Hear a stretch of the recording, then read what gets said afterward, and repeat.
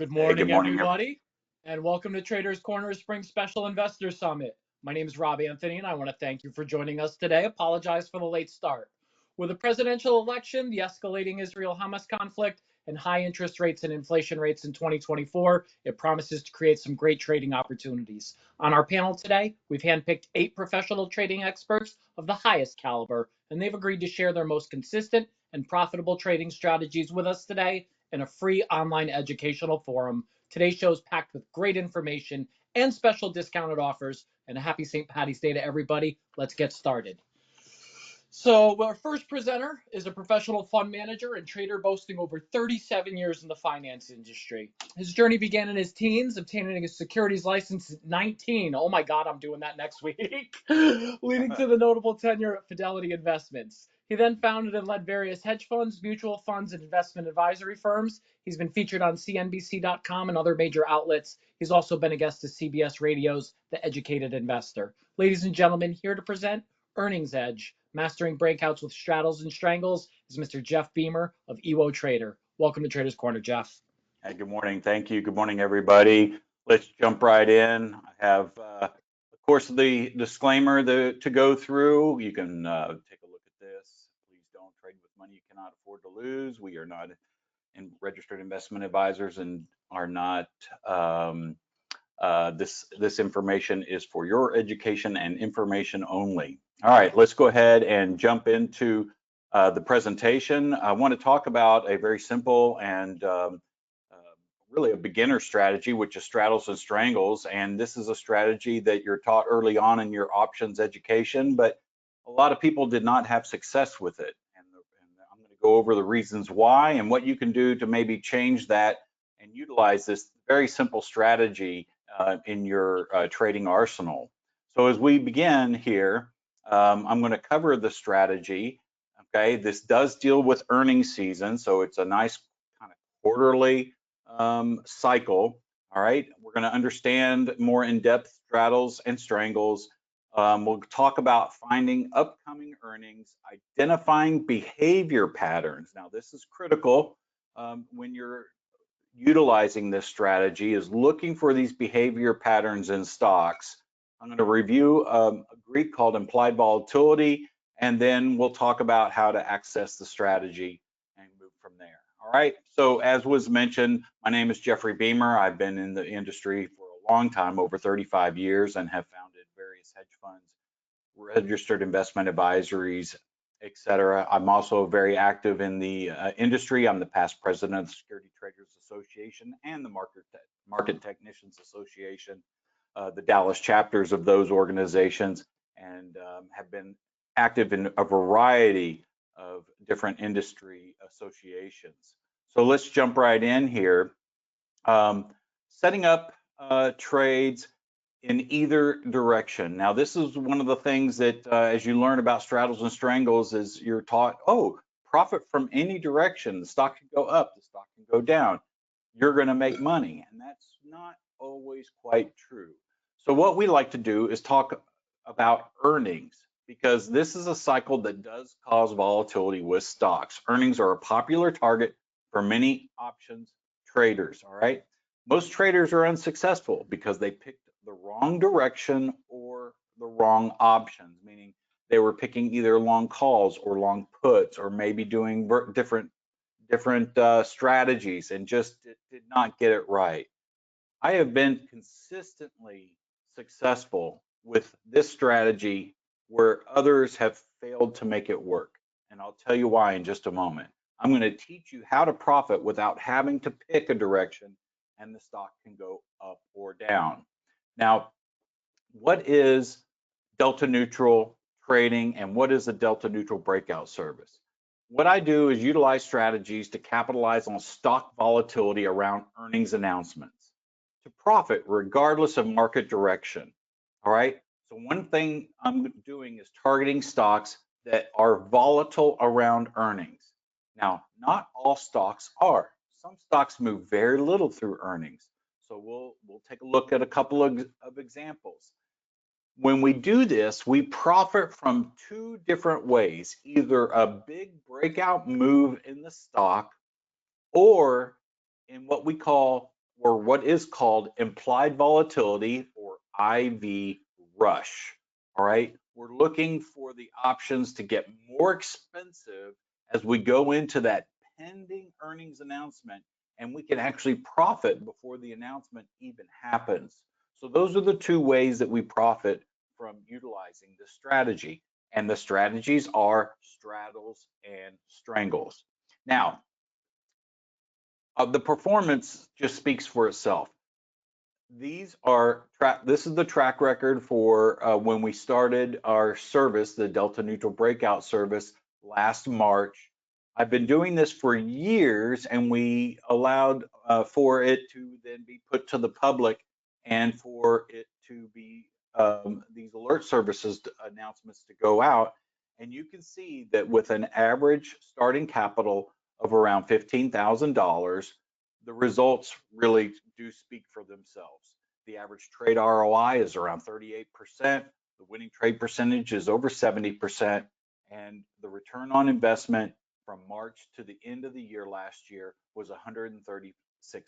So a 2x account growth in just 9 months. And that is because of this regular earnings cycle that we have continuously. We're on the back side of the earnings cycle right now, okay, but it'll be starting again. It started in January, and here we are in late March, and we're just getting down to really the last 2 weeks of this earnings cycle. So it does last 2.5 months, even though it's a quarterly cycle for each stock. Because there are so many stocks, it's about a 2.5 month process to get through all the earnings announcements. All right, so starting with straddles, building a strategy with both puts and calls. As I mentioned before, this is one of the strategies that you're taught early on in your options career, but as you maybe traded it, or as many traders utilize it, they realize they're not making any money. And I found years ago, okay, over 20 years ago, the reason why, and it's because people picked the wrong stocks. They picked stocks that just weren't really moving enough. They were picking their favorite stocks, and sometimes your favorite stocks are not the ones that are really moving. All right, so this strategy, by buying a simultaneous put and call, is how to construct the straddle. Okay, so we simply buy a call and we buy a put with at the same strike price, okay, and with the same expiration. Very simple. Buy call, buy put, same strike, same expiration date. Okay. This is a good strategy if you think the stock will experience a large price movement in the near future, but are unsure of direction. All right. Now, there's many stocks that may come to mind, and they do cycle. All right. Right now, anything with AI on the end of it is probably going to be a good candidate. All right. Now, what we do is model our trades. All right. I use option modeling software so I can visualize and see, does this fit certain criteria? And we call these risk graphs, okay, or risk curves. Okay, risk graphs are very simple. You have a plane with stock price, and then profit and loss, and then you put on a strike price here, and the software puts on a risk graph. Okay, now this is the risk graph of long stock. All right, stock trading at $50 a share, you buy shares of stock. The stock goes up, you make money. Stock goes down, you lose money. That's just as everybody knows. And this is how it visually looks. Okay, now to an option trader, we see unlimited reward and also unlimited risk down to zero. So what we do then is we use different strategies for different situations. Now, to construct that straddle I'm talking about, we're buying a long call. And of course, the call gives us the right to buy, but not the obligation to buy the stock at $50 at some point in the future. All right. So, but at the same time, because we're not sure of the direction, we also may buy the long put. Okay. Can we do that? Absolutely. You can buy the right to buy and buy the right to sell the stock at the same time utilizing options. Okay. And this way you can profit if the stock goes up or down.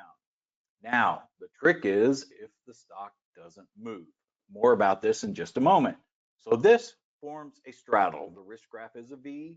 Okay, stock moves up, you make money. Stock moves down, you can make money. Okay, either direction. All right. Now, as we move on, we'll talk about how to build this now. Okay, as you know, it's pretty simple: buy stock, buy put. So when you go to your broker's option chain, all right, you're going to look to see kind of where the stock is trading. And in this example, it's trading at $50. All right, so you simply look at that and notice on the left-hand column here under delta that delta is 0.50. Okay, so 50 delta. And then on the other end, the stock is priced at $2 and the delta is negative 50. Okay, so positive 50 and negative 50. That equals 0. That's why they call it delta neutral. Okay, but your debit, since your call costs $2 and your put costs $2, then that's going to be a $4 debit. All right. Now, most brokers do have a different a feature where you can create different strategies with just one click, and that would look something like this, where we are pricing out the straddle, and you can see the combined numbers here. And you may be saying, well, seldom are puts the same price as calls. This is kind of an example of a stock that doesn't have dividends, doesn't declare dividends, and then your options will be equal in value as you move away from at the money. Okay, so here you can see the $4 debit and you have 0 delta. That's how I know this is the at the money straddle. Okay, all right, pretty simple. Now let's kind of take a look at this in action and see how it works. All right, so we have our straddle here, and one thing that we like to do is identify where we're going to make money and lose money in the trade. Okay, and this is important in any trade that you do, is to kind of, for me, it's to visually see by utilizing option modeling software, where's my risk in this trade. Okay, where can I make money, where can I lose money, and there is an upper break even and a lower break even in the trade. Okay, so if the stock breaks down, I'm going to make money. If the stock moves up, gaps up, moves higher, we can make money. But what happens if it stays in the middle? Well, that's where the risk comes in. Okay, now one thing that we do is we rotate these risk graphs 90 degrees and kind of flip them over, and then we fill the left side with the stock. Okay, and one thing that I mentioned earlier is that we make money in 2 different ways with this strategy. One is with implied volatility rush. Okay, this is the anticipation of the upcoming announcement rushing into the options, and the option market makers making these options pricier because of the pending announcement. Now, we can make money, and there's a timing element here.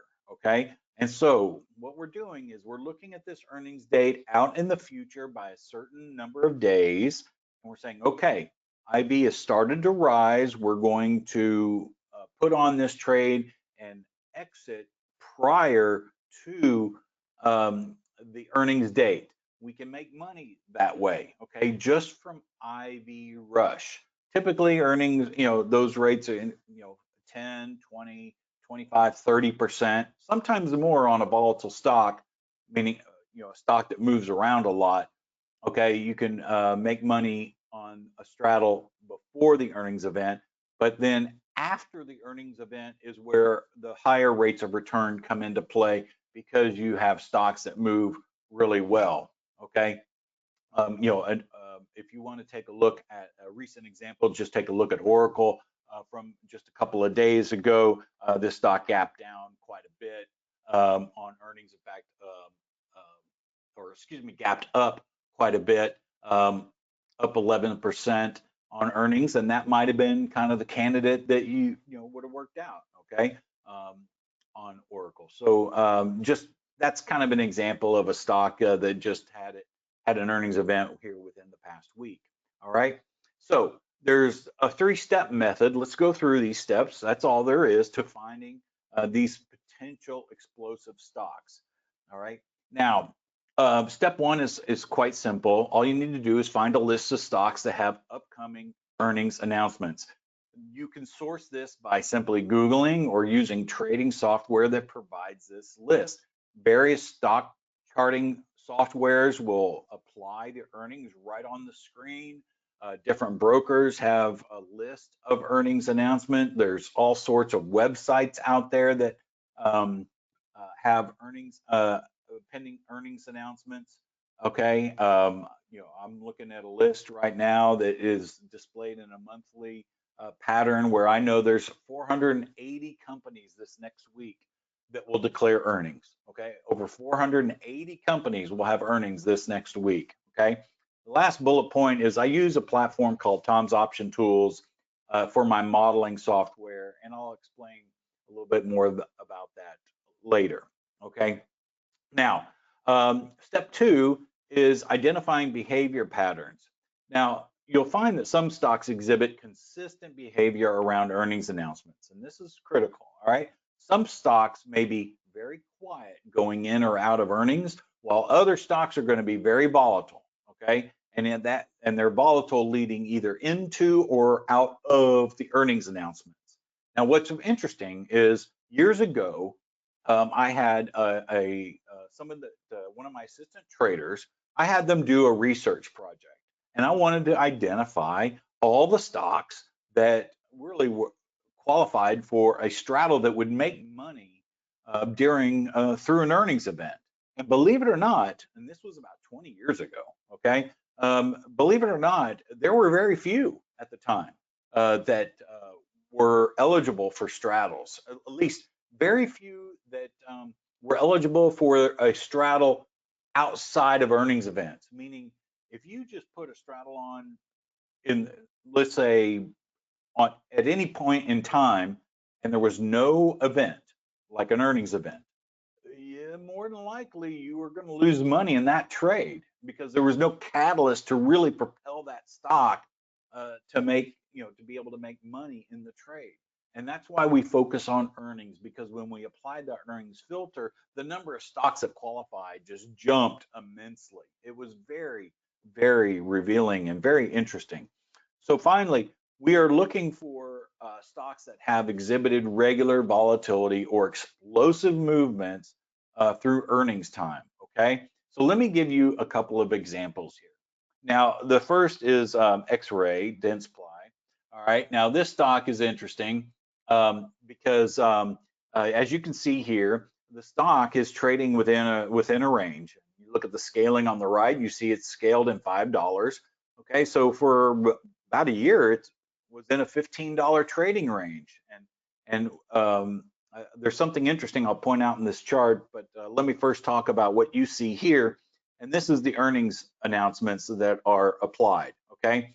So on this chart, you can see the earnings dates with the vertical blue lines. And if you look at the stock price, very seldom does the stock really react around earnings. Back here in March, maybe there was a little gap, but again, 3 or 4%, okay? And just not very active, okay? Now, what I found when I was kind of looking at this slide deck before today's presentation, I noticed, oh, I hadn't updated it. It's through September of last year. So I thought, oh, well, let's go look and see where Dentsply is trading. Guess where Dentsply is trading right now? It's trading at 32.84. Okay, so on Friday is where it closed, 32.84. So it's actually right back down here, still in that $15 trading range. Now in March, 6 months later, still in that $15 range. If you were to put a straddle on this type of stock, you're not the one making money. It's the option market maker or whoever sold you that straddle. They're in a better position to make money. Okay, so this is an example of a quiet stock. There's different strategies that we have for this type of stock, but not for our breakout service. Okay, so you see this $15 trading range and just these earnings events all through here, just very quiet, not much movement at all. And again, different types of strategies will suit this type of movement, okay? But for breakouts, what we're looking for is a stock that really moves, okay? And that type of example is PayPal, okay? PayPal, if you look at this, it's just in the data we put here is a 45-day trading range, big and wide. Okay, the stock is really really moves around. And in fact, I'm looking at a live chart because this is back on last September too. PayPal actually did kind of quiet down, but if you look here at these, every time the stock has earnings or goes in or out of earnings, take a look at the movement here. Okay, just quite volatile, moving. Just let's take the latest one on the screen here, going from $75 within a 2-day period all the way down to 60. Okay, $15 move on a what was a $75 stock. That's a big move. Okay, and then a lot of volatility coming into and going out of events. So PayPal is one that's on our list of regular stocks that we look at during its earnings season. And here's, the great thing is that PayPal, like every other stock, only has earnings quarterly. Okay, so 4 times a year, PayPal comes up on our list, and we get to decide, oh, is this a good candidate this cycle or not? Okay, and what decides that is, of course, pricing, which we'll talk about here in just a moment. So pricing is affected by this step 3 here, which is the implied volatility, or IV. There's 2 types of volatility with in the options world. There's statistical volatility, also known as historical, and that deals with what you see in the stock. Okay, so this is what you see here with PayPal. This stock movement here, that is statistical volatility or historical. We can visually see what the stock is doing. Okay, so the implied volatility is the other type of volatility.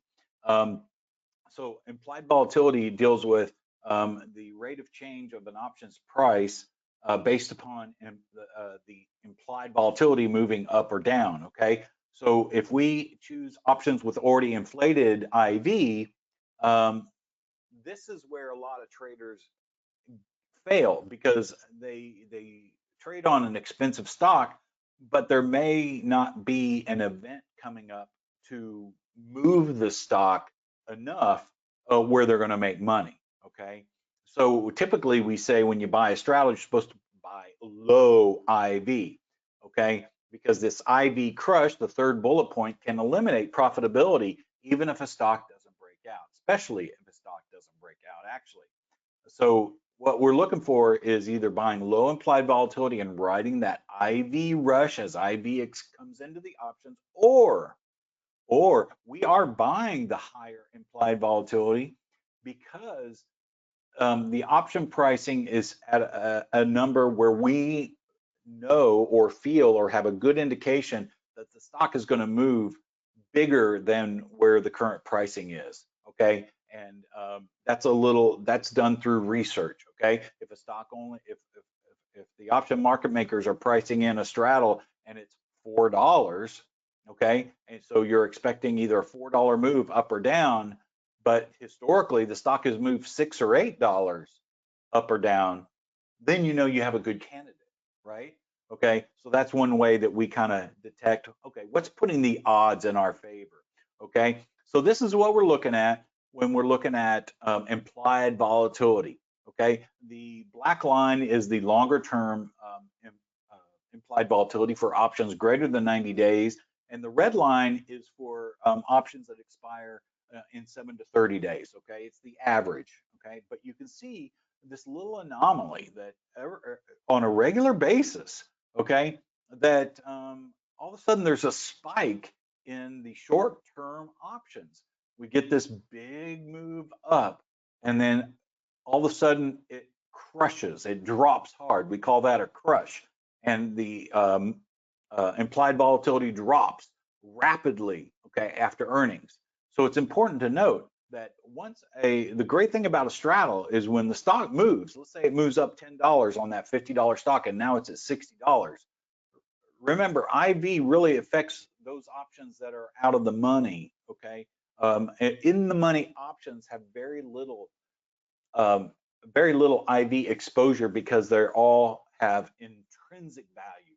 In that example of a $10 move on a $50 stock, That call, which is now $10 in the money, has $10 of intrinsic value. That way, this volatility crush doesn't hurt us. Did it hurt the put? Absolutely, it killed the put. But typically, the call is going to make more money than the put loses. That offsetting move is what makes this trade so valuable. So let's look at um, a couple things here. So implied volatility typically rises before earnings, as you saw, and that can make straddles expensive. Implied volatility typically drops right after earning, which can make straddles lose value. All right, so earnings moves are often priced into the options, leaving no room for profit. So timing is critical. Okay, that's what this boils down to: is what is our timing? Where do we put these options? And that is the keys to the success of this strategy.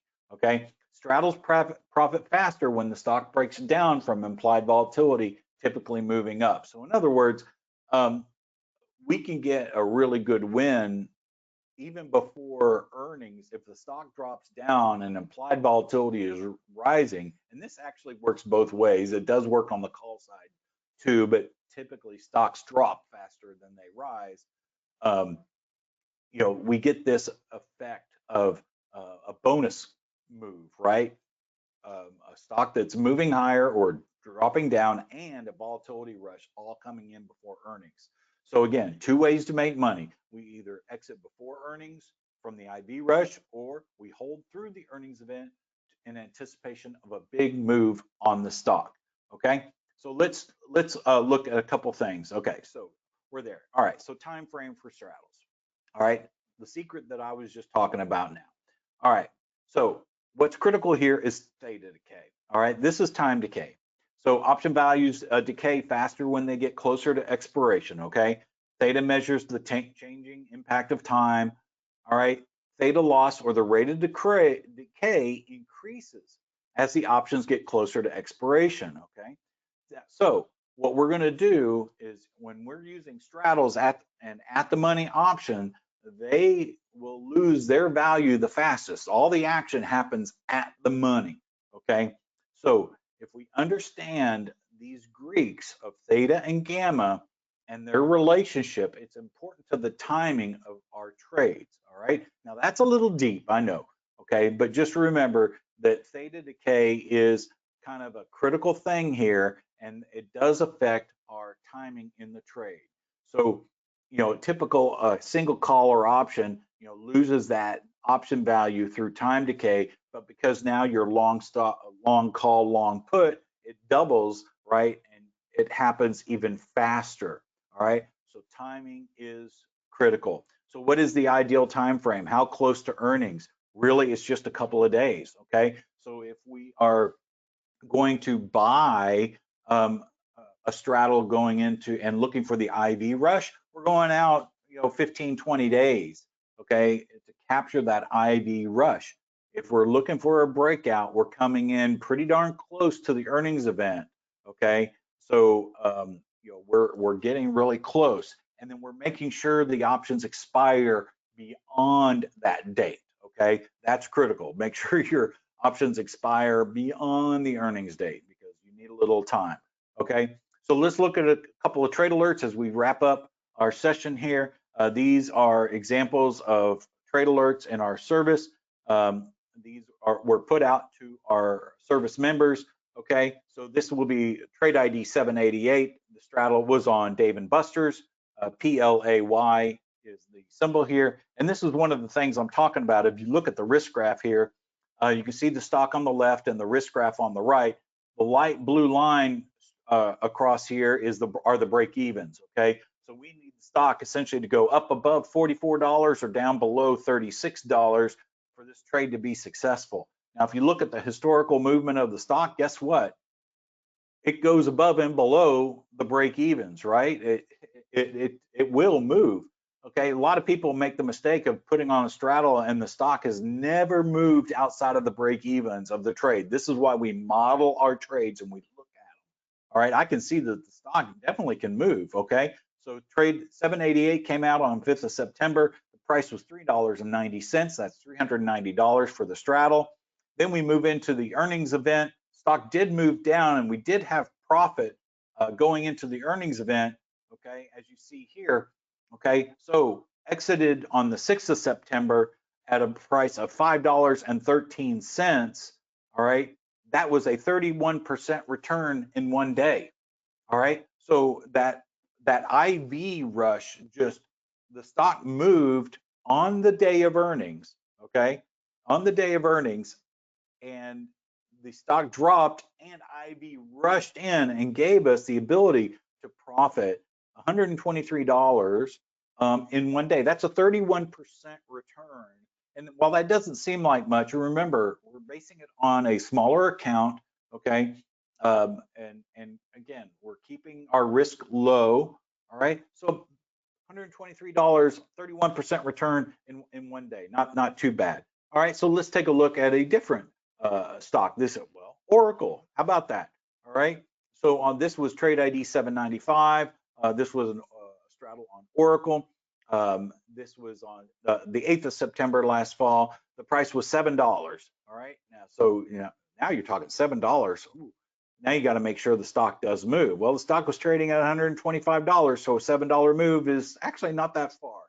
All right, so we come into the earnings event. The stock gaps down big on the earnings event, down over 13%. Okay, big move for the stock, and that allowed our straddle to profit by $15.30. So we exited at a 118% return in just 5 days. The profit was $830. Okay, so you can see these two alerts came out kind of within the same week, and you stack these up, and you're profiting from either the IV rush or anticipating the big move in the stock. You can get moves like this and profits like this. All right. So last trade here. This is on Eli Lilly. The trade ID was 784. Now sometimes these things get expensive, and you really have to decide, does this fit your portfolio? So I wanted to show you 3 different trades for really 3 different sizes of portfolios. This one's for larger portfolios because it's a bigger number. 2455, that's $2,455 for the straddle, okay? But the stock does move, all right? And we anticipated it to move. So here we are on earnings date here, big pop, okay, up over almost 15%, actually over 15% in the day, all right? During that, you see that big wick on the top, stock raced up, and then on the pullback here is when we finally exited, okay?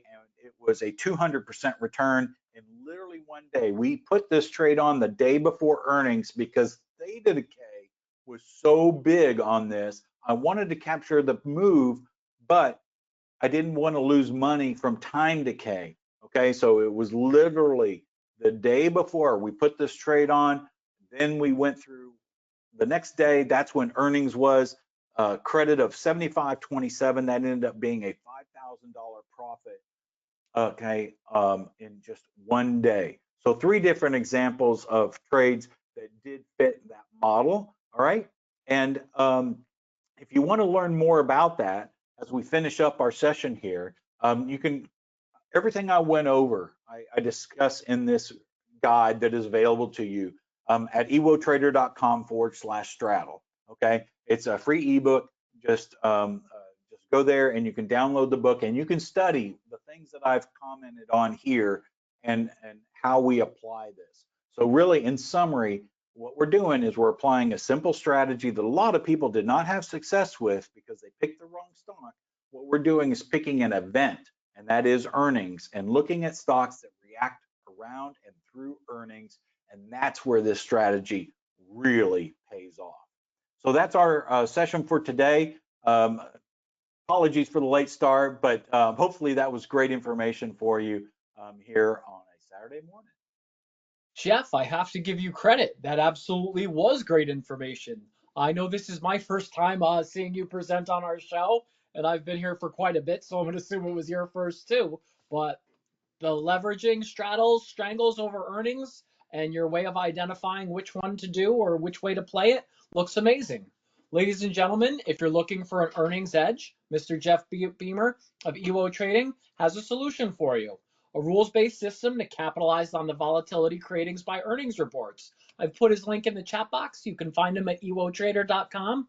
Thank you again, Jeff, for being here and making a nice offer to our audience. We hope you have you back on Traders Corner, and happy St. Patrick's Day to you, sir. Thank you. Same to y'all. Have a great day. Wow. We have an extremely talented lineup today, filled with cutting-edge strategies and technology, and our next presenter is no exception. He's a software engineer and the founder of ChartMap.com. He studied computer science and software engineering in college and has specialized in trading automation for the last 8 years. He studied technical analysis under Daniel Rowe with a particular focus on price structure pattern finding using market geometry. This work inspired the next generation support and resistance theory that he'll be sharing more about today.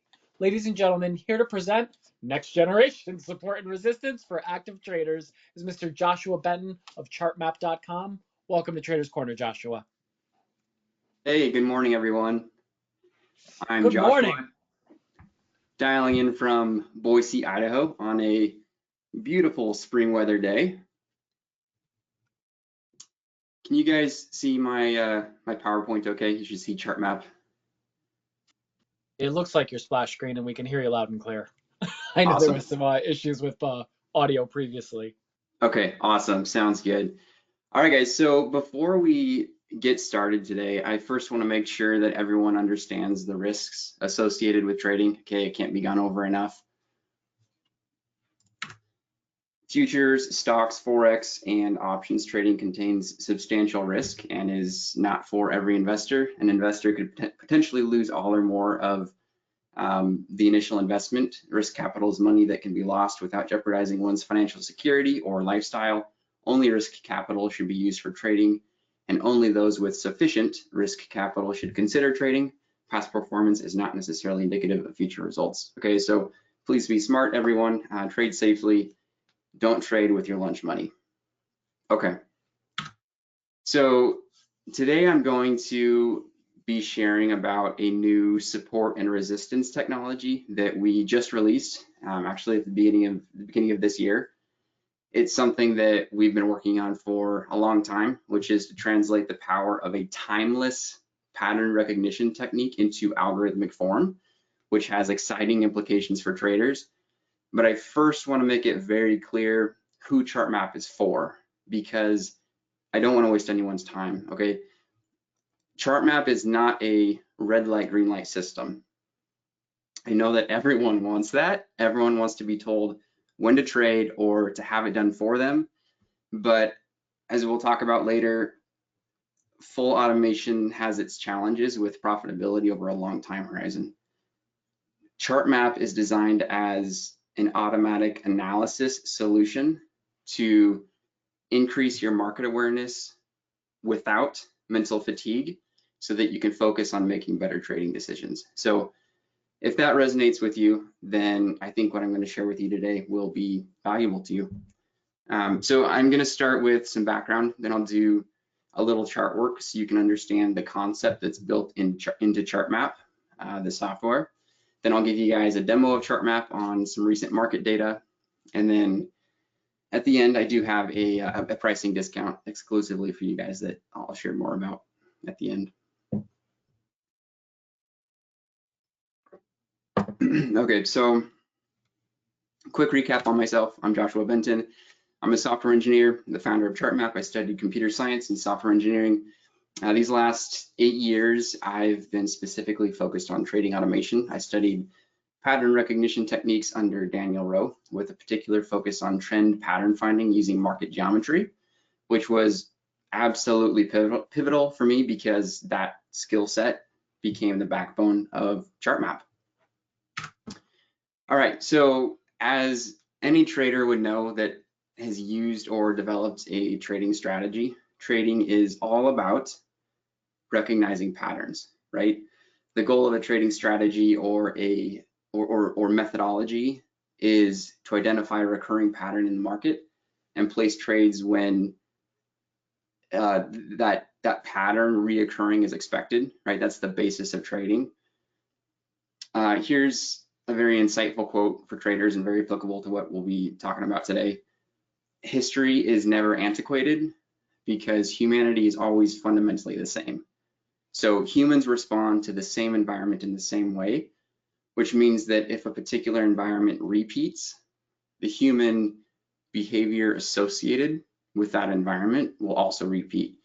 And in the case of the financial markets, since they're a function of human behavior, even with the advent of algorithmic trading, when a similar environment reoccurs, whether it's technical metrics or the geopolitical climate, traders respond in the same way.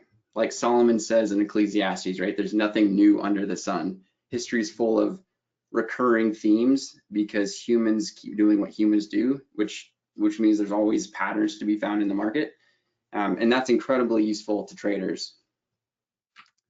And this allows us to make a very important conclusion, which is the past is a map of the future, just put simply. And this is exactly what traders should be focused on, studying past data for patterns that then present opportunity when they reoccur.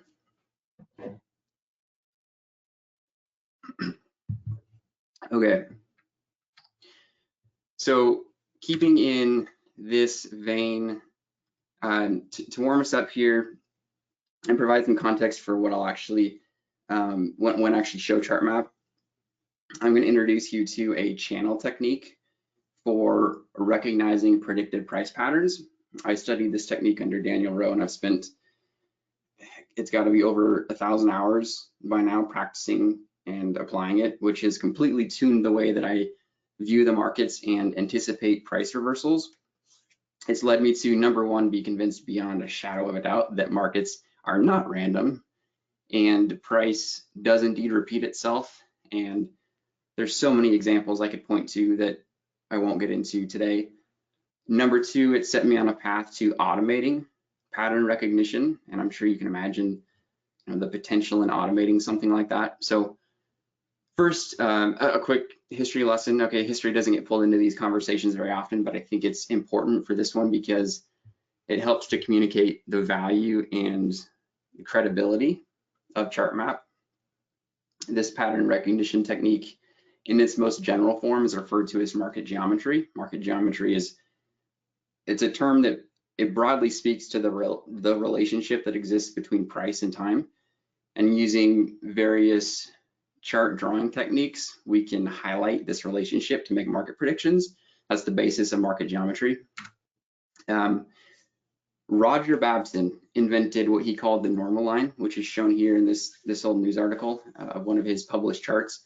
He became very popular after he made some pretty bold market predictions that ended up actually coming to fruition. In 1929, he predicted a significant market crash, and then literally a month later, the Black Tuesday crash happened, which signaled the beginning of the Great Depression. Okay, so Babson invented the normal line drawing technique and made some impressive and well-documented market predictions. In fact, he was eventually called on by US President Franklin Roosevelt to produce a forecast for him. So it's very clear that he was an impressive analyst with an impressive technique. Some of you may not have heard of Babson, but you've probably heard of median lines, or you've at least heard of, or maybe even used Andrews pitchforks.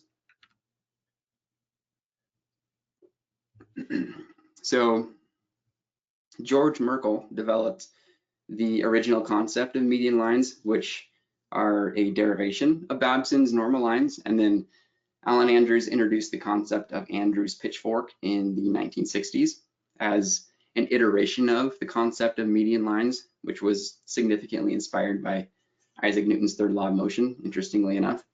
And then Edwards and McGee published a book in 1948 called Technical Analysis of Stock Trends, which is one of, if not the earliest publications on the topic of trend lines and trend channels, which I know a lot of us are familiar with and maybe even use.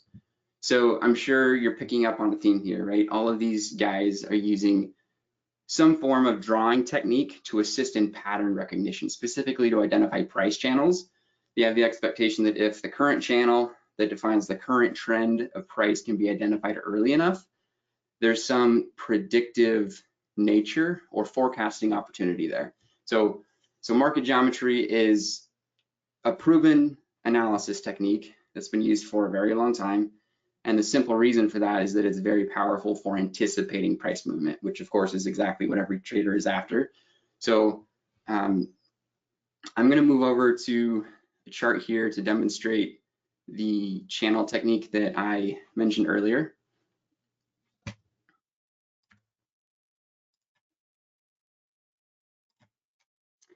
Okay, you guys should see a NASDAQ 5-minute chart. And I'm sure you guys have noticed that horizontal support and resistance zones are focused on a lot in the technical analysis world. You see a lot of vendors or analysts showing stuff like this, right? Where you grab your rectangle and you draw your zone, right? Something like this, okay? I'm not saying that there isn't value in horizontal support and resistance as long as it's drawn appropriately without hindsight bias. But what I'll explain is that the horizontal plane is just one slope, a slope of 0. And the market doesn't just trend sideways, it trends in all directions, or you could say it trends at all different slopes. So the first thing to understand is that there's a huge amount of information that's revealed if you can identify the slope of the current trend of the market. Sometimes the slope of 0 comes into play, but oftentimes it doesn't. So there's so much more value we can extract if we can find the currently active slope. So the slope of the market's important, and market geometry, such as trend lines, trend channels, and pitchforks, which are used to define price channels and trends, they do actually take slope into account, which is one of the reasons why they're so powerful. But most people don't use the technique I'm going to show you and miss out on a lot. So a lot of us have probably drawn a channel like this. Okay, I picked this. This is like the last week and a half of data. This is sometime I think last week or maybe Monday. I just picked this. So this is somewhat cherry picked, right? I just want to make sure that I drive this point home to you guys. So I'm going to draw kind of a classic trend channel that someone would draw. Okay, you grab your trend channel. Someone that uses channels in their analysis would typically draw something like this, right? You go low to low and back to the high, okay? And it does give us something useful, right? You see after our anchor points projected forward, we actually get 2 touches off that, the upper parallel of that trend line or the trend channel.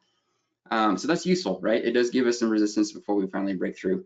Okay, but what I want to communicate to you guys is this is just a small sliver of the value that we can pull out of this trend channel. And again, I'm trying to demonstrate this technique so that you get a grasp of the concept that we've actually built into chart map. Okay, so let's delete this channel and recreate it with trend lines. Okay, I'm going to draw this with array. I'm going to make a copy and recreate this. Okay, so we got the same thing. I'm going to copy it again. So I have what's called a sliding parallel, which is simply sliding, meaning it changes position, and parallel, meaning it's at the same slope as the original trend channel, right? So what I'm going to do with this sliding parallel is I'm going to check intermediate or surrounding swings. And the goal with this is the important part right here. The goal is to validate your channel, okay? Because if you can validate your channel, you can pull out so much more information, okay? So just right here, right? I pull this sliding parallel up to this low and these other lows, right? I can see that it very clearly lines up with a number of areas. Okay, so I'll make another copy and do the exact same thing. Okay, there's another one, right? So just right here, just drawing 2 sliding parallels, I can see major support coming in. I can see major resistance off this one and support both on the top and the bottom side, right? So this to me gives me a lot more confidence in this channel. So I've just validated that the original trend channel that I drew is valid, right? And so that gives me confidence in that channel. And so I'll show you why that's so valuable. Number one, it's really valuable because a lot of times you'll have you'll have multiple anchor points that you could anchor from with your trend channel. And so it's a question, right? It's like, okay, do I anchor from, let's say this swing actually was a lower low, like, and you ask, well, should I anchor to the lower low or should I anchor to this higher low? There's a question there, right? Well, validating your channel answers that question of what's the more valid, what's the more useful way to anchor, to draw your channel. So that's number one. Number two is it gives you so many more areas to actually trade off of if you have a validated channel. So as an example, now that I have this validated channel, I can make another copy and go, okay, since it's valid, I want to see what other value I can extract. I'm going to look for other surrounding areas, surrounding swings to see what else lines up and how I can use that information. So right here, I see a previous fairly significant swing high, right? So I'm going to draw back to here, which also lines up with this low, which is another reason to draw this sliding parallel, right? You can see quite a few touches off of that parallel. And we scroll forward, there you go, right? Again, this is cherry picked, okay? I knew that was going to happen, but I'm just trying to illustrate the point. The main point here is that most people would have drawn this channel, right? They wouldn't have drawn a sliding parallel. They would have gone low to low, then back to high. But because I validated it and I had confidence that that is the active channel, I would draw this one, right? You'll just have to trust me on the fact that in real time I would have drawn that because I had confidence in that channel. Okay, so this is the concept at play. If you can validate your channel, you can pull out so much more information, and it becomes a lot more powerful as an analysis technique. Okay. Maybe I'll maybe I'll show you guys one more.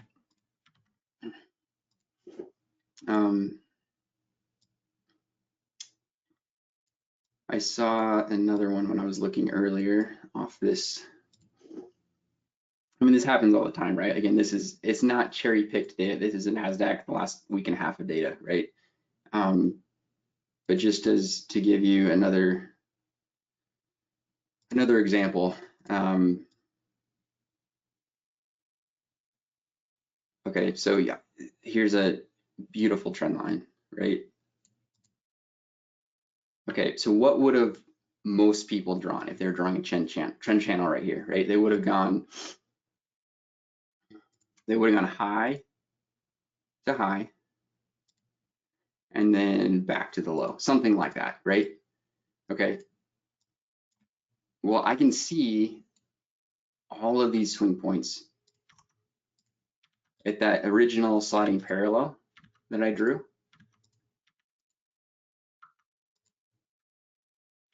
Okay, so this to me says this is the valid slope of the channel. This is the slope of the market for this region of price. Okay, not this slope.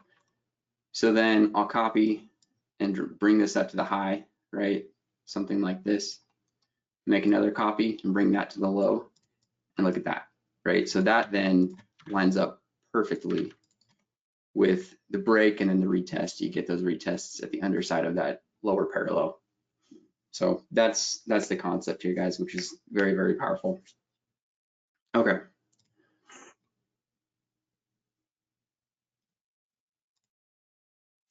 So when using this technique,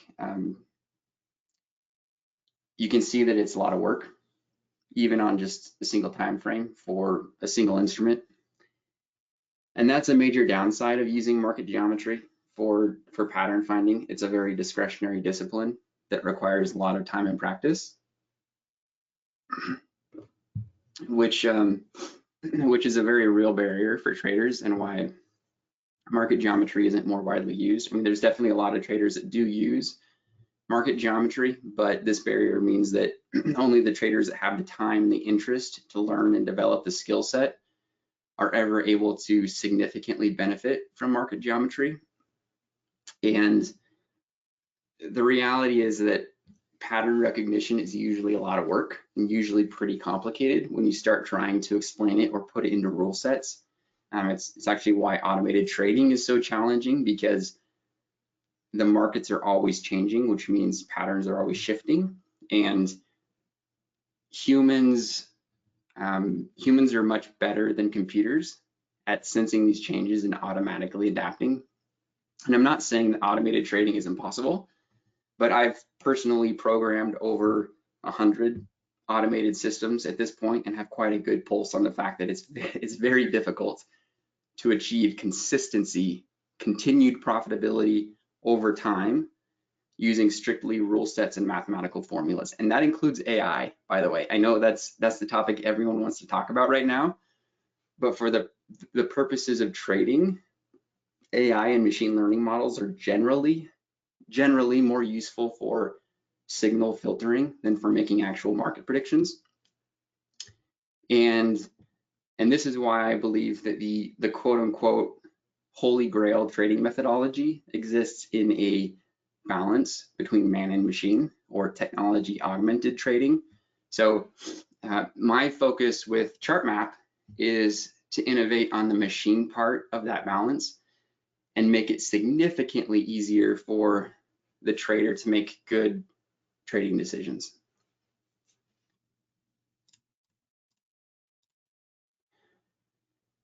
So if you know this quote by Alan Perlis, fools ignore complexity, pragmatists suffer it, some can avoid it, geniuses remove it. So you miss out on the power of pattern recognition by oversimplifying the problem. As an example, I think a lot of moving average techniques fall into this, and unfortunately they're wildly popular because they are simple. But simplicity is important for traders because it promotes consistency. So if we can achieve simplicity the correct way, not by ignoring complexity, but by removing it, by understanding a proven technique such as market geometry, which has been used very successfully for centuries, and then translate that into algorithmic form done by a computer that doesn't require a learning curve, doesn't require time, doesn't get tired, and doesn't make mistakes, that is where things get powerful. And that is what ChartMap is all about.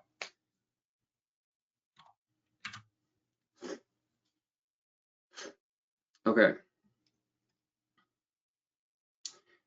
ChartMap is an automated support and resistance software for NinjaTrader that runs thousands of simulations across multiple timeframes to isolate the prevailing trend structure, effectively mapping the markets. Okay, it automates trend line and trend channel techniques and formats the output into an easy to read heat map visual. And because we haven't taken shortcuts to oversimplify the underlying pattern finding model, there's massive computational demand for the thousands of simulations being run to generate the output. So ChartMap uses cloud computing, where the bulk of the computations are offloaded to the cloud so that performance is fast, and then the outputs are transmitted directly to the trader's NinjaTrader chart in real time. So it's very cool. I can talk up the technology a lot. I mean, I truly believe that it's a significant technical feat to make this kind of analysis accessible. The analysis algorithm, the cloud computing, the heat map rendering, and I'm a technology guy, so that stuff excites me. But what really matters is the value of what it's outputting, right? And I want to be clear right here to reiterate what I said at the beginning of the presentation. ChartMap is not a red light, green light system. That's what everyone wants. But as we talked about earlier, full automation has its challenges with profitability over the long horizon. So ChartMap is designed as an automatic analysis solution to increase your market awareness without mental fatigue, so you can focus on making better trading decisions. So I'm going to spend some time right now showing chart map on recent market data so that you can get a taste. And then at the end, I'll show you guys how you can try chart map on your own charts.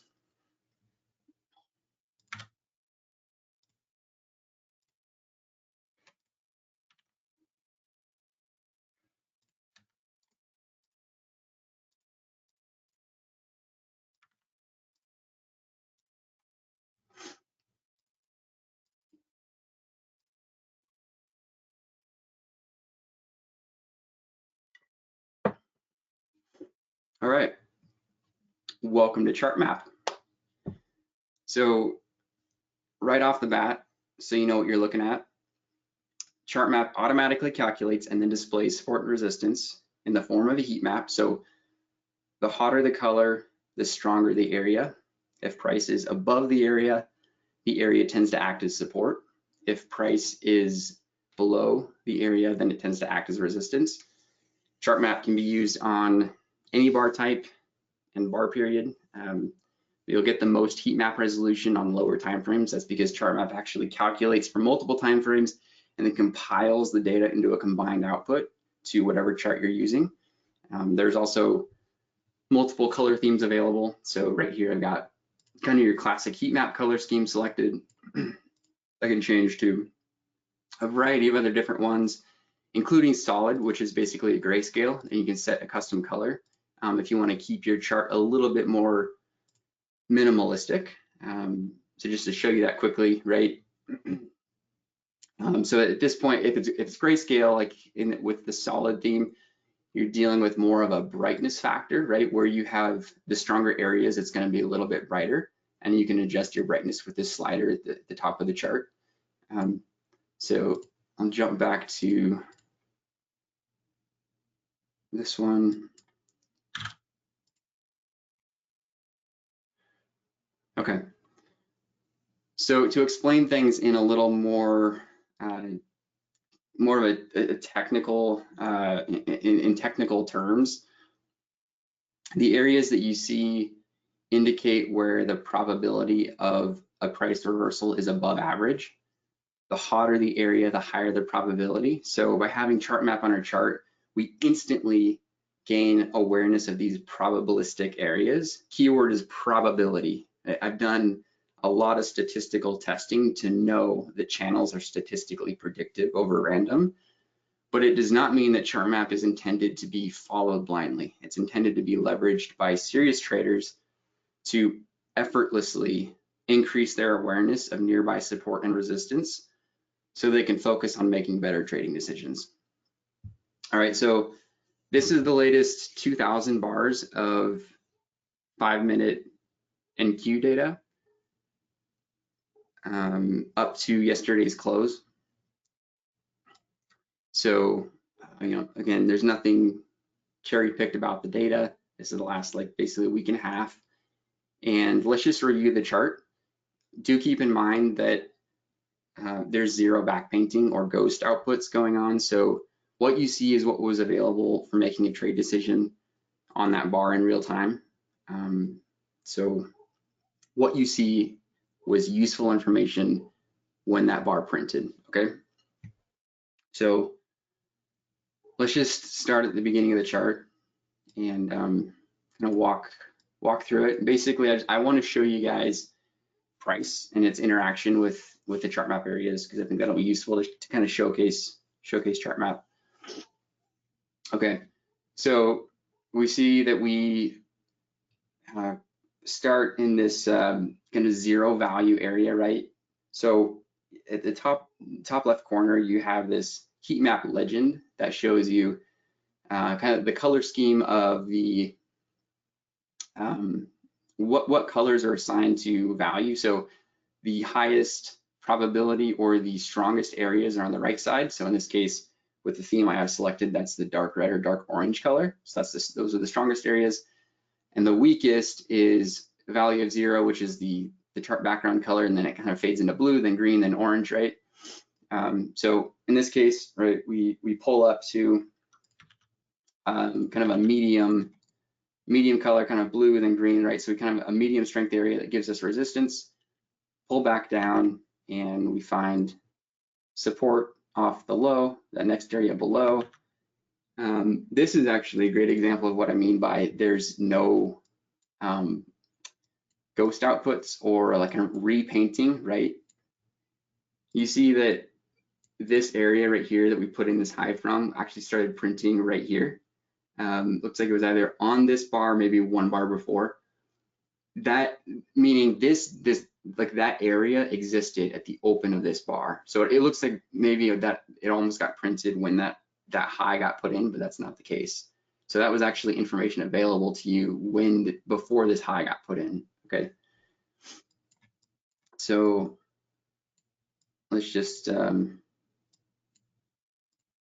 track our progress here. So we pull back down to that the same area that gave us original support, and we find support again, and pull back to the underside of this area, which we broke through, and that gives us resistance.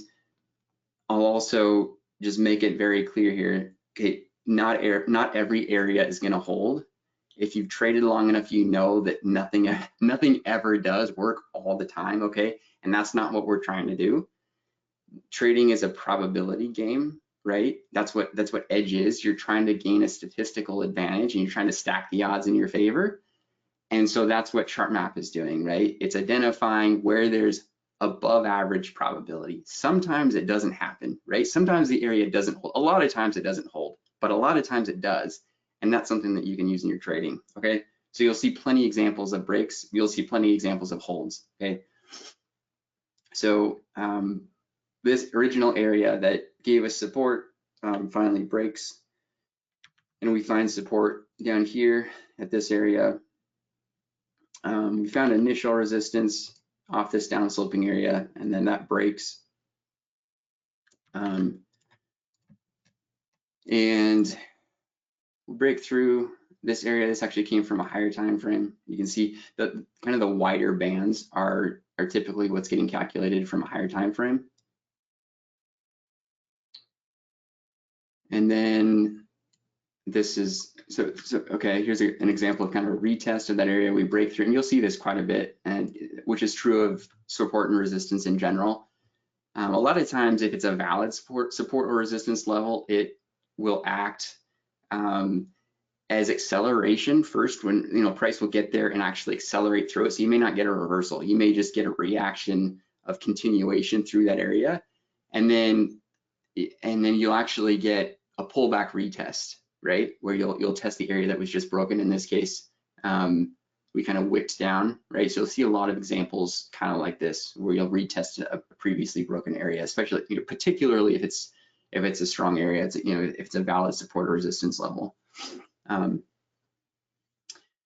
Which again, chart map, when I say valid, I mean chart map is calculating, what mathematically is valid, right? Based on previous historical data. So I say valid because if you're just drawing random lines as a discretionary trader, not every area is going to be valid, right? Okay, so if we look forward, we got price dropping into what looks like an upper and a lower parallel. Like this looks like a trend channel, right? Which is awesome because this just perfectly starts containing price, and then we get support here at the low, resistance, resistance, resistance, right? This is just wonderful. Support, we're gonna be kind of an overthrow of this area. We do break through, this area, and then end up finally putting in a high here, and then initial support here, breakthrough. So there's a couple of stronger areas that get broken after they gave some original support and resistance. Drop down, here's support. These couple of lows, support here off this new area. Okay, that area breaks, and we get support here at this low, right? So you break this area, now you're in no man's land, right? And then we come down. This is one of the higher time frames. I can tell just because it's a wider band that gives us support. We break back through that original area, kind of an overthrow this one that gave us original support. So this is somewhat of an example of kind of a retest where you retest the underside of a previously broken area. Turn down, there's support off that area moving slanting or sloping down, which gives us continued support down into that low. And then you got a kind of a blanket of areas coming together. Again, this is compiling data from multiple time frames. So some of the higher time frames I can tell are starting to overlap here. So you have this kind of blanketed blue color. But within that, because we're representing this as a heat map, we can still see within that blanket of blue, right, where there's just support and resistance piled on at this area, and price is just moving sideways through it. We can still see stacking within that, right? Because of the heat map, we're still looking for areas of high density that we're still able to extract information, because we can still, within a blanket of areas, we can see where there's even higher density, above average compared to the surrounding area, if that makes sense. So here we've got resistance off this level, and you can kind of see a darker area here, or a brighter area here, which gives us support. And then this initial darker area does break, or we kind of get a wick through. That wick ends down at that next area lower. There's a strong area that holds nicely down here. Pull back to the underside of this one. Support, resistance, resistance, resistance.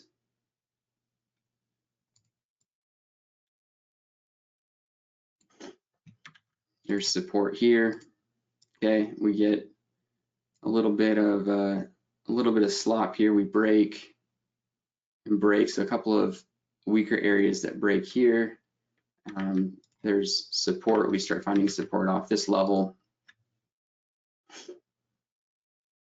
And there's resistance up into this region here. We wick down.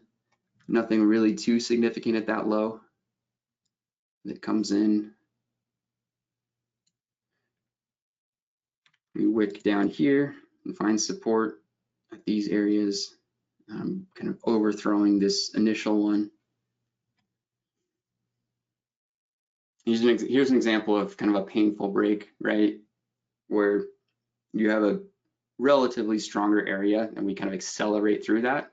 And then we actually pull back to it and get the retest that gives us some temporary reaction. And then we turn down from that next area. Kind of an overthrow of support here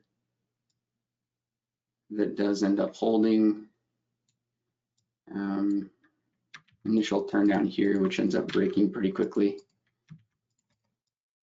Right, so, and then you'll have also periods of time, right, where there's not a lot of areas, maybe a day or two, where just based on how the pattern finding is calculating, there's not areas to be calculated depending on how the market's moving. So it's just the nature of market dynamics, right? There's support as we start printing again. It's kind of a tough overthrow here. Nice stop run. Support, right? And then we fall into another channel. There's resistance at the top, initial support off that original parallel that gave us support, and then we accelerate through it and break it and find support down here. There's a nasty wick.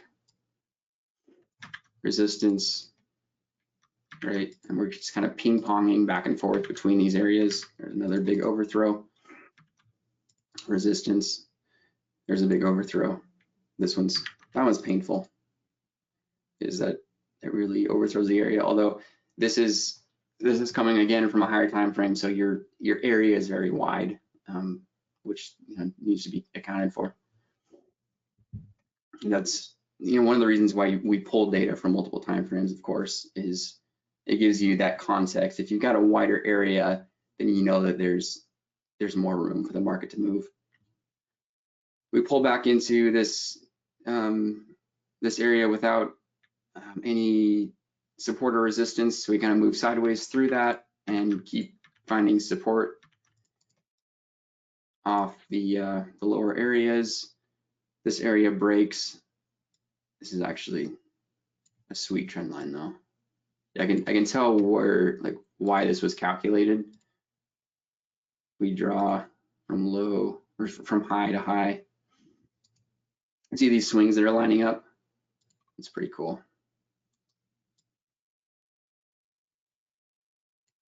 See, and if you were drawing a trend channel, again, going back to the original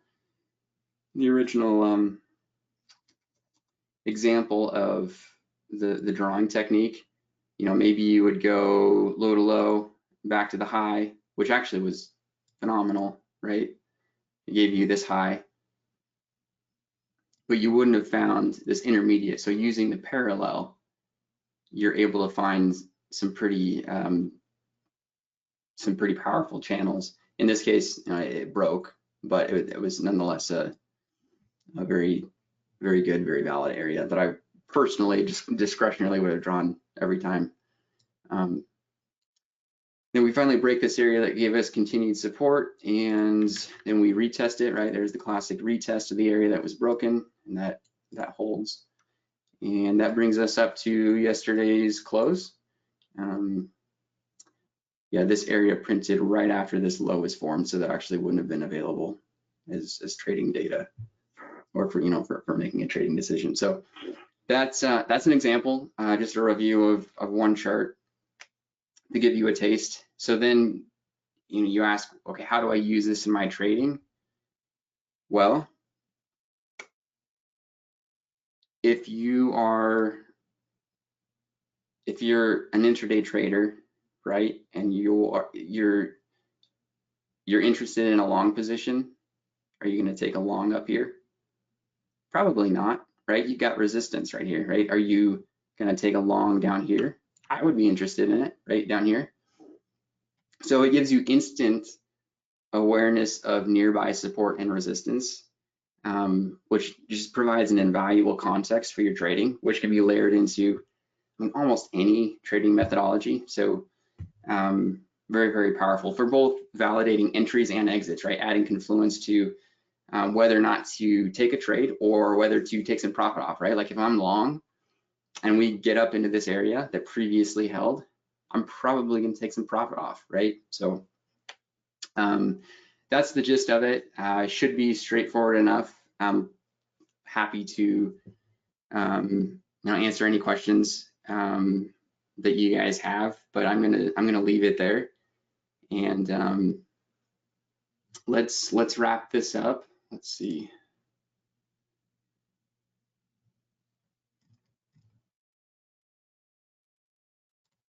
Okay.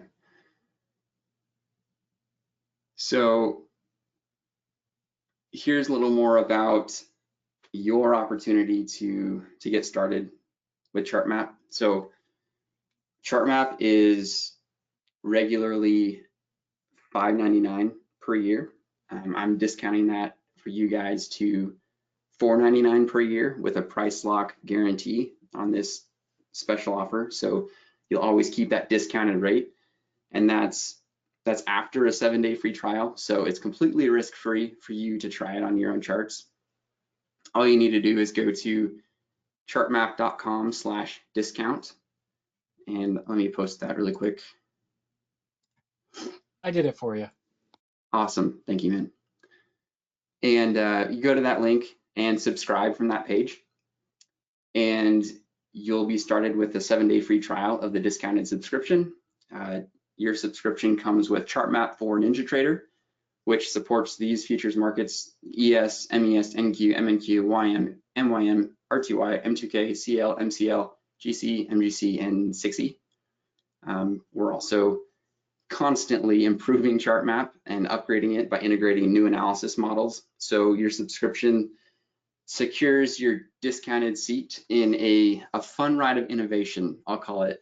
We just launched at the beginning of this year, and I very much think of these early days as the seed round of what's to come, and we'd be excited to have you on board. I don't have an exact date yet for when the discount offer will expire, but I would ask that you guys start your free trials within the next couple of days, because I'll be taking that discount link down here at some point. I'll also mention that since ChartMap hasn't been released for very long, we don't have much out yet in terms of content and videos and such. But if you, again, do have any questions, please reach out to us and we'll be happy to help. Here's my email, joshua.benson@chartmap.com, and our company number. So with that, thank you all so much for attending, and enjoy your weekend. Josh, I want to thank you for presenting. That was a great demonstration, and ChartMap looks incredible and is very appropriately named. When you have the graphical representation of where it's likely to go to and turn from and everything like that, the map is definitely appropriate. Ladies and gentlemen, if you're looking for an edge to trade the market, Mr. Joshua Benton of chartmap.com has a solution for you. It's called ChartMap, and it makes the markets automatically with a proven pattern recognition technique that works on every market. We've put Josh's link in the box. Thank you so much, Josh, for taking the time out of your weekend to join us here today and for making such a wonderful offer to our audience. We hope to have you back, and a happy St. Paddy's Day to you too, sir.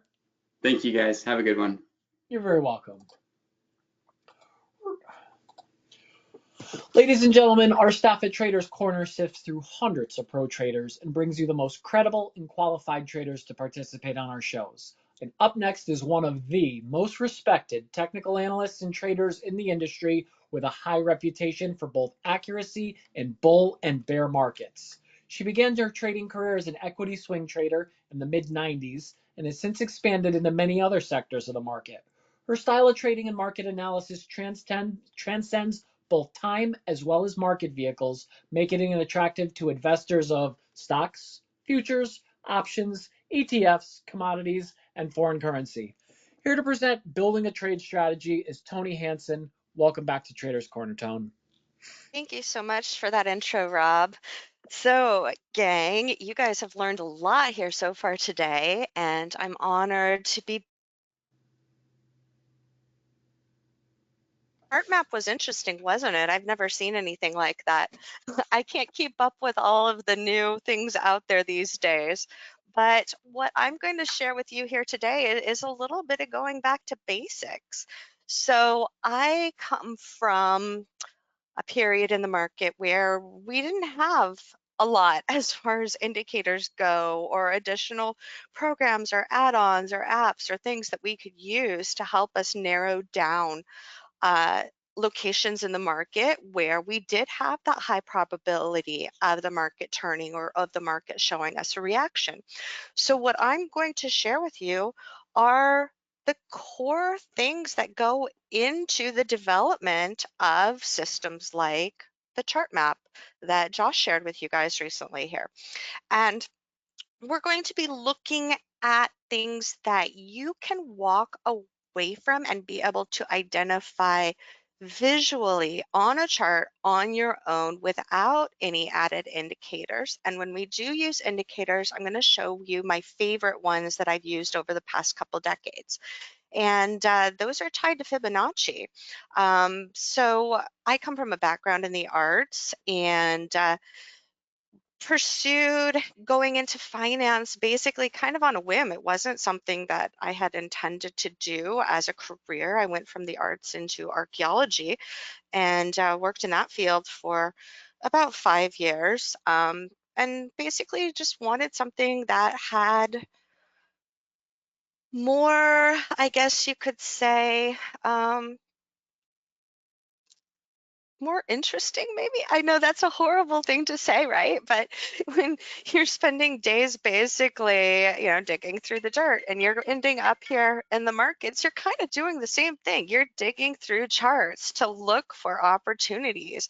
And I'm going to share with you how I dig through those charts and the things that I look for initiating a trade. I'm going to show you one of my favorite strategies as well. So you'll get a little bit of a background of how I put these things together. And what I'm going to share with you is basically an abbreviated version of a course I have that is called Building a Trading Strategy.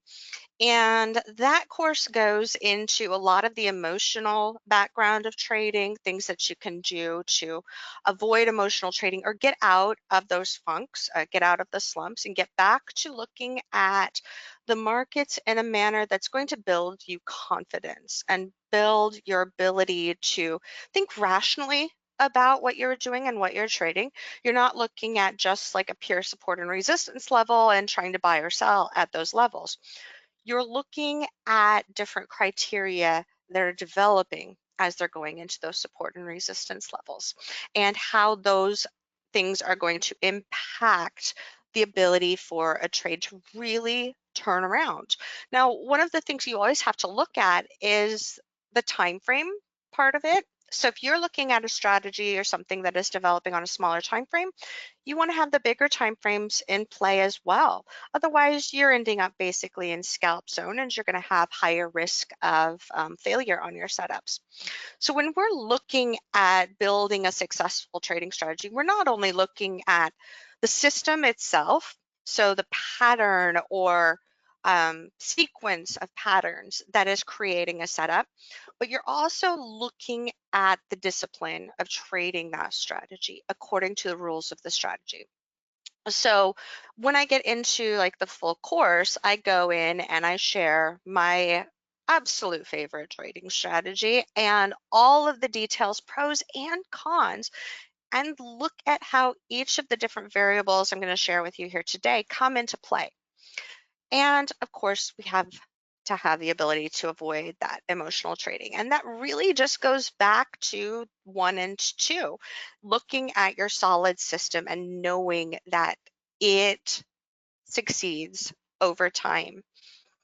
And knowing, hey, these certain characteristics are going to increase the risk. So if you go into a trade and you decide to take it, then knowing, hey, if XYZ is happening, it's going to make for a less probable setup than it would if it had XYZ in its favor. That goes a long ways, because even if something is not performing like it should, you now have the ability to go in and manage it more aggressively if you know that that risk is higher to begin with.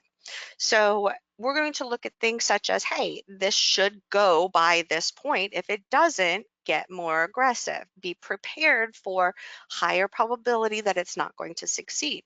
If this is lining up, then it's going to tell us that, hey, you know what? We can start building into this position. We don't need to be as aggressive at protecting partials or being more aggressive with moving our stops. So when we're looking at beginning to develop a trading system, what we're looking at basically are these building blocks. What are the things that go into that pattern itself? If you look at, this is one of the things I like to tell people, go and do a Google search on trading a head and shoulders pattern. All of those initial articles that are going to come up are horrible. If you try to go and implement them in real time, you are going to get your butt kicked, not in a pleasant way. It's going to be really disastrous because they're not specific enough. They're looking at these generalities of how the market performs, and hey, this kind of looks like a head and shoulders pattern. For those of you that aren't familiar with that strategy, let me draw it very quickly. It's just basically looking at a move going to a high, a higher high, and then a lower high. And the idea is, oh, hey, you short, which is called the neckline break from here to here, and you keep your stop above the high of that right shoulder. Well, you're going to find millions of times in the market where that pattern develops and it fails pretty spectacularly. So you need to know more specifics about, hey, what do we look at in this right shoulder that's going to increase the probability of success? How do we know that this is really a true head and that the market is going to hold that zone? Levels of types of resistance here are going to be very important. Where the neckline begins to form is going to be very important. So where is this second pivot point in this neckline? All of those things are going to influence the success probability of that setup. So what we're going to look at now are the different building blocks that go into this and how that is going to impact the trades. And then I will share with you at the very end here one of my favorite trading strategies, and I'm going to show you examples of recent trades as well, including a major one from yesterday. So you can see how they work here in the very nearly past market, very recent market. So the 5 building blocks of price development are something that I worked on developing way back in the 1990s, kind of close to when I started trading, within a couple of years, because we were looking at things like bull flags and bear flags, and you're told, hey, buy a pullback into like a 20 period moving average after 5 days or so. Well, just like that basic information on a Head and Shoulders and a Google search is going to pull up, that is about as vague as a bull flag or a bear flag were. And so there were many instances where I traded the criteria according to the very minuscule amount of technical analysis research out there, and it would fail. And I wasn't certain, hey, why is this pattern working in this circumstance, but why is it not working in another? You still had similar levels of support or resistance, but it came down to more of that. And it really came down to putting a bunch of things together, kind of like a recipe. If you're making bread, for example, different ingredients are going to impact how that bread turns out. And that's the same thing when we're looking at the market. If we leave out one ingredient, well, having a successful loaf is going to be a little bit difficult. You might have something that's going to be edible if you put in the ingredients at different measurements, but it might not be as palatable as you'd like. So the building blocks that I narrowed down are things that are going to look like very common, typical things that you're going to be taught for those that are coming into the markets these days, but it's putting them together that is really crucial and really important.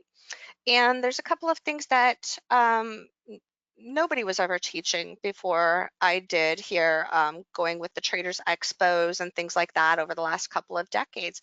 And I don't know how much is still taught out there now today, but I want to make sure that you're looking at the details of these. So trend development is your very basic one. This is something that most people are going to be familiar with. An uptrend, series of higher highs, higher lows, downtrend, lower highs, lower lows, basics like that. We'll look at some of the specifics of common trend development here in just a minute. The second thing we're going to look at is something that I had never run across when I was teaching and first learning to trade, and that is time development. And time development goes into trend development. The third thing we're going to look at is another one that, again, more popular now, wasn't really taught when I started trading and started educating other traders, and that's momentum.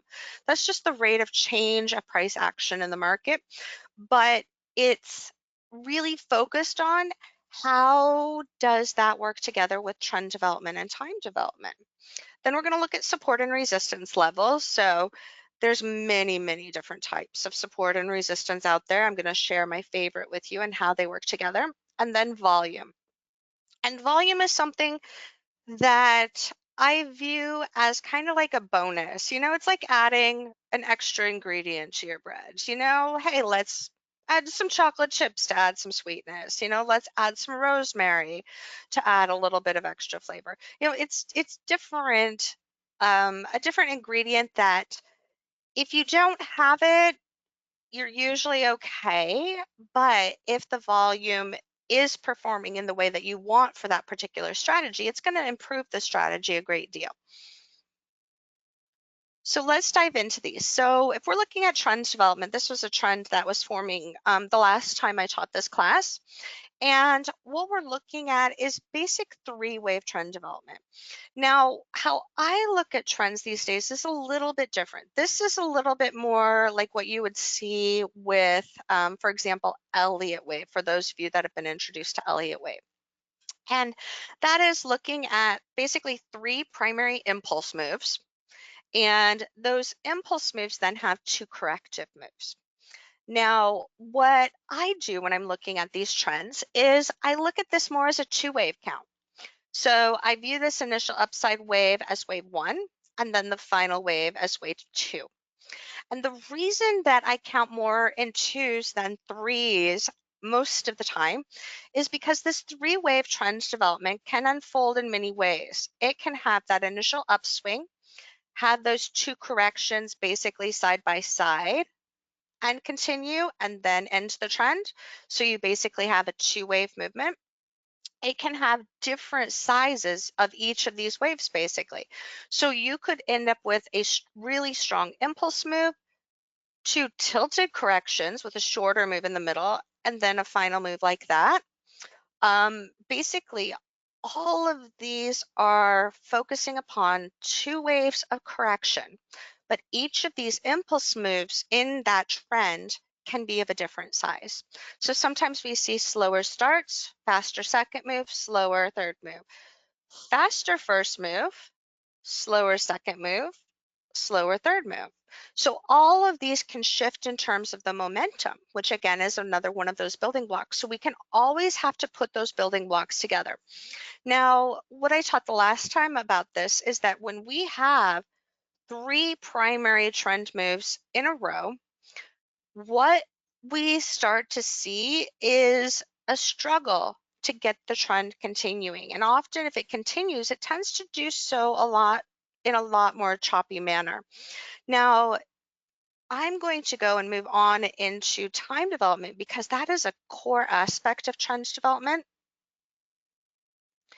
And when we're looking at time development, what we're doing is we're not just looking at the wave count, but we're looking at how long the market congested between those waves. So this is really crucial. If you're trying to count for a 3-wave move, for example, and then looking at a larger correction off of that 3rd wave, you need those 2 waves of correction to be approximately the same size. Otherwise, your wave counting isn't going to work. There are going to be more advanced ways of doing wave counting, but the basic wave count won't work. If you have a move up, little correction, move up, bigger correction, move up, you still have that sequence of higher highs and higher lows, but the problem you're running into is that you can't say, well, this is the 3rd wave, or if you're counting it the way that I do, this is wave 1 and this is wave 2. You can't say that because you have different periods of correction between them. This is a very, very important fact to pay attention to, you guys. And it's going to really help you understand, do I really have a trend that is exhausting, that I either need to start to get more aggressive with protecting my gains, or I need to be aware that it's going to go into a reversal, or I need to start to look more for reversals. Another thing that we want to look at with this is going to be momentum. And again, these all work hand in hand. And I want to share with you momentum here before we move on, because if you look at these 2 waves of correction, notice that they're more of a time correction. You've got something that's going into a trading range. Oftentimes in this trend, these waves will have 2 waves to them. So you'll have 2 smaller zones of correction that are within them. But overall, they're time corrections as opposed to price corrections. If you have 2 time corrections in a row, your probability increases that your next correction is going to be more of a price correction. So 2 time corrections, higher probability of price correction. So this is a sequence that's really important to remember as well. Let me switch my slide here. And I'm going to show you another example. And this is from, I believe this is from yesterday, or well, overnight, Thursday evening. So I was doing some trading after hours, and this is one of the things that helped me again time profits in that after hour trading. And it was that my breakout on the upside had one initial main wave. Now look at this. We've got those smaller 3 waves in there. The first one is a time correction. Second one is a price correction. So you have that impulse move that's shorter. So we have wave 1, the middle impulse move, and then wave 2. But you could also say this is 1, 2, 3, creating the exhaustion for that trend. This went into another zone of congestion, started with a price correction from change in momentum up here, went into more of a time correction with the megaphone in here, and then we get a primary break. Now this correction in here, it is shorter overall than the 2 waves of correction here. Now it's the same as this second portion, which can also help us understand that this entire move here is a 3-wave move. Again, another time correction overall, about the same amount of time as these two together, where we have the price and the time together. Price and time a little bit lower here, but that creates that 3rd wave of trend exhaustion now. And this told me, hey, you know what? I need to be protecting my profits on this trade because the probability is now increased that it can go into a larger correction. 2 primary time corrections leading to more of a price correction. Notice though that it takes about the same amount of time. So once you have that 3rd correction that takes the same amount of time, it's going to be much harder for it to go and do a continuation with that same amount of time correction. So if you have a pullback lasting like 15 minutes, these are about 15 minutes or so, and a second one lasting 15 minutes, the third one lasting 15 minutes, well, the ability of that to go and continue the trend is going to be much, much lower. So this is another trait of trend development to keep in mind. So when you're taking notes, make sure you're writing down all of like these little tips and tricks here, because even though you might not be able to apply them immediately in your trading, the more you see them and the more you think about them as you're trading, the more obvious they're going to become. So it might not make sense immediately understanding like the time development aspects because I'm giving you the basics here. You know, I can teach an entire 1-day seminar about time development, but these basics are going to be those things that you can take and apply immediately to your trading and start to build your systems out from that point. Here's another example, just as we were going into after hours trading yesterday. So we have that primary correction in here about 30 minutes after the close, and then we get a base correction. So when we have momentum where it goes from price to time, we are more likely to have a stronger continuation. Now, if this had done the opposite, had done more of a time correction first and then a price correction, both taking the same amount of time, it's harder to mount that 3rd leg down with as strong of momentum. So you have a greater risk that momentum can shift and you could get a reversal coming in. So you see that a lot when something is coming into a bottoming pattern where that momentum begins to shift, but still pay attention to those comparable zones of time development where the market is correcting, but it's taking the same amount of time to do that correction.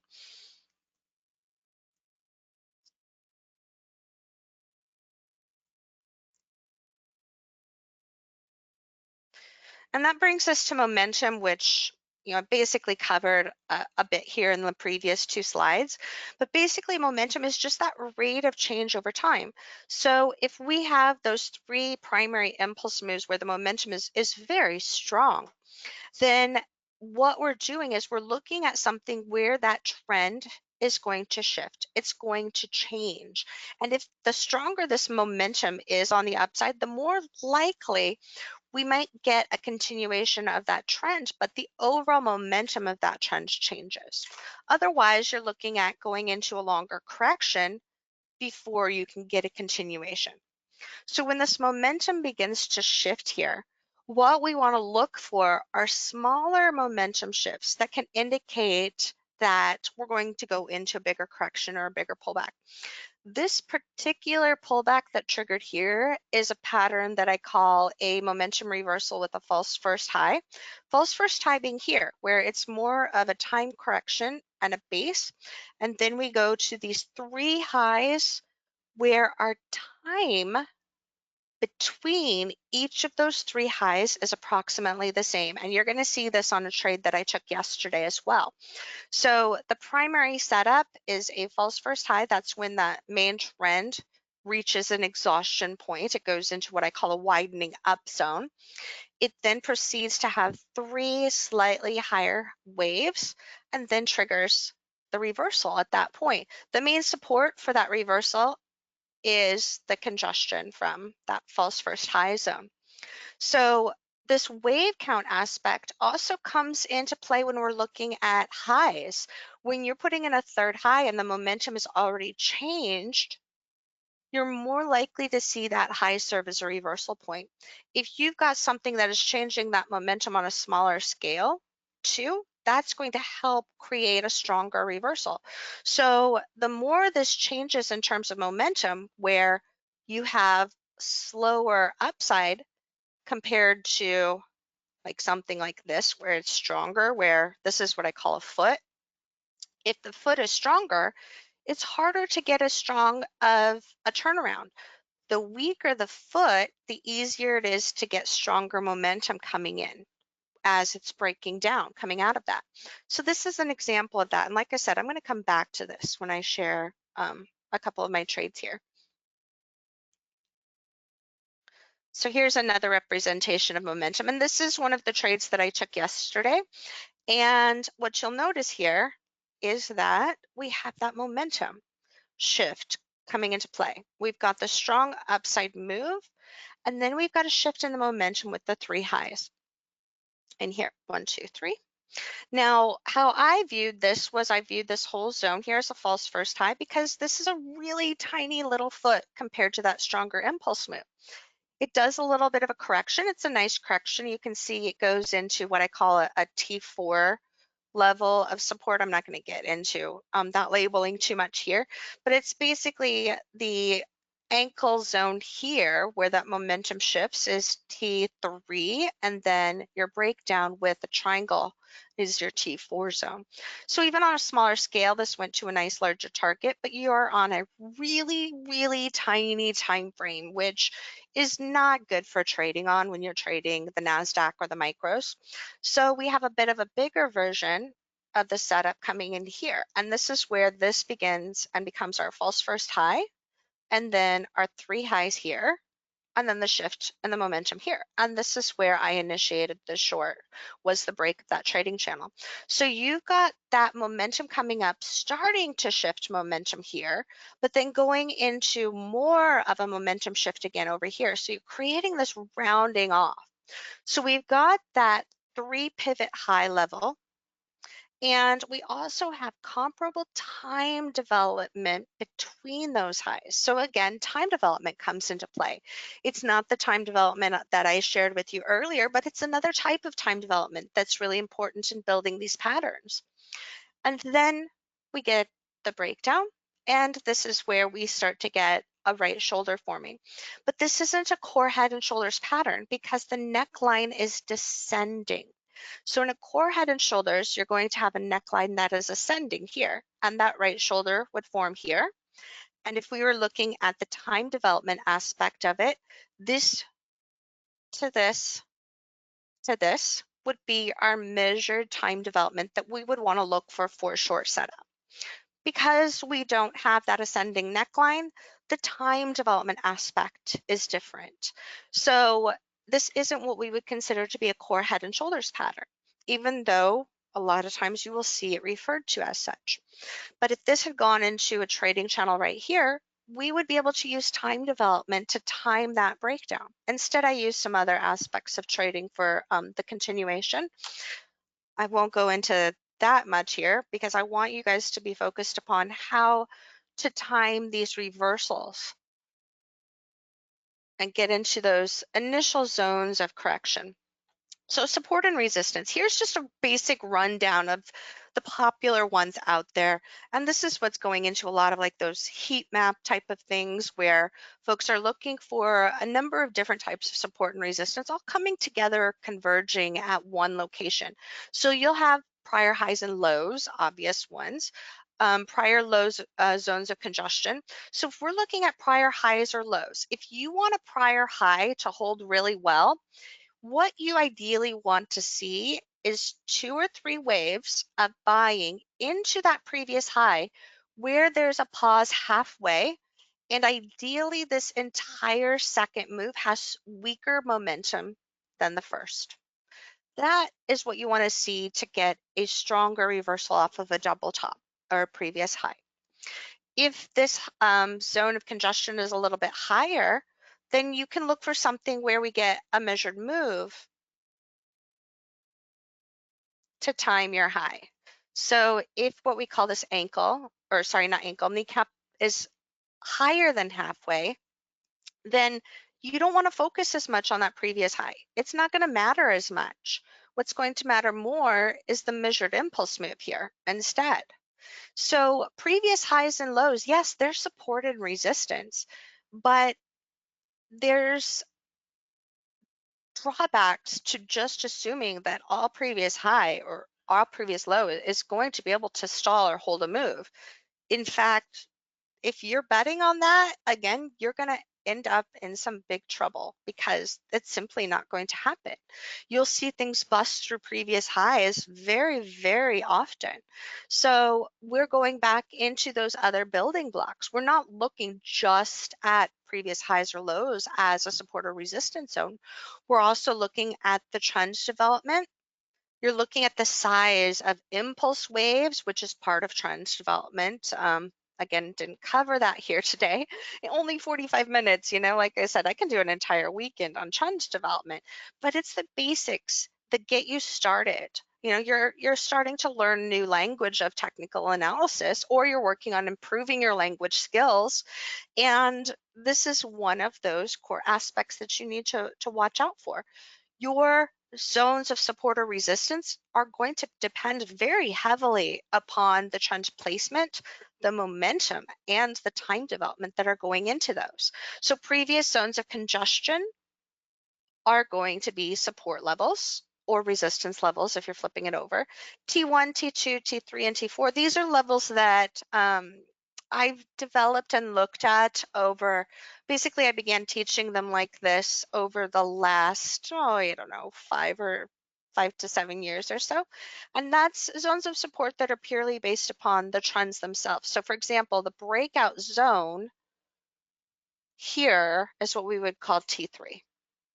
And that's where your channel just breaks and starts a new trend. So those are levels of support and resistance. T1 is your trend channel. I don't use that very often. T2 is your midway zone, usually the middle of your kneecap. And T4 would be when you're widening this up as the megaphone. That's your T4 zone.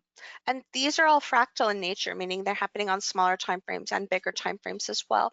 I've got to pick up the pace here and getting through some of these. I know that classes are running a little bit over. I'll see if I can get you guys back on schedule or not. I am often teased because I can talk so long about a topic, but let's go and look at some Fibonacci levels.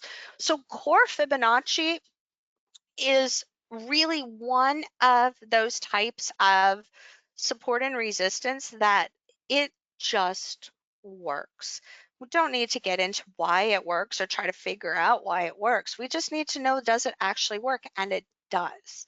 But again, it's not something you can use by itself. You have to use it in the context of other things. So for example, when we're looking at this bounce here, this is a reversal that I took.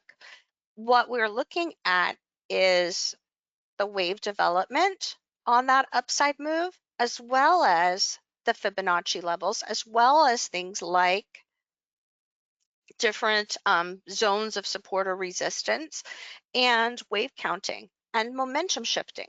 So what you'll notice here is that first impulse move, 3 pivot highs, and then it changes that momentum. as it's hitting and developing that third high, which happens to be corresponding to 50% retracement.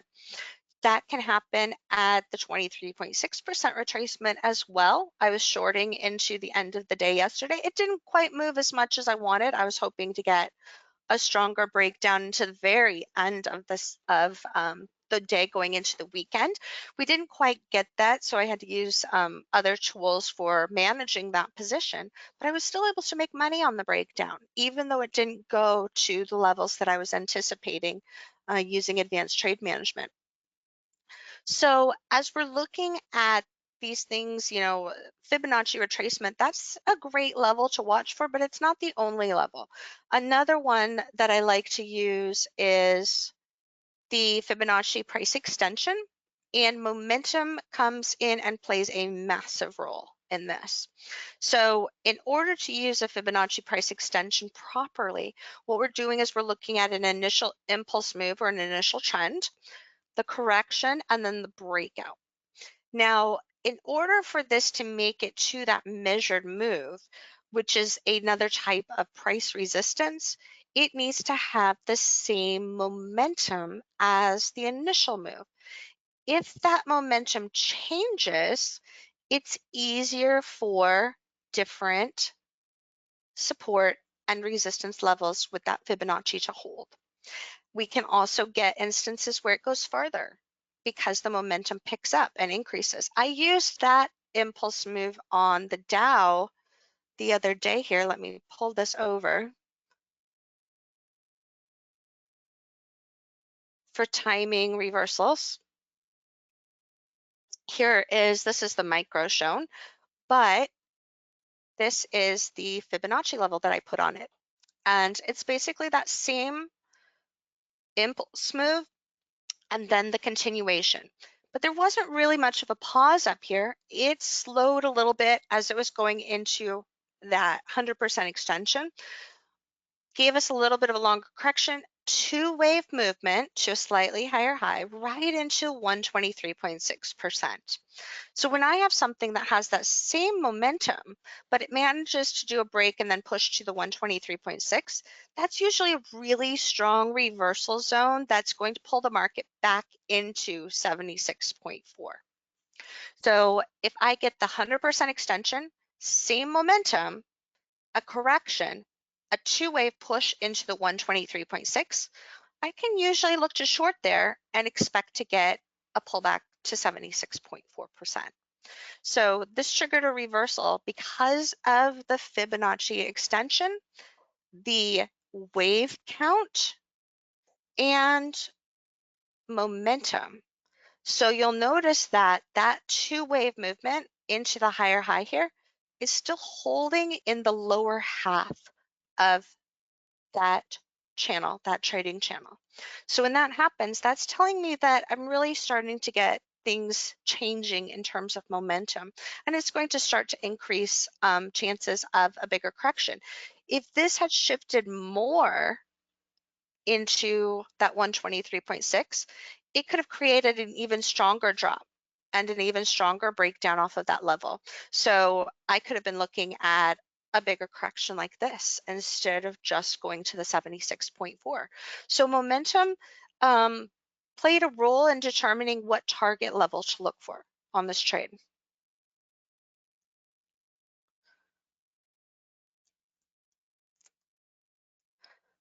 The final style of Fibonacci I want to share is one that I love because it also helps with timing. So that is a Fibonacci fan. Now, Fib fans are something where you have to use some more advanced knowledge of trading in order to put them on properly. So I've developed systems for shifting Fib fans based upon how this initial impulse move forms. So if you got an average momentum move on the downside, you can use a Fib fan from the high to the low. If the momentum has shifted, you're going to have to use some alternate ways of applying it. But if we're going from our high to our low, what I want to look for a continuation on the downside is a pause at either 50 or 61.8, a correction, and then a second pull into 76.4, 78.6% zone. If you're on NinjaTrader, you can get the Fib Fan tool added by going to tonyhansen.com/trade tracker, and that will provide you with the Fibonacci fans as well as Fibonacci arcs for NinjaTrader. So I love this when I'm timing continuation. So if you're looking at something like a head and shoulders, again, pay attention to your time development. That as a resistance level on the right shoulder is a really good time to initiate your breakdown. Another thing to watch is volume. So when you've got volume declining as a shoulder is forming, that is going to increase your probability of success on that setup. Let me speed up a little bit more. I'm going to show you a couple of the trades here, so you can see how all of these kind of work together. So Fib fans, by the way, when they break, they become resistance. So this is something I was actually using as a timing to go and continue a reversal, as opposed to something where I'm using the fan to buy. I was using the fan to help time the continuation move. This is one of the breakdowns from a couple of weeks ago when I gave this class before. So when we're looking at volume, if you've got a shift where the volume is very light after a stronger move and then more of a time correction, that's a good indication that you're going into a buy. Here is another example. So you've got the 3 waves, trend exhaustion. We've got a little bit of a bigger price correction, and then we get a shift in the momentum again. So that drop there in the volume is an indication that this is creating a buy setup because it has the strong upside, shift, and then the continuation. Now, because of this bigger trend exhaustion here, you don't have as high a probability in terms of, where is this going to go? Is it going to really keep going with that trend or not? But it does give you that buy setup there to begin with. So here's one of the trades I wanted to share with you, and this is using all of those tools together.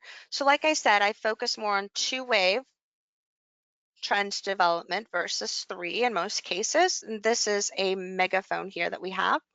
So as that was putting in a measured impulse move, this made me go and look at the smaller time frames for a reversal pattern. And what you'll notice here is that momentum shift, and not just a momentum shift, we have equal time development between the highs, and that third pivot is shifting with momentum where it is even slower than the first couple. So this is telling me I've got a bigger setup that is developing. Now, in this case, I waited for a little bit more confirmation. Usually what I'm doing is timing the breakdown right there. But in this case, I used the additional time development here to trigger a continuation. And here's my executions on this. And this triggered that bigger breakdown where we again go into a nice 2-wave movement. Here's the T3 zone of support that I mentioned earlier. And here you're going down into more of a T4 type of zone. So putting all of these things together, you're really able to nail these levels of reversals that are happening. So if we look at another example here, similar idea, 2 waves of downside, equal measured movements, 2 measured impulse moves. Where'd my pen go? And then we start to shift. So you've got a time correction, and now it's going into more of a price correction. The 3 measured lows, and then the shift and momentum again. So the leg, kneecap, ankle, foot, and thigh coming off of that. And yesterday, basically the same strategy as the first one that I shared with you. And that is the reversal off of that high that took place early afternoon. False first high, the 3 highs, measure time development between each of the 3 highs, shift in momentum, smaller shift as a better confirmation tool. You can take it short coming off of the 3rd high itself. this case, I just wasn't fast enough because it was a 50 tick of the NQ. So I hit a market order, and this is what I ended up with as a fill, adding for the continuations on the way down. And those continuations had to do with time corrections. So even though they started with a price correction, you're really going into a zone of a trading range. And notice that the second one is twice the first one. This is a common thing that happens in the market. So if you don't get a setup that continues right away with that one-to-one time development, double it out. That's the next do or die point. All right, gang. So thank you for letting me join you here today. I hope you learned a lot. I know I had to go through things really quickly, but the plus side is I have a course that goes into all of these in so much more detail, and it also touches upon those emotional aspects of trading too. So the strategies that I shared with you here today, this course goes into each of those strategies and touches upon the building blocks for every single one, provides you with printable templates, and it goes into advanced trade management on how to manage the adjusting and shifting the stops, how to enter the trades with those exact pivot points that you saw here on my own executions of trades over the last couple of weeks, including the ones yesterday, and really gives you a zone where you can begin to build and work on your own strategies, so you can improve strategies that you already have and you already use. So if you trade head and shoulders patterns, this is going to give you more of a blueprint in how you can improve those trades and improve your predictability and your probabilities on those setups. So thank you everyone for having me here today. This is 25 years worth of observations all put together in a course that takes you from a very clear starting point to a clear ending point with strategies that you're going to find every single day in the market. In fact, the strategy in this boot camp is one that I traded 4 times within the last couple of days. So thanks again for having me here. I'm sorry I wasn't able to get us back quite on the timeline that Rob had, but gave you Oh, your and you're full fine. 45 It's minutes. the So trials of a live show. But yes, indeed. thank you for being here. Let me Thanks wish you a again, happy Rob. St. Patty's Day. Ladies and gentlemen, if you're feeling overwhelmed and you wish you had a professional trader who can help walk you through getting started as a trader, here's your chance. With over 20 years of full-time trading under her belt, Toni Hansen will hold your hand and guide you through the process of building a trading strategy. You'll learn Toni's five core building blocks of price development that'll be your foundation to becoming a successful and consistent trader. I've put our links in the chat box. And Tone, thank you for making such a generous offer. We always appreciate it. And we hope Thanks you come again, back Rob. and see us soon. Absolutely. Take care, everyone. Be well. I mentioned at the top of the show we had a great lineup, and we're going to keep the ball rolling. Our next presenter is a decorated former Navy fighter pilot and graduate of the Navy Fighters Weapons School, Top Gun. He was also selected by one of the largest options trading firms in the world to be their managing director of strategies. He's the founder and CEO of Options News Network, and in 2010, he founded Top Gun Options to train retail investors of all skill levels how to trade options. He's trained over 10,000 people to date, and I'd like to call him my friend. Here to present Solo Amazon, the only stock you need to own, is Mr. Matthew Whiz Buckley. Welcome back to Traders Corner, Matt. And as always, thank you for your service, sir. Awesome. Thank you, my brother. I appreciate the intro, and I am actually going to make an audible today. And instead of talking about Solo Amazon, I'm gonna talk about, especially because of what happened this week and last week, and what's going on in this sector. So I am making an audible, so everybody needs to sit up straight and pay attention, because this brief, you haven't gotten this brief before, I guarantee you. And we're going to talk about the only sector I am bullish on for the rest of my lives. And this is a sector where you can save lives, you can change lives, and you can profit. Now, ladies and gentlemen, that is the definition of a self-licking ice cream cone. So buckle up, Buttercup. Let's get airborne. Now, before I even get started about investing, this sector, or trading, how many of you knocked out a mindfulness session today? How many of you woke up this morning and said, my God, I have a roof over my head. I am breathing. I got hot and cold running water. I have food. And right now I have an internet. I'm on a webinar right now, man. Can you believe this? I'm old enough to remember when Al Gore invented the internet. There you go, Timothy. So folks, started my day. I woke up, washed my face, brushed my teeth, back into bed, 20-minute mindfulness meditation, gratitude. Thank you for this day. Absolutely thank you for this day. Then I went to hot yoga. Okay. Went and knocked out a 90-minute hot vinyasa session. And before we go any further, let me just be blindingly clear. 5 years ago, if I started a trade brief like this, I probably would have kicked my own ass. I mean, I would have stolen my own lunch money and made fun of me.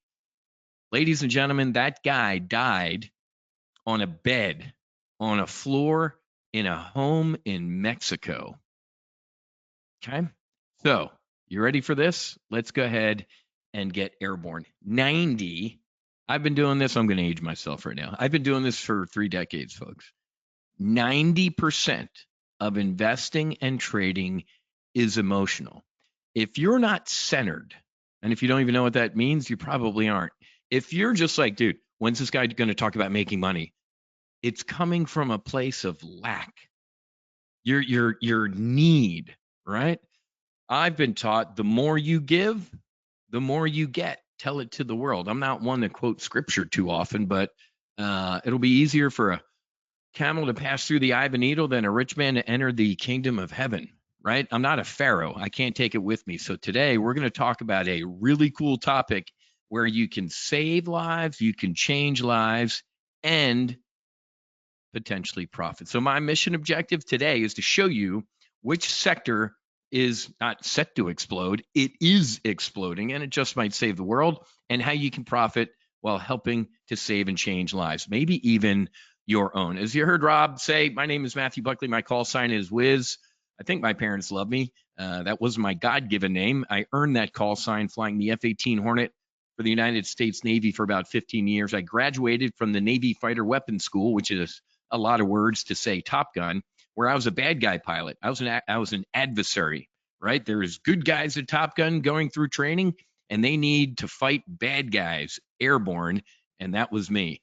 Deployed for operations Southern Watch, Noble Eagle, and Enduring Freedom. What's this have to do with trading? Absolutely everything. You don't join the Navy to get rich. Trust me. Hell, I don't even have a retirement, man. I joined the Navy to serve my country, to see the world, but I was always interested in finance, interested in, making money and maybe saving for retirement. So on active duty, I taught myself how to trade stocks and then eventually options. And here's the deal. Trading's a form of combat, folks. Somebody's going to win and somebody's going to get their rear end handed to them. Which one do you want to be, right? So I started applying everything I was learning as a fighter pilot, having a strategy, implementing tactics that support a strategy, contingency planning. Before I even got airborne or placed a trade, sitting in the air conditioning, sipping on my venti upside down caramel macchiato, figuring out what could potentially go wrong instead of freaking out airborne or during a trade. Managing risk.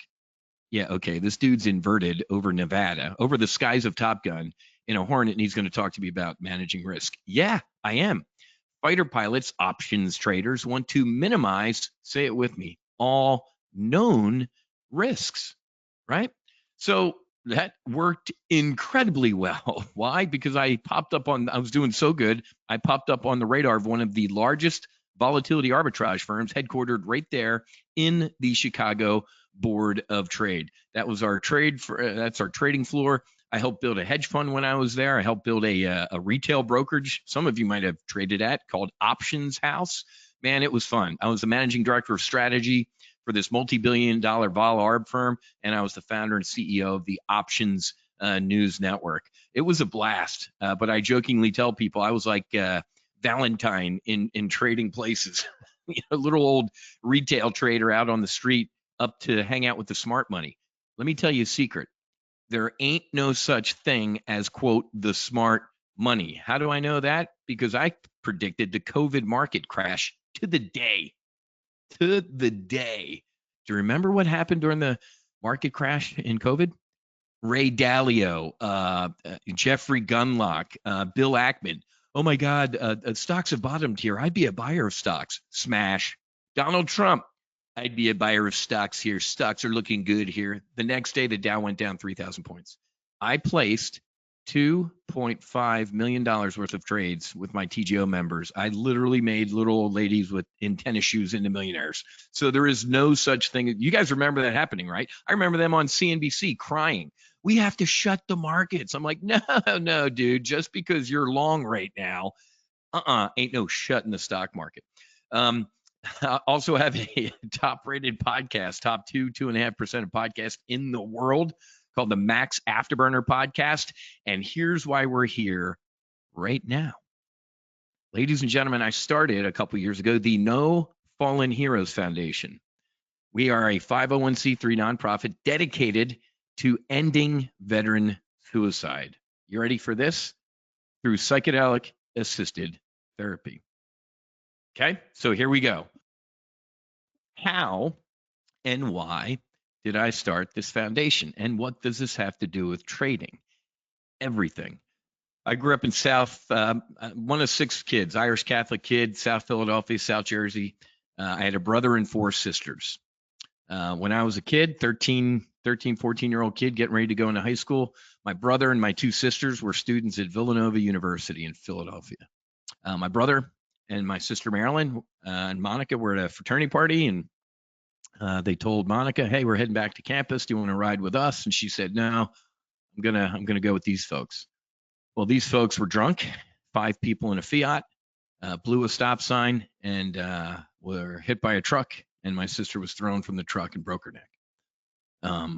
Had some sexual trauma also as a child, and pretty bad childhood, right? My dad died years later of a broken heart. After my sister Monica died, my parents were done. They just mentally checked out. Very happy day right here. My dad putting the wings of gold on my chest as a naval aviator.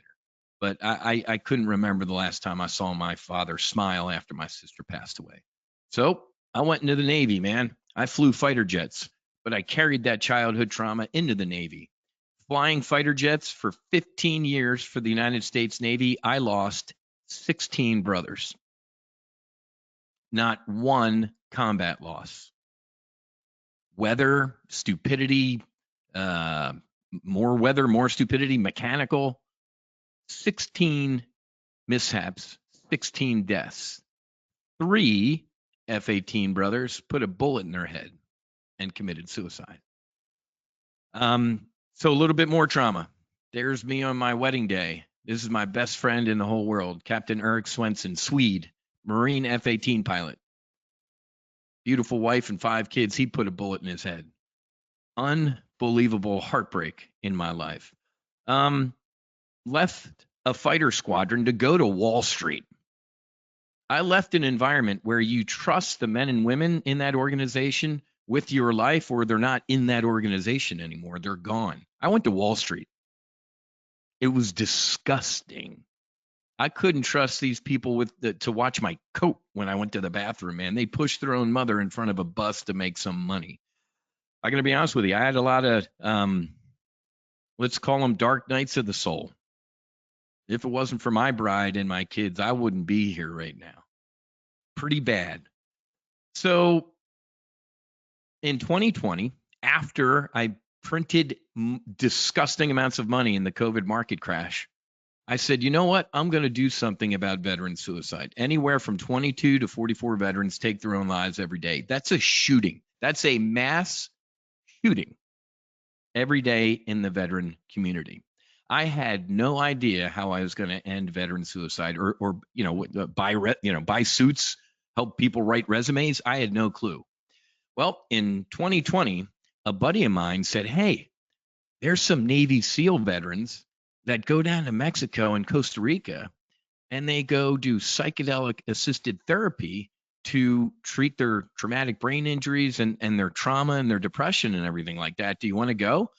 And I said, man, going to Mexico and do drugs with Navy SEALs this weekend, that sounds like a great idea. Sign me up. I had absolutely no clue what I was in for. Anybody ever see the movie Lone Survivor with Mark Wahlberg, or read the book Lone Survivor? I went down to Mexico with Marcus Luttrell. There he is right there. That's Marcus Luttrell. His brother is Congressman Morgan Luttrell right now, both Navy SEALs. JJ, also another Navy SEAL. And then this guy right here, his name's JT, Jared Taylor. He's one of the founders of Black Rifle Coffee. And then Robert Gallery. He's an All-American at Iowa. 8 years in the NFL with horrific CTE, horrific brain injuries. Ladies and gentlemen, this therapy saved and changed my life. It was, I don't have enough time to tell you everything that I experienced, but the healing was, I'm not understating it. It saved and changed my life. I got home, I started the No Fallen Heroes Foundation to provide healing grants to veterans, first responders, and their family members to get these healing grants. Because most veterans, if they're down on their luck, and you know, they can't afford to go to Mexico or Costa Rica to do these medicines. So, well, and I have some good news. You ready for this? We did our first healing retreat in the United States of America in Colorado in October. Thank you, Colorado, and thank you, Oregon, for leading the way. Now, what the hell? You're sitting here in a live trade brief on a Saturday going, I had no clue this was coming. What's this have to do with trading? Everything. Venture capital firms, VCs, Wall Street is absolutely waking up to this. Did you see in the New York Times and the Washington Post this week? I'm going to show you the two articles this week on the medicine that I did. Let me actually pull these up real quick before I forget. That's because I had them bookmarked down here. New York Times. Let me go find these. There it is. There's the New York Times. And then, because I'm going to share these with you just so you all can kind of read these on your own. Give me 1 second. New York Times. There it is. The Washington Post. Okay. Let me go back to my slides real quick. But when I come over to this screen, I'm going to give you these articles. You have to read them. So, has anybody seen the TV show Billions? Everybody's seen Billions, right? You know, Bobby Axelrod, you know, and Axe Capital. Does everybody know that Billions is actually modeled after a real dude? Bobby Axelrod is Steve Cohen. Everybody know who Steve Cohen is? Yeah, he owns the Mets. Well, Steve Cohen owned this SAC Capital, right? He wrote a check for $1.8 billion to stay out of jail. Google it. Stevie Cohen, fine. Just like Axe, you know, he had to write a check. So Stevie Cohen, his son, United States Marine Corps veteran, $5 million in the psychedelics. This was in the summer of last year. I'm going to talk about Cybin. He owns 30 million shares of a company who reported insanely great news this week. Wait until you see what happened with Cybin this week. Oh yeah, so Billions. I forgot to tell you about Billions. Do you remember the episode in Billions where Axe and Wags went to Canada and did ayahuasca? That's why I forgot to bring that up. So how about Blake Mycoskie, the guy from Tom's Shoes? $100 million to psychedelic research, folks. This is absolutely exploding. Forgot to show you the headlines there. Furthering his position in Cybin, billionaire Steve Cohen buys 11 million more shares of Cybin. He owns 30 million shares right now. 100 million in psychedelic research. Ladies and gentlemen, did you watch the Netflix series that came out last year? You have got to watch this. You can binge watch it tonight. It's only 4 episodes.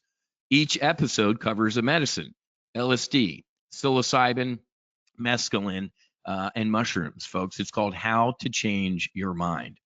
So now let's start talking about investing to save and change lives. And I'm going to warn you real quick. This is the internet 1999. What do I mean by that? There's an Amazon, there's a Google, there's a pets.com, and Netscape.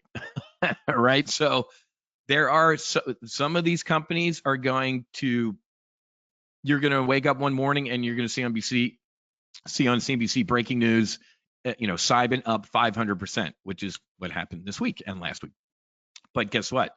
There are these companies, the psychedelic companies I'm going to talk about right now, are burning through a lot of cash, right? It takes money to do a phase 1 trial, a phase 2 trial, a phase 3 trial. It ain't cheap. Okay. So Ray, I didn't know where you were going with all this, but I'm glad I stayed. Folks, this space is exploding, and I'm gonna kind of be bipolar in a couple minutes from now when I talk about big pharma. I'm gonna be so happy about big pharma, and then it's gonna be heartbreaking. So make sure you sit up and listen about big pharma. But this summer, ladies and gentlemen, I went to Denver for Psychedelic Science 2023. We actually sponsored the Veterans and First Responders Dinner. I spoke in front of a couple thousand people in Denver. You know who was in Denver? 15,000 people from Republican governors like Rick Perry. Rick Perry stole my line. Rick Perry was in front of, in the opening keynote, 8,000 people in this massive stadium. He stole my line. He's like, I'll be honest, folks. If I saw me 5 years ago running for president talking about legalizing psychedelics, I would have kicked my own ass. I looked at my wife. I'm like, dude, that's my line.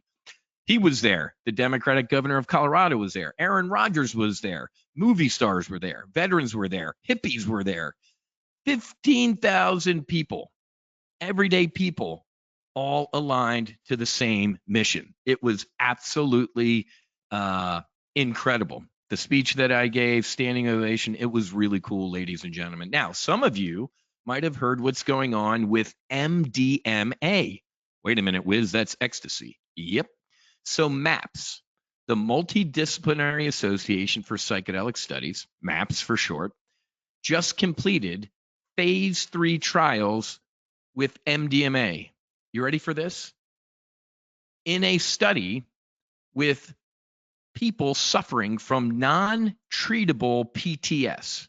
Now, I'm kind of an idiot, but when I hear the words non-treatable PTS, I kind of think you can't help these people. Guess what happened? In this study, folks, 75%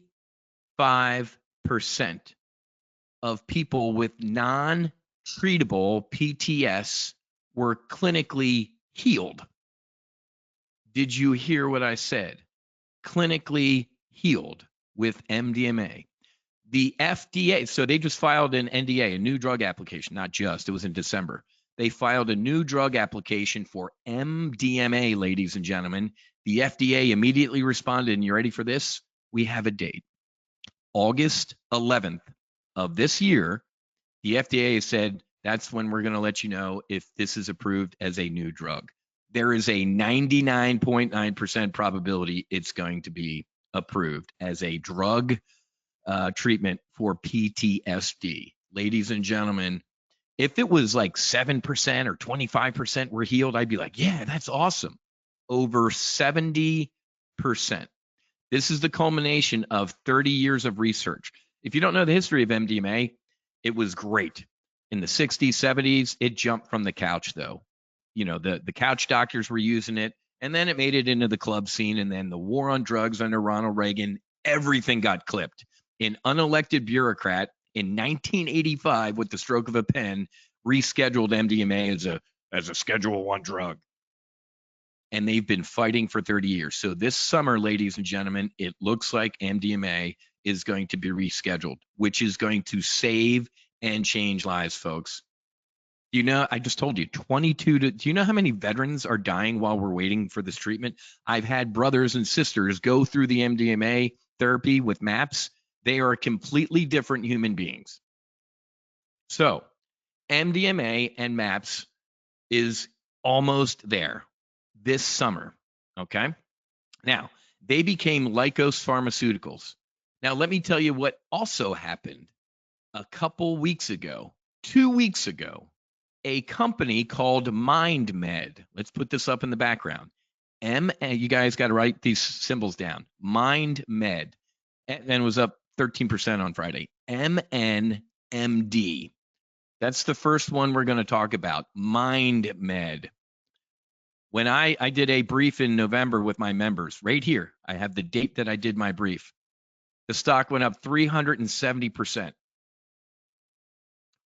Those who were trading options at Topkin Options, we had people up 800-900% in their call options, folks. I had people they're like, dude, you just funded my retirement. Look what they reported last week. Look at this headline. This is CNN, folks. Single dose of LSD. Now, let's stop right there real quick. If you looked at that headline, those couple words and went, LSD, people jump off buildings and, ooh, evil and bad. Then the government succeeded. Now, if the government didn't succeed, let's go on. A single dose of LSD provides immediate and lasting relief from anxiety. Folks, 40 million Americans suffer from GAD, G-A-D, generalized anxiety disorder. MindMed's MM120, it's still going through the FDA process, folks, but look at the results.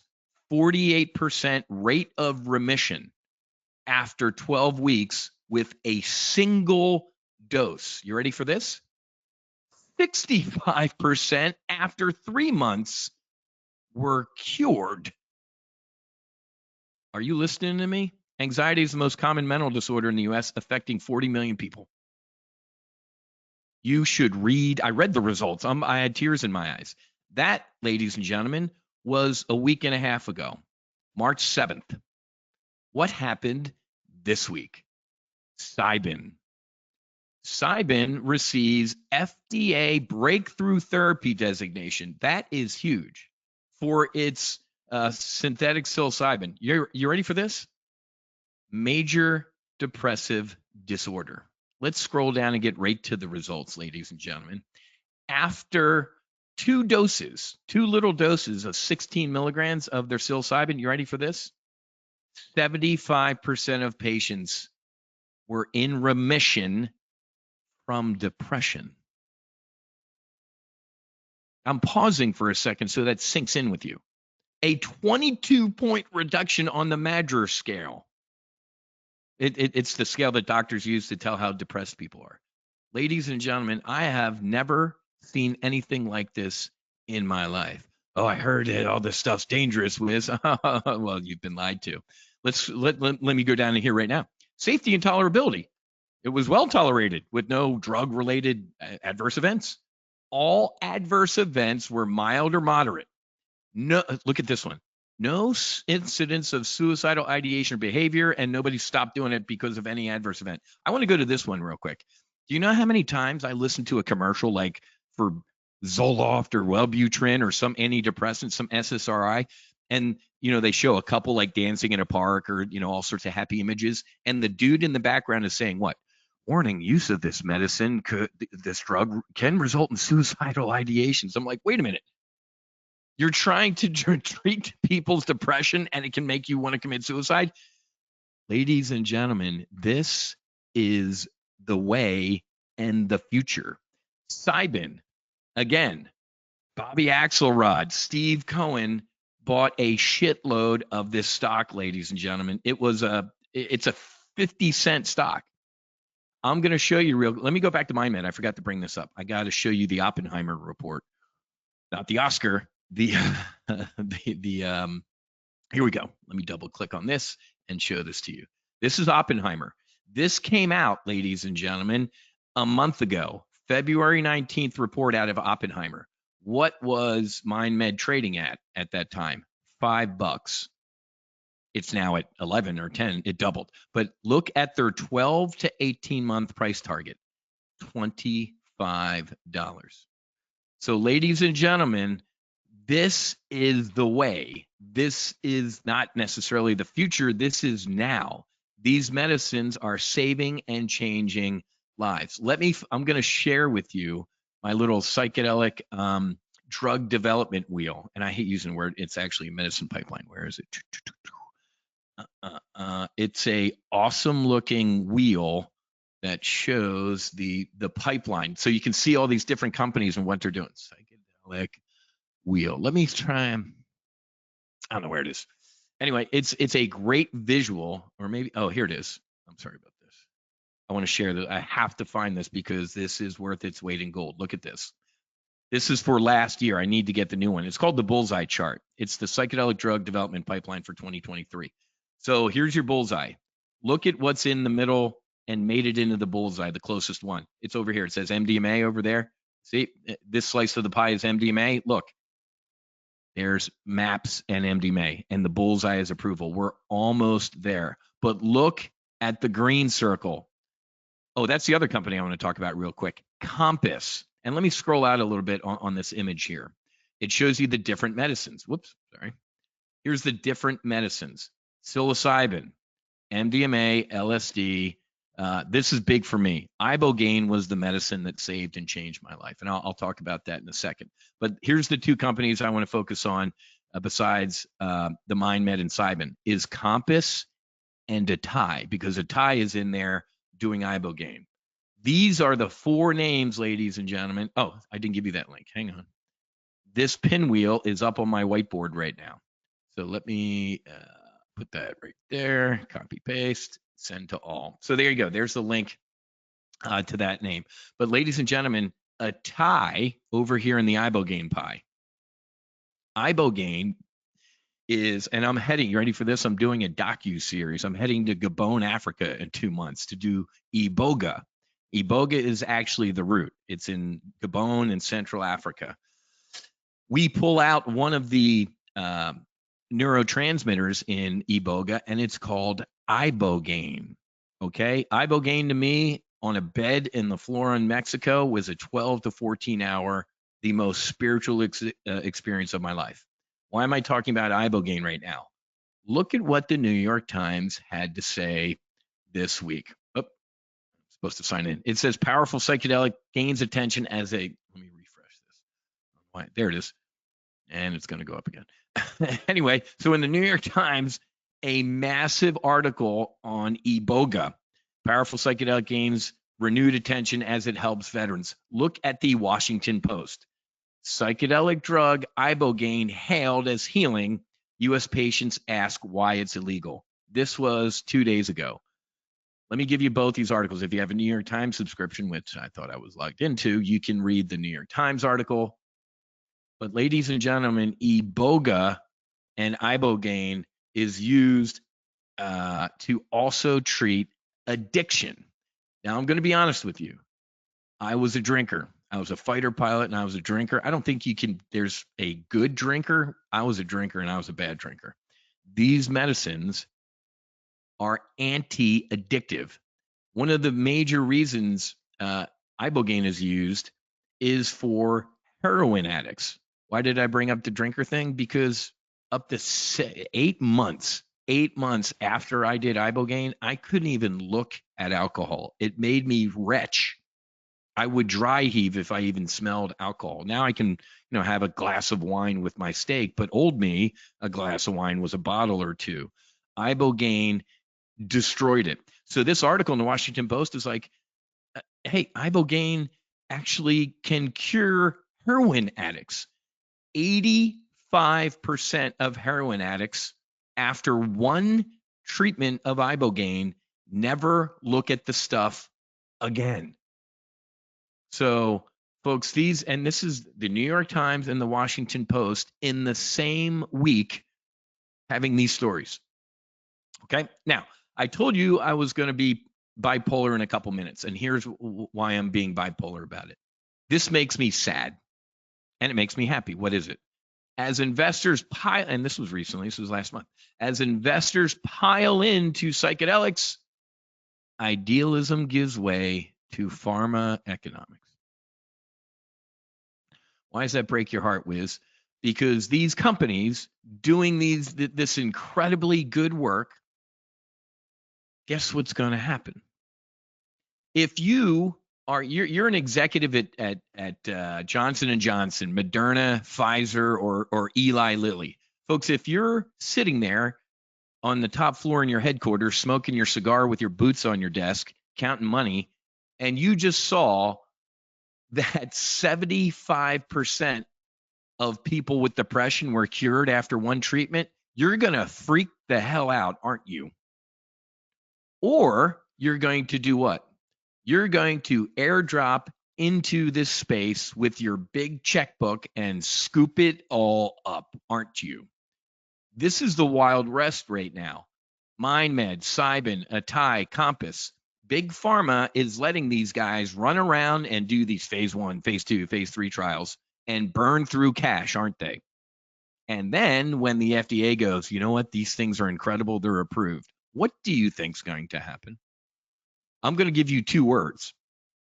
Fiduciary duty. I know Christian Angermeyer. I know the CEO of Atai. He's an incredible human being. He's working on getting ibogaine approved for addiction and all sorts. I would buy Atai with both hands. I would buy so much Atai right now.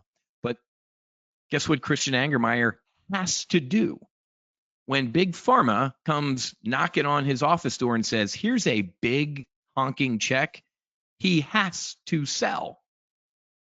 So that's why this headline makes me bipolar. It makes me sad and it makes me happy. Why? But before I even go any further, let me be clear. Healing is free.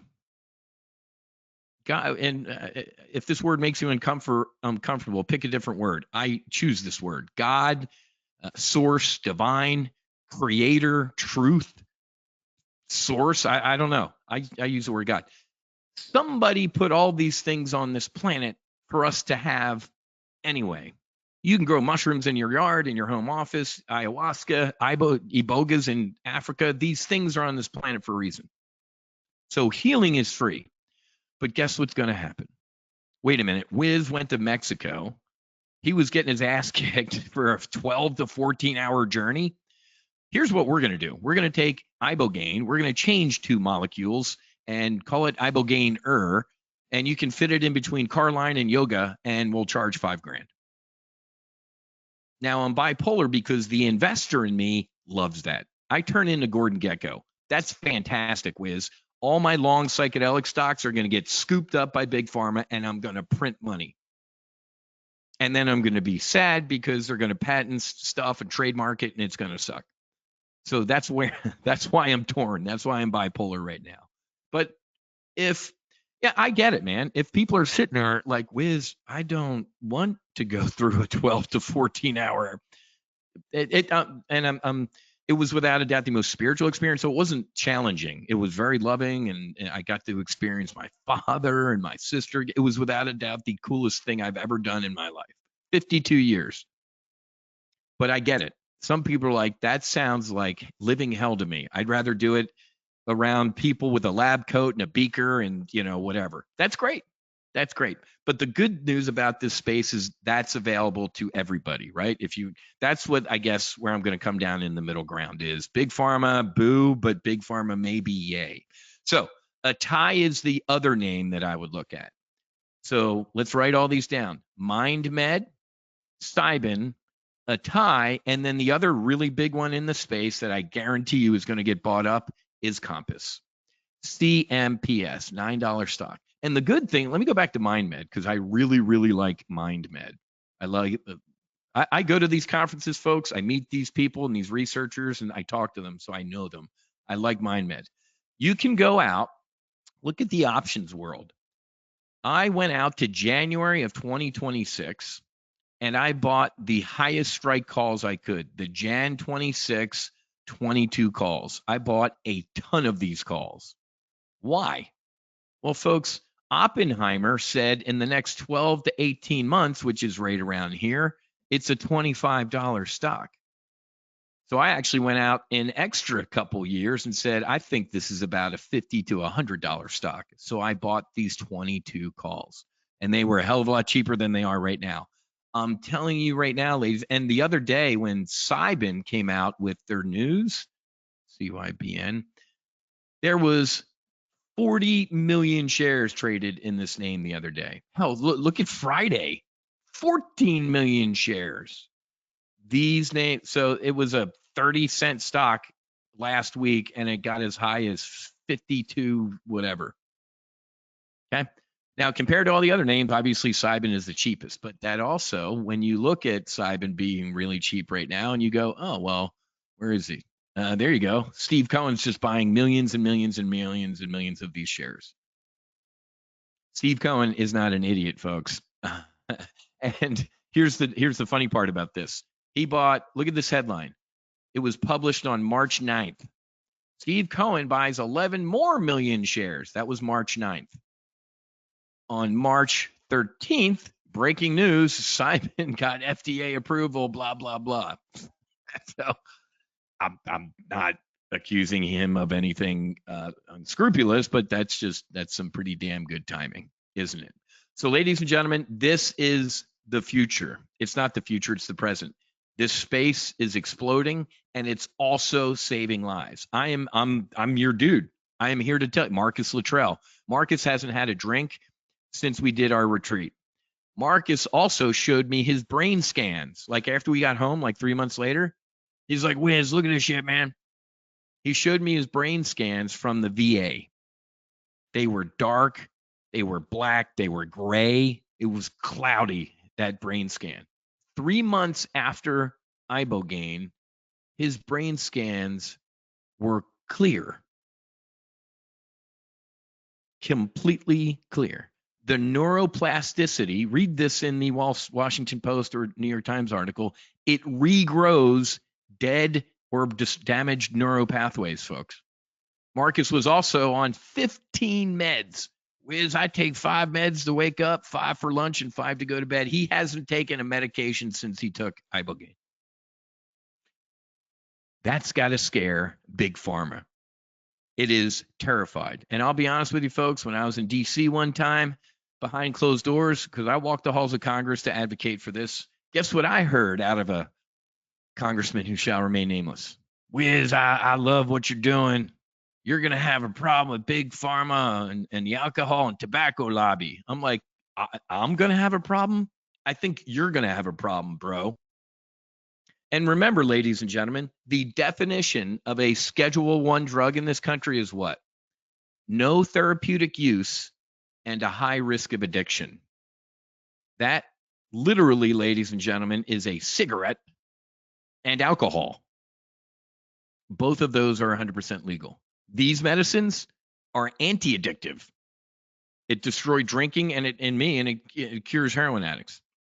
And it's the most therapeutic thing in the world. But you guys know the deal. The government labels things the exact opposite of what they are. The Affordable Care Act, unaffordable. The Inflation Reduction Act caused inflation. Schedule I drug are these things. But in alcohol, and you can go buy alcohol and cigarettes, the most dangerous things out there are legal. Let me show you this real quick. I love showing people where it is. I'm going to show you this because it is New Growth Connections. So me and my buddies are opening a couple healing retreat centers in Oregon. What's this have to do with anything? Well, I want to show you our harm reduction chart. Look at this chart. Let me zoom in a little bit. This is the harm scale. Look at the left side. Alcohol, heroin, crack cocaine, meth, regular cocaine, tobacco. I want you to look at the left side of this. Harm to users is dark, harm to others is light. Anybody want to tell me where mushrooms are? Actually, zero harm to others and just an imperceptible potential harm to anybody. Look at this, LSD and ecstasy. Look at these, folks. Illegal. That one's legal, and obviously tobacco is legal. The psilocybin is ranked as the lowest total harm and abuse. That's a Schedule I drug, Whiz. That's bad. Okay, Congressman. You guys know the deal. So those are the potential threats, right? Big Pharma getting a hold of our Congress. And I told that dude, I looked at him straight in the eye. He's a congressman from Florida. I'm like, hey, man, lead with General Patton. I'm going to quote some Patton right now. Lead, follow, or get out of the way. This is a we the people moment.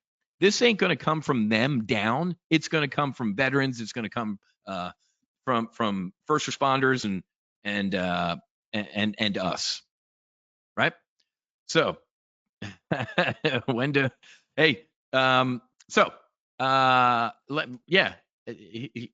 me give you this before I forget. This, if you just want access to what I do here. And look at this, man. Yeah, the stock to 400% profit in under 2 weeks. Here, let me give you the link to sign up with what I do here at Top Gun Options. This is my bread and butter, man. Now, obviously, I trade, other stuff too, man. I'll show you my personal account right now. I trade Amazon and the psychedelics, and my crack pipe is Mara. It's a Bitcoin stock that I just trade for fun. So Amazon and psychedelic. Oh, let me talk about this real quick. PSIL. Whiz, I have no idea.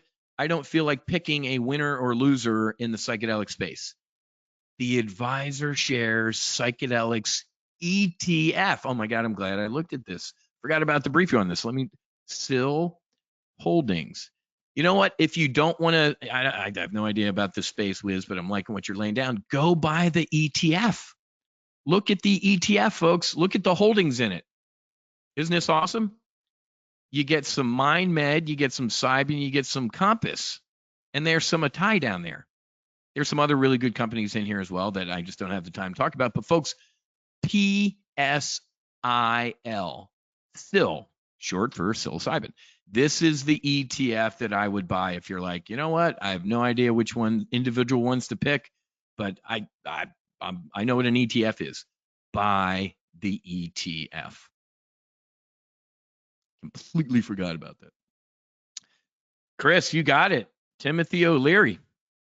Absolutely. Love Timothy O'Leary, folks. And let me remind you, and one of the bad things, well, it's not a bad thing. I'm here to tell you that these medicines have the potential to turn warriors into peacemakers. That's probably another reason why these medicines are illegal. They're not drugs, they're medicines, folks. They heal people. You want to go throw some Wellbutrin down your throat or something like that to mask these symptoms? These have the potential to heal. But 5 years ago, I would have swam across the Atlantic by now to kill as many Russians as physically possible. Now I'm like, stop. Everybody just stop. Take a week off, man. Go to your corners and stop killing each other. It's a horror. There's no way I would have ever thought I'd talk like that. Now, don't get me wrong. I haven't forgotten how to be violent, man. If I need to, game on. But trust me, these medicines have the potential to turn warriors into peacemakers. I see it. We provide healing grants to our veterans and our first responders and our family members. Back in October, when we did our first healing retreat in the United States in the great state of Colorado, we brought one of the first responders to Columbine. Let me see if I can share that post with you. This guy was the first dude in the door at the library. Absolutely heartbreaking, man. This guy, it was devastating. I forget where let me give you the video. If you want to listen to my podcast with this guy, first responder in the library at Columbine. This guy showed up to the retreat center. He's a Denver firefighter, and he's in a leadership position. He showed up Thursday to that retreat, and he looked like he was the guy who was, there he is right there, right here, healing trauma from Columbine. He looked like he was one of the first guys in the door at Columbine. When he left that retreat center Monday morning, he was a different human being. It's bringing tears to my eyes to even talk about. His call sign is Chicken, man. You got to watch the podcast. Yeah, man. So let me give you the link to this podcast. Do me a favor. Go to the No Fallen Heroes YouTube page. There is a ton of content on this page. Last February, I took the first 2 female fighter pilot veterans to Costa Rica to do Iboga. There is incredible content on this page. Our chief medical officer. You want to talk about a badass woman? She flew Tomcats, 7 deployments. That wasn't boring enough. She got out and became a doctor. And I took Kristen down to Costa Rica, and she healed some pretty bad military and personal trauma. And now she's our chief medical officer, and she's an incredible human being. So I hope I really blew you away. I hope you're sitting here going, oh, it's another, who's the next speaker, and this guy is going to suck. Hopefully I didn't. Hopefully I expanded your mind a little bit and introduced you to I'm telling you, man, And real quick before I cross it, throw it back to Rob. There's a link to potentially join what we're doing. There's 2 charts in the world right now, not the S&P, but I'm going to use this white space over here. Here is the world and the United States, and we are going straight freaking down, man. Both engines on fire like a Boeing product, and we're done. Here is the rise of these medicines and people wanting to heal. We got to hit here as soon as we can. So even if you don't want to join Topkin Options and learn more about all the stuff and everything like that, at least maybe I kind of opened your eyes a little bit. And maybe, you know, I always tell people the medicine calls to you.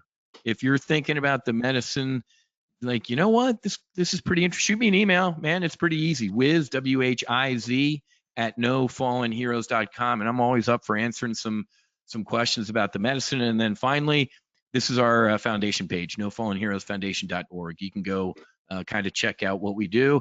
And if you're interested, if you're ever in South Florida, and I know Rob wants to come down here, I'll take you flying in our L-39 fighter jet. That's actually AJ Buckley from SEAL Team, a brother from another mother that I took flying. So anyway, Rob, I wanted to get you back on your flight schedule, man. So thanks for having me. Hopefully I opened up a little bit of eyes and hearts and minds, and I would buy the psychedelic stocks with both hands, folks. I don't want to hear from you a year from now like, oh my God, man, I should have listened to that guy. Listen to me today. All right, my brother, I got to go. Have a great day, and thanks for having me. Whiz, thank you so much. Going off the record, I appreciate you calling the audible, sharing what you did. I know I'm moved. Happy St. Patty's Day to you, brother. God bless. You too. I'll see you, man. Be well. Oh, that's going to be a tough act to follow.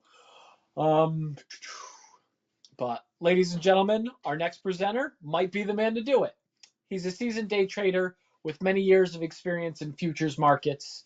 He's not only a day trader, but he's also the visionary founder of SuccessFutures.com, a trading education firm committed to empowering new and struggling traders to achieve their goals. Ladies and gentlemen, here to present, utilizing order flow to spot reversal opportunities, is Mr. Calvin Harris of Success Futures. Welcome to Traders Corner, Calvin.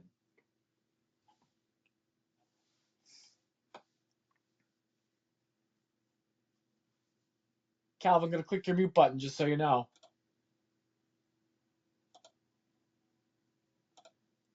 Oh, you got to click it. You're self-muted. To find the screen to share. I'm not sure what screen you can see. I'm looking at question time. I got a split screen window of what looks like a PowerPoint presentation. Okay, so I'm going to have to move my screen over. How do I share my screen? If you go up to the top item in the control box that says sharing and click the little arrow next to it, you'll get a show screen option. And if you have multiple screens, it'll let you select different ones. Okay. Gotcha. Ah, much better. Right. So can you see my mouse moving? I can. And just for record, you know, because Whiz ran a little over, feel free to run 10 minutes over as well. Right. So are we live? Can people hear me now? Loud and clear, brother. Right. Okay. I'll get started. Thank you very much for that introduction. And I apologize, guys, for my technical inabilities. Right. So I thank you guys for turning up. And I also thank Traders Corner for inviting me to this great Traders Summit. Right. It's a pleasure to be presenting this webinar at this Investors Summit. If you have any questions, please leave them till the end of this training, and I'll do my best to answer as many as possible. Right. Today, we're going to look at utilizing order flow to spot reversal opportunities. We'll look into order flow analysis and how it serves as a powerful tool for identifying market reversals. By understanding the ebb and the flow of orders within the market, we can gain valuable insights into shifts in sentiment and potential turning points in price action. For those who aren't familiar with order flow, Although we don't have too long, I'll keep things as simple as possible so that you can gain a good understanding of how you can spot these reversal opportunities. Reversal opportunities can appear in various ways, and regardless of whether you use technical or fundamental analysis, all reversals will first expose themselves in the granular interaction between buyer and seller, and therefore using order flow is the most effective way of recognizing a potential reversal opportunity before everyone else. And that's the key, to get into your trades early before the crowd, because you don't want to get in after the crowd and end up in a FOMO kind of situation. So as well as getting you into trades early, these opportunities show up often enough for you to go away after today and take advantage whenever you next trade.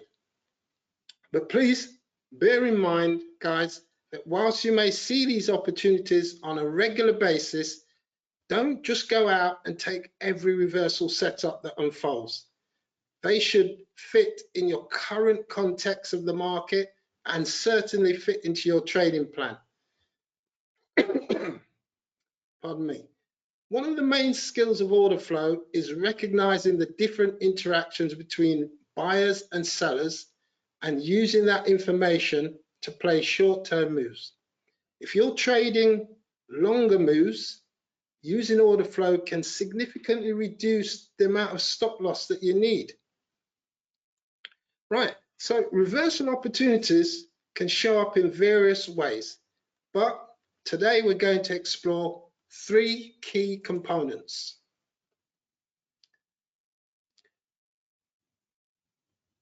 In order to spot these reversals, we'll be looking at 3 components of price action: volume analysis, delta analysis, and thin spots in the price action. And these are the 3 components of price action that we're going to look at today. These 3 components allows us to spot crucial clues of change in sentiment, exhaustion, and when a market is transitioning, all important factors for when a reversal is unfolding.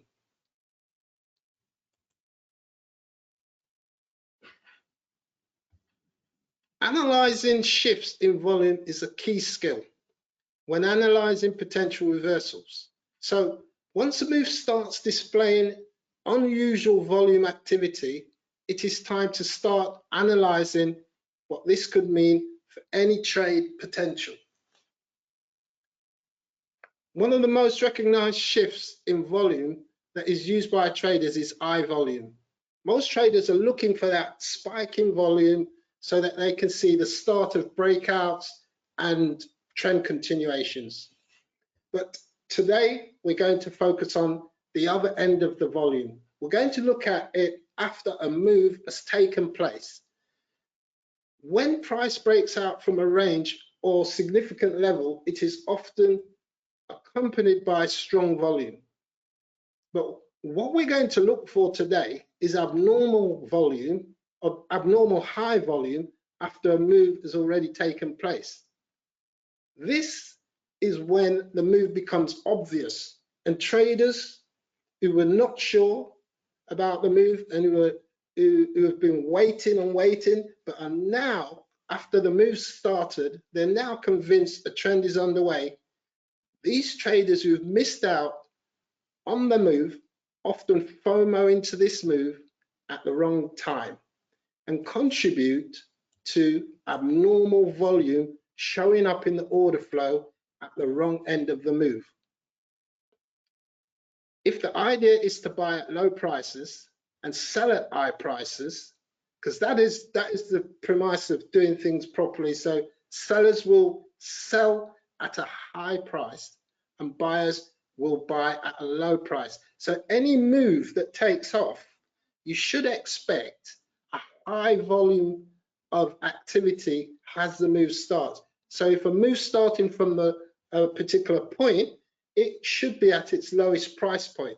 So that's where you expect to find most of the volume. And generally, that is what most traders are looking for, that spike in volume, so the move kicks off. But what we're looking at is when the volume builds up at the other end, because it's natural that buyers buy low and sellers sell high. So now we want to see what is happening when this volume is building up at the wrong place. So once this is happening, it gives us a clue that the move is suspect, especially if it is followed by a drop off in volume. For instance, a drop in volume after an abnormal increase signifies that the market may have become exhausted. And if the move was to the downside and we get this abnormal volume just pushing down, and then immediately on the next candle we get a sudden drop in volume, prices pull back up, it suggests that fewer traders are participating in that last bit of the sell-off, which could indicate a weakening of the move, potentially signaling a reversal. Another feature to look at when analyzing volume shifts is when clusters of high volume start printing. This is a sign of potential absorption. So when you get, and we're talking about how you're going to see this, you're going to see a lot of it from using footprint charts. And if you look at these moves, at the extreme of these moves on your footprint charts, you'll find this cluster of high volume starting to print. And this is the sign you're looking for potential absorption. Someone is trying to stop the move. And often this can appear in groups of clusters, as we just said. So if there's a lot of business to be done in that area, you'll find more than one set of clusters of large volume grouped together. Once the business is complete and the market is ready to move, you should see the volume shift to the other extreme. This is where we find thin spots and our opportunity to take a reversal trade. So shifts in volume can be crucial indicators for traders, providing us with valuable insights into order flow interactions and potential price movements. So by incorporating volume analysis into your trading analysis, you'll be able to make more informed decisions and enhance your chances of success in the markets. Right, so we're going to look at significance of thin spots in price action. But before we look at those significance in the thin spots in the order flow, it's important to note that footprint charts are really helpful for the recognition of thin spots. We're going to look at 3 key indicators of thin spots, which allow us to finally spot the transition of a move into a reversal. Now, forgive me if I'm going a bit fast and you're not very familiar with order flow, but I'm going to do my best to make sure I don't lose you.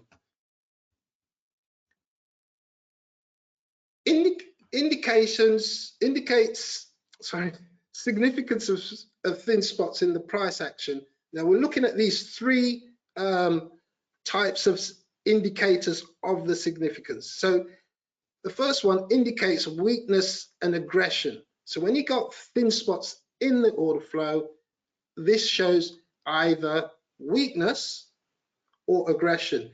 It's a reluctance to participate. Sometimes the other side wants to participate, but they are too slow. And this is where the aggression takes place and the other side doesn't get a chance to place their trades.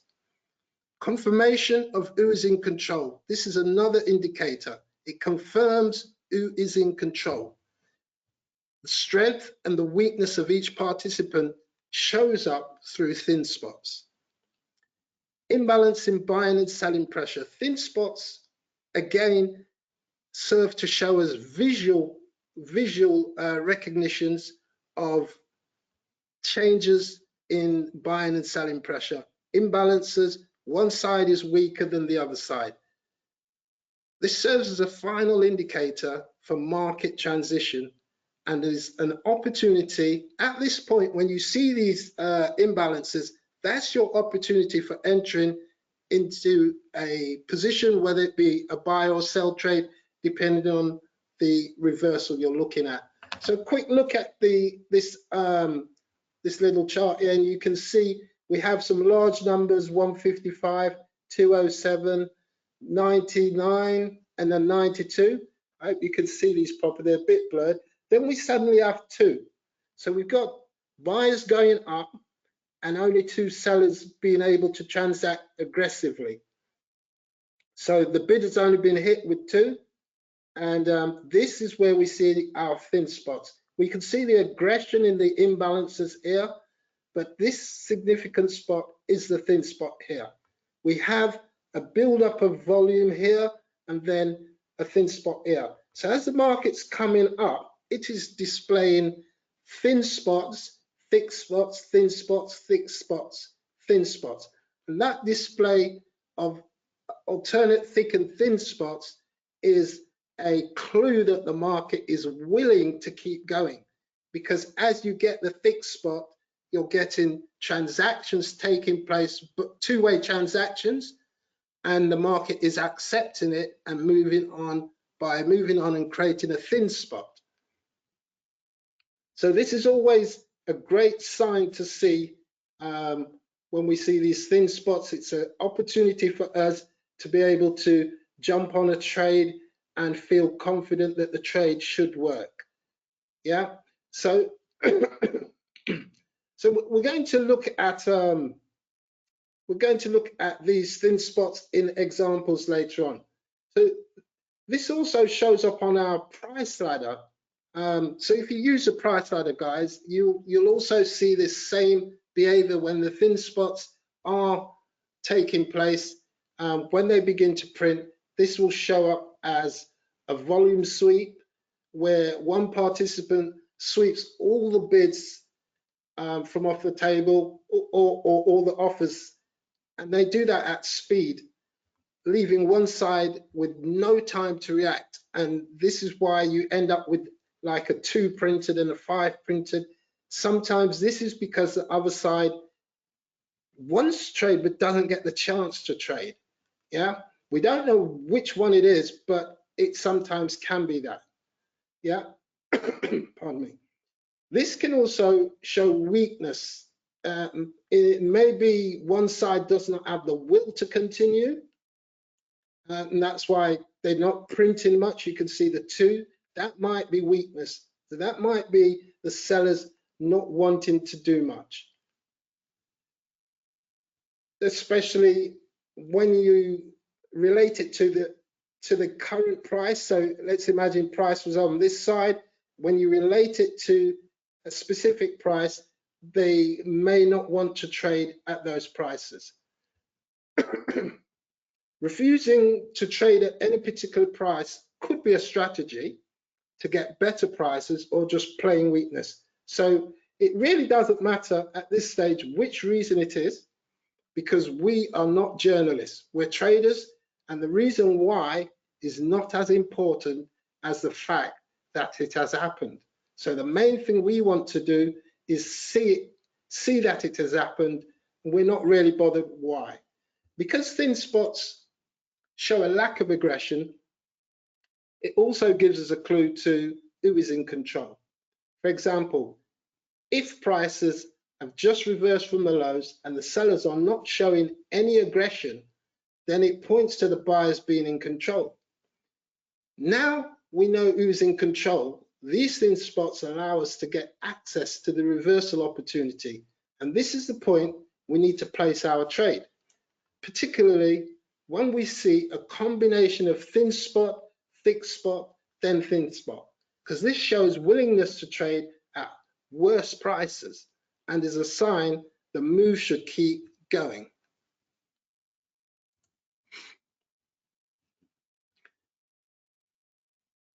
Right, so the final tool in our analysis of the order flow is delta.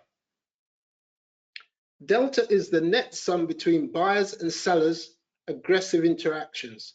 And we note that I'm using the term aggressive a lot because it is the aggressive interactions that we're focused on when we're using order flow. This sum can be at one price, a range of prices, or a period of time. And in our example that follows, it will be a period of time, and it will be the 5-minute time frame. Delta divergence can provide valuable insights into order flow and the potential for change. And that's the key thing here, guys, the potential for change. For instance, when delta divergence occurs, it may signal a potential shift in market sentiment or the emergence of a reversal opportunity. Cumulative delta is another form of delta. One that is more recognized by most traders is cumulative delta. It's often used to gauge market sentiment. But again, today, we're looking at a more granular aspect of delta by focusing on delta within a few bars at a place of interest, especially when we're combining other aspects of our order flow analysis. In fact, we use this delta analysis as a complementary tool to confirm our findings. So if you look here, we got delta divergence analysis provides insights into potential shifts in market sentiment.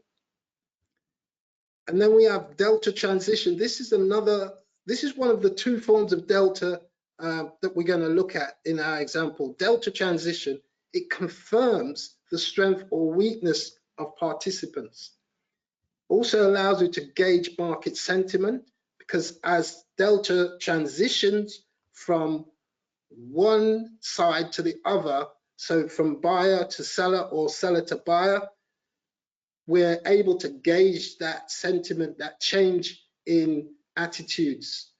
And this serves as a final indicator for your market transition. Let's look at the ES. We will look at the ES yesterday and see how analyzing the order flow using delta volume and thin spots allows us to find a great trade opportunity that happened yesterday. But before we do that, we will just have a look at a couple more concepts from recognizing reversals. So the 3 stages of a reversal. When searching for reversal opportunities, we must remember that there are certain stages within a reversal that we must first identify. We're going to use the three key components of a reversal to help us discover a reversal opportunity that happened yesterday. One important thing that we must also recognize is that these 3 components are actually identifying the stages of a reversal, which are exhaustion, absorption, and aggression.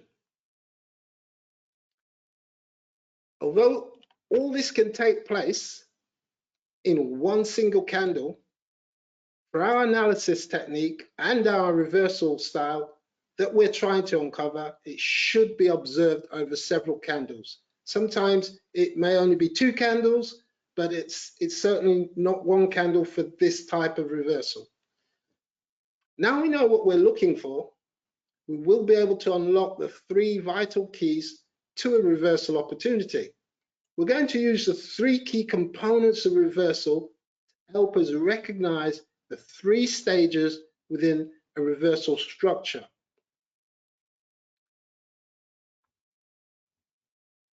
So the exhaustion that we're looking at when we're looking at the stages of reversal allows us to recognize when a move is potentially exhausted. And that is key. The other key thing is recognizing when things are changing. And this is where absorption comes into play, because it really does stop a move from progressing. And that gives you the chance to recognize that something's changing. And then the aggression, confirming a move is about to reverse, is what you want to see in order to get that momentum behind you when you're trading. So when you place a trade, you don't want the trade to be lackluster. You don't want it to trade half-heartedly towards your goal. You want it to move with momentum. So if you trade after you've found that aggression and get into the trade, then you will find that you have momentum with you and you have other people coming in behind you doing what you've just done, which allows you to have a trade that has a potential for a big payout. So now let's look at the ES yesterday and see how analyzing the order flow using delta, volume, and thin spots allows us to find a great reversal opportunity. Right. So here we have the yesterday roundabout. This is UK time, mind you, round about 5 o'clock UK time, 10 to 5. We get this move round about 10 to 5. And as you can see, the market was coming down quite strong. It was coming down for quite some time, actually.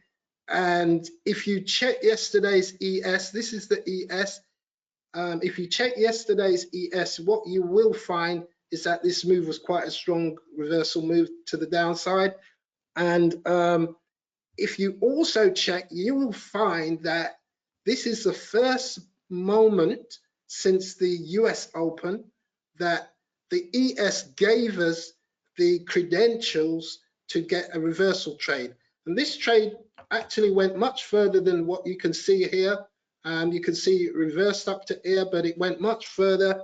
It went back to the US Open. And so you can see that when you use these techniques, these understanding order flow techniques, you will get really good reversal opportunities, and not just for scalping, you're going to get a decent outcome. So as you can see, we got this move down. But what was important, if we look at the, let's take high volume, abnormal high volume. When the move started, of course it started a while ago, but looking back to as far as we can see the volume at the top here. You can see over here, I've got volume on my right, that's at the top.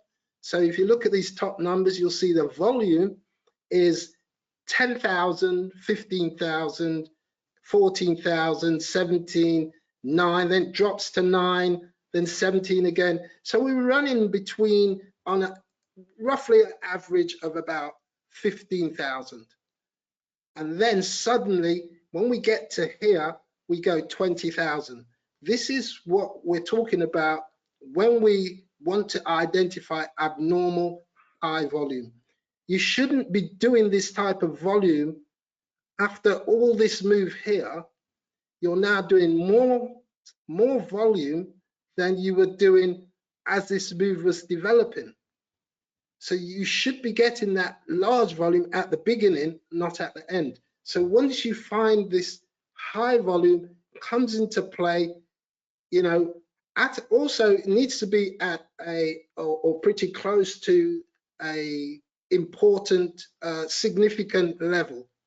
So you don't just want to see it in the middle of nowhere, but at a significant level. So here we just came through the lows of the high B, and we started to get this significant abnormal volume. At the same time we get that abnormal volume, the market pushes down further. So this is people who have been FOMOing into this trade at the last moment, get left holding the baby or something like that. The market pushes down a little and then it pulls back up. This is where we get that switch over into lower volume. So we get this large abnormal volume that just disappears on the next candle, pretty much nearly 50%. So we get from 20,000 straight down to 13, which shows a lack of interest in selling. That's a real lack of interest. So from what we were talking about earlier, we're now seeing that take place. It's playing out now. Large abnormal volume has now disappeared into back to the normal size volume. It's just a bit lower than the average, 13,000.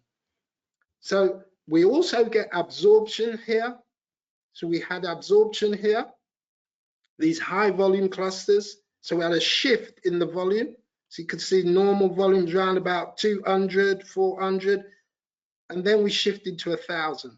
This is a great sign for absorption. You get these smaller numbers here, 500s, and then we get thousands again. We get another block of thousands here. I always use thousands in the ES in the afternoon. You can use like 200s, above 200 and above in the European sessions if you want to use European sessions. In the Asian session, you can use 100. So it's all about the context of the day, what type of volume you're getting during the time of day you're looking for your moves. So in the US session, we're looking for 1,000. It gives us a good idea that absorption is taking place. So we've now got it in an area. We now have an area of absorption. We also have delta divergence. So we've got this candle, which was green, now fallen back, but it's still green, but we've got red delta.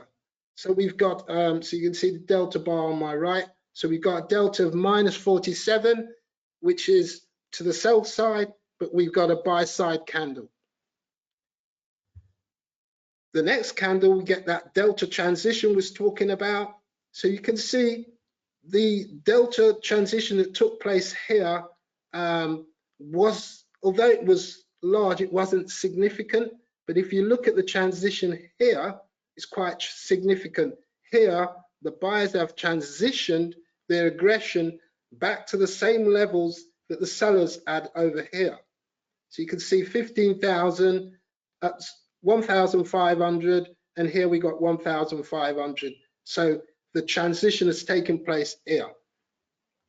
Now we've got that transition, what we're looking for is those thin spots. Now we can see the thin spots here, we can see the imbalances, we can see, so just before we finish this, we add the exhaustion candle, which usually you can tell it's exhaustion because you have these imbalances, which are the red numbers and the red and blue numbers. But when you're coming down and you get 5 or more imbalances to the downside, you're now thinking this is an exhaustion candle. So we had exhaustion, we've got an absorption, and now we want aggression for the final stage of the reversal, which we get here with all these imbalances, clusters of imbalances.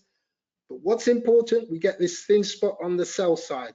So this is showing us, if you look across the section of absorption, you can see in this area of prices, sellers were doing a lot of business in 1,000 plus contracts. We came across here, there's doing 200s and 600s and so forth. And again, we come here, they're doing 1,000 and 700, quite large sizes. And then suddenly, bang, they're doing no business here at all. There's 0 prints. Yeah, there's 3 there, something small, I can't see very well. There's a 3 there, I think, and 2 0 prints. So now you can see an absolute shift in volume transacted by sellers, leaving a thin spot and imbalance of aggression from buyers. The market moves away from this era of absorption. Now you can get your entry. Now you can see thick spot, thin spot, thick spot, thin spot, thick spot. So the market is accepting worse prices. So as we go up, buyers are getting worse prices, but they are accepting it.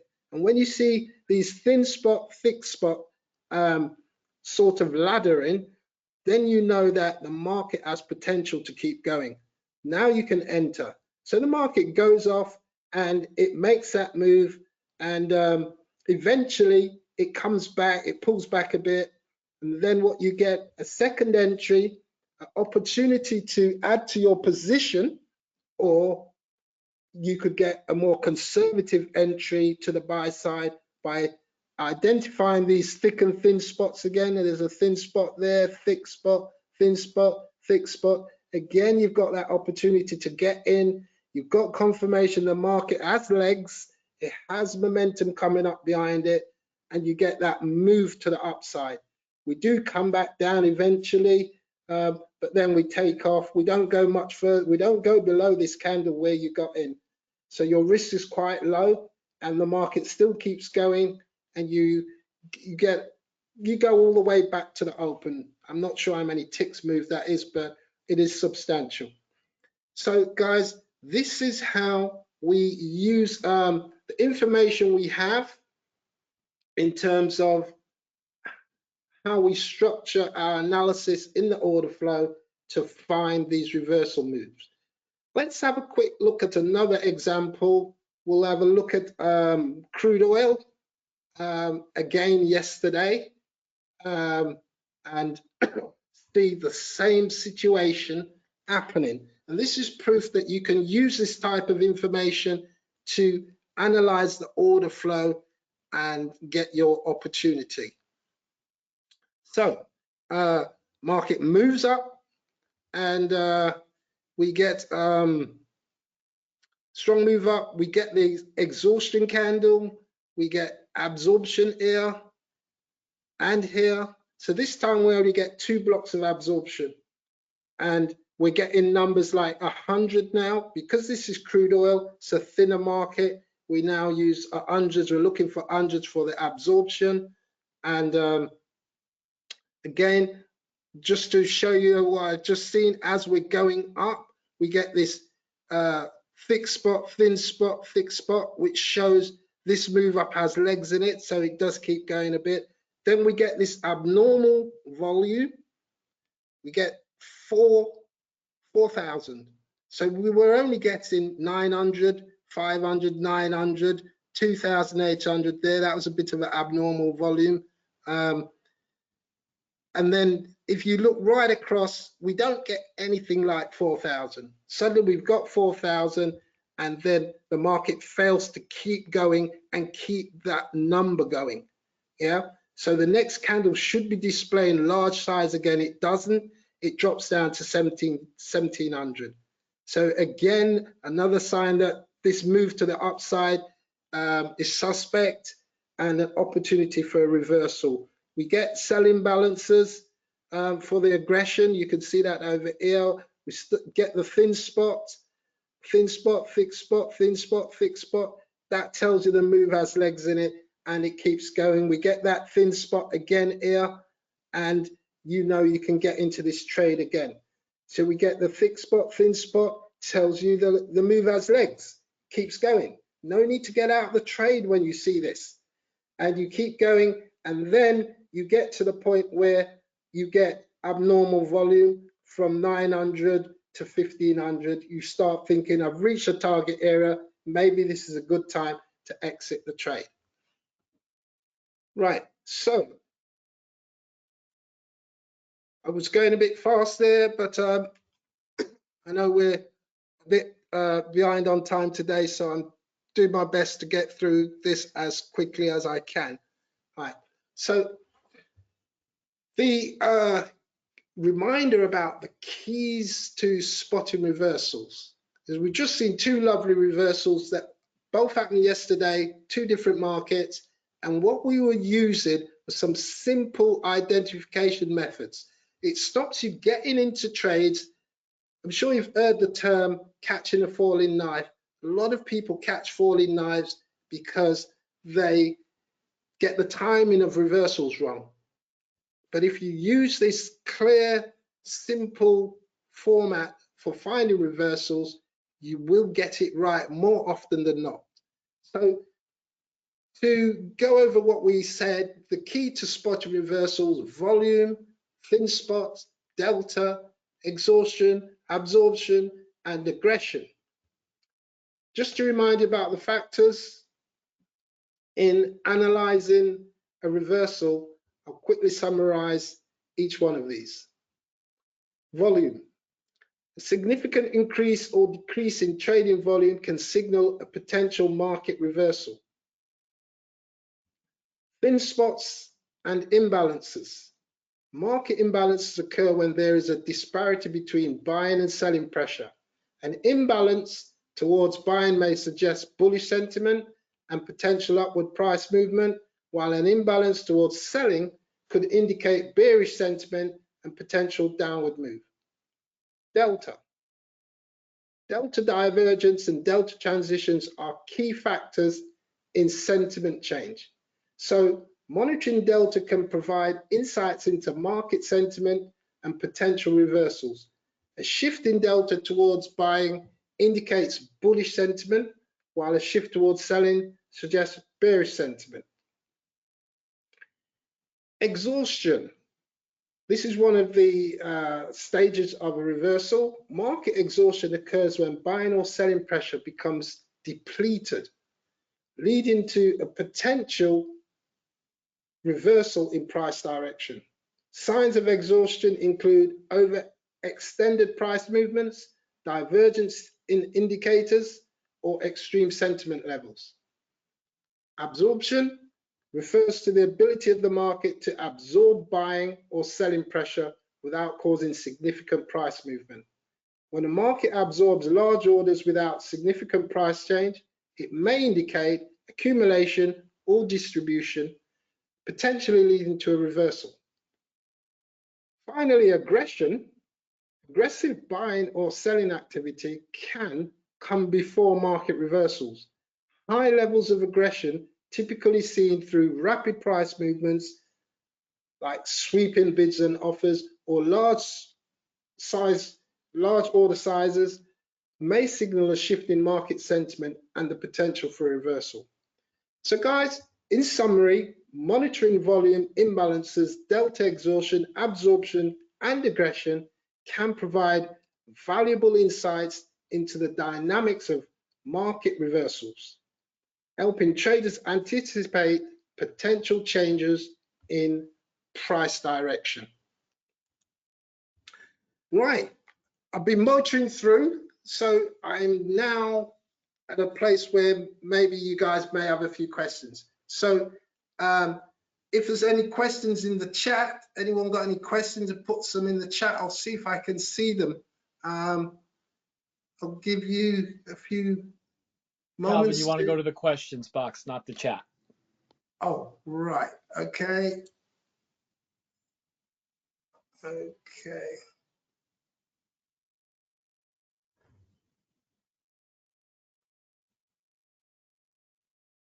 Okay.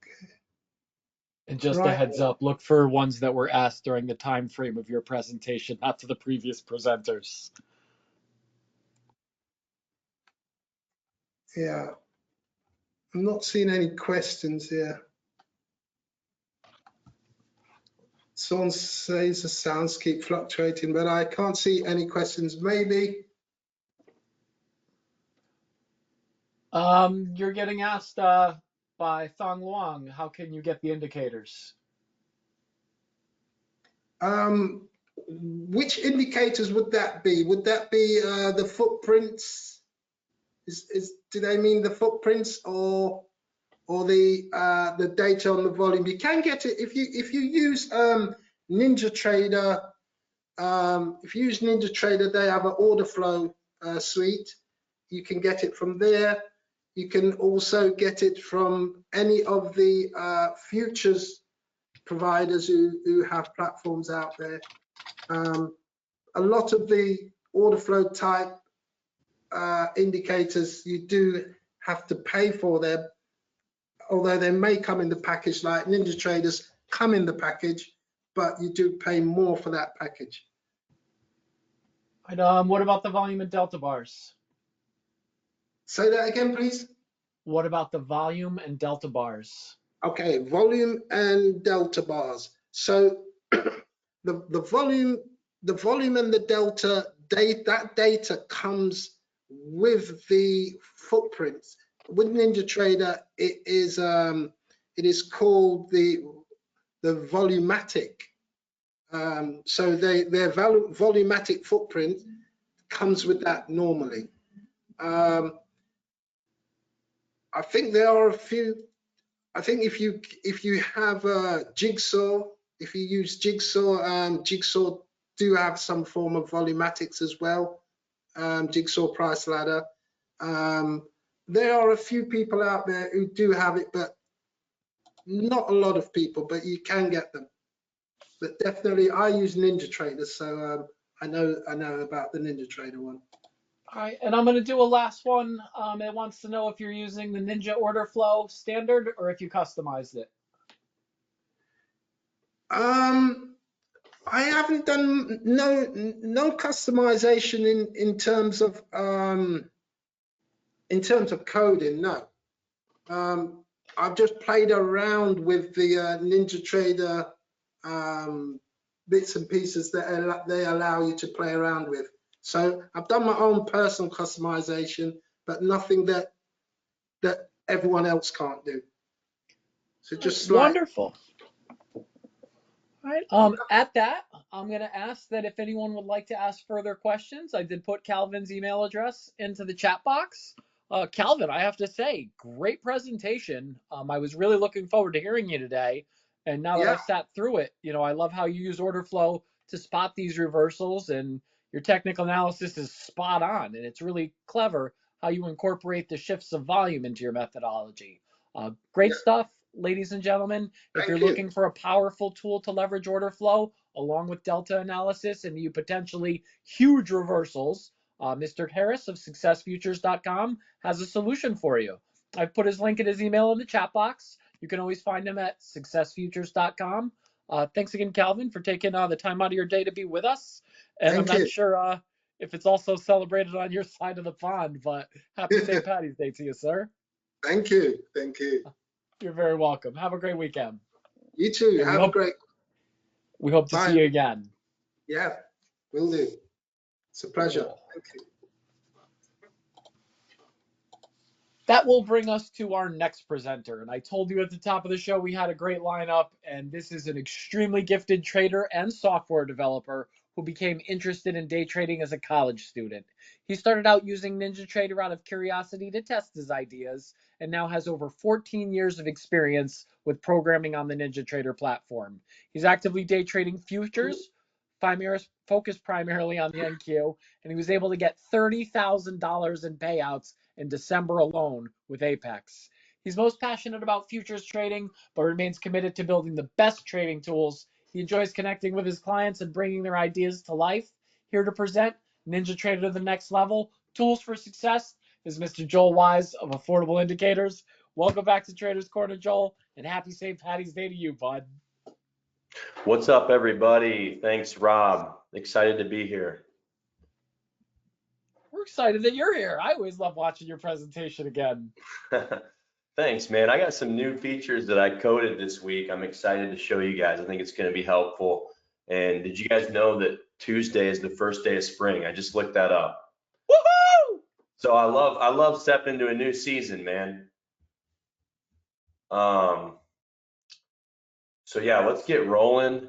Along the lines of what Whiz had to share a couple presentations ago, and then Calvin in this recent presentation. I'm a futures trader, and so I'm going to show you guys some of the tools that I've developed to trade futures. But what I was going to start with here, this is a picture of me, kind of an intro slide.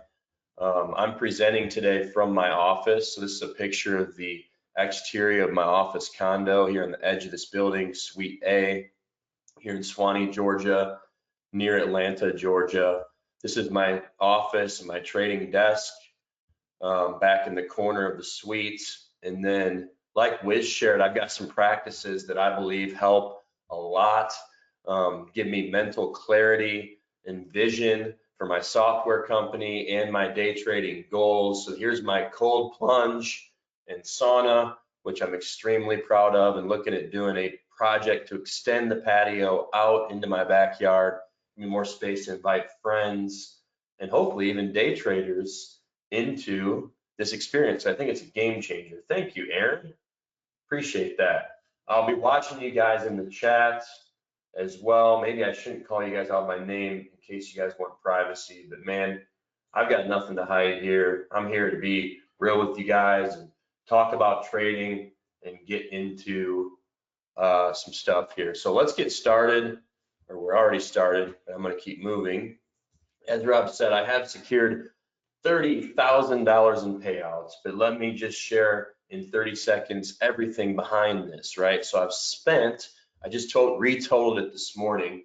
I spent around $23,000 in account fees, and I've gotten, you know, a few $1,000s in affiliate commissions. So what that means is just over $8 grand in real profits, right? When we take expenses and account fees, this and that, $8 grand, which to me, guys, is positive. But what I'm most proud about in just sharing this is just trying to let you guys know that I'm being real with y'all. I'm here, I'm in the fight. Been doing Apex since April, so 11 months. So $8 grand in 11 months isn't nothing to get too excited about, but I believe this year, hoping to hit that 6-figure mark in payouts. So we'll see what happens. Over the last couple of months, I've been taking a break from day trading, mainly to focus on my customers and my software. I have a vision for where I see my software products going. I just want to get it there and get it out in the hands of more day traders. By the way, we have a big crowd today, so thank you guys for coming out on a Saturday. This is just so fun to be here with you guys. So there you can see the 30,000, the record of my payouts in my Bank of America statements there. So let's keep moving into my trading plan. So a couple things that when I do trade, I think can be helpful for you guys, high level, to integrate with, you know, what the previous presenters said. I'm sure Norm Hallett coming up is gonna have some good stuff. We're chatting about using my trade copier with Apex, but this is just a high level detail of what I would say is some basic ideas for developing a trading plan. What time are you going to trade? How many trades are you going to take? How many times we get caught up in over trading, right? And then becoming an expert in 1 or 2 markets, I think is important. So for me, it's the NASDAQ followed by the ES. My dad looks at the ES, so I'm looking at that as well. How many contracts can I trade? You guys find yourselves trading too many contracts? Thank you, Bill and Ray. I see you guys in the chat. And then along the lines of what Whiz was saying too, our mindset is so important. The language we use, the way we talk to ourselves, the way we talk about trading is so important. Do we actually believe it is possible? Do we believe we can conquer the challenge? We have to have a positive mindset. So just wanted to start with that, give you guys a little bit of something to think about with that. So let me ask you, and here in Georgia, the pollen is getting my allergies. So thanks for bearing with me on my voice and my cough today. Few questions. Have you guys ever missed a trade entry because price is moving too quickly to get the order placed, right? Yes, I think we all have missed trade entries. You look at it and you're like, man, how did I not get in? This thing's moving and I'm just on the sidelines. Do you struggle with trade exit decisions such as following your plan for target and stop loss orders? I'm going to show you my chart trader tools today and how it can help solve some of these challenges. Would your results improve with predetermined areas where the market can reverse, where a market reversal can be expected? Absolutely. We can all use support and resistance in conjunction with however we're trading, right? And do your trading tools make day trading more easy or more difficult, right? So the idea, and I wanted to comment too, I have some order flow tools. I don't know if Calvin is still around. I think he may have left, but I would love to work with him on my order flow tools. Not my favorite, but if he's into it, there could be a partnership there. So I don't talk about order flow much, but I've done some work in that area as a programmer. And so what I want to say is it's time right now to start trading futures with excellence. No more silly mistakes, right? And I've had silly mistakes even as recently as last week. You got to pay attention, right? Are you on minis? Are you on micros? Do you have the right number of contracts selected? Do you have the ATM strategy configured where you're going to have your targets and stops? So the tools I'm building are going to help you guys Focus on your decision making and eliminate those mistakes that are so costly. Today I will showcase my most popular NinjaTrader add-ons for trading futures with excellence. And that idea of excellence is something that I want to rebrand my company around this year. Hopefully, a rebranding, lots goes into that, but that's kind of what I'm aiming for this spring and summer. Main topics we're going to cover. I'm going to get to the charts here, guys, I promise, in less than 1 minute. I'm going to show you guys chart execution features for all trading plans. So that's for both entries and exits. I believe there's something in my tool set here for every single trader. We're going to look at my trade copier and risk manager.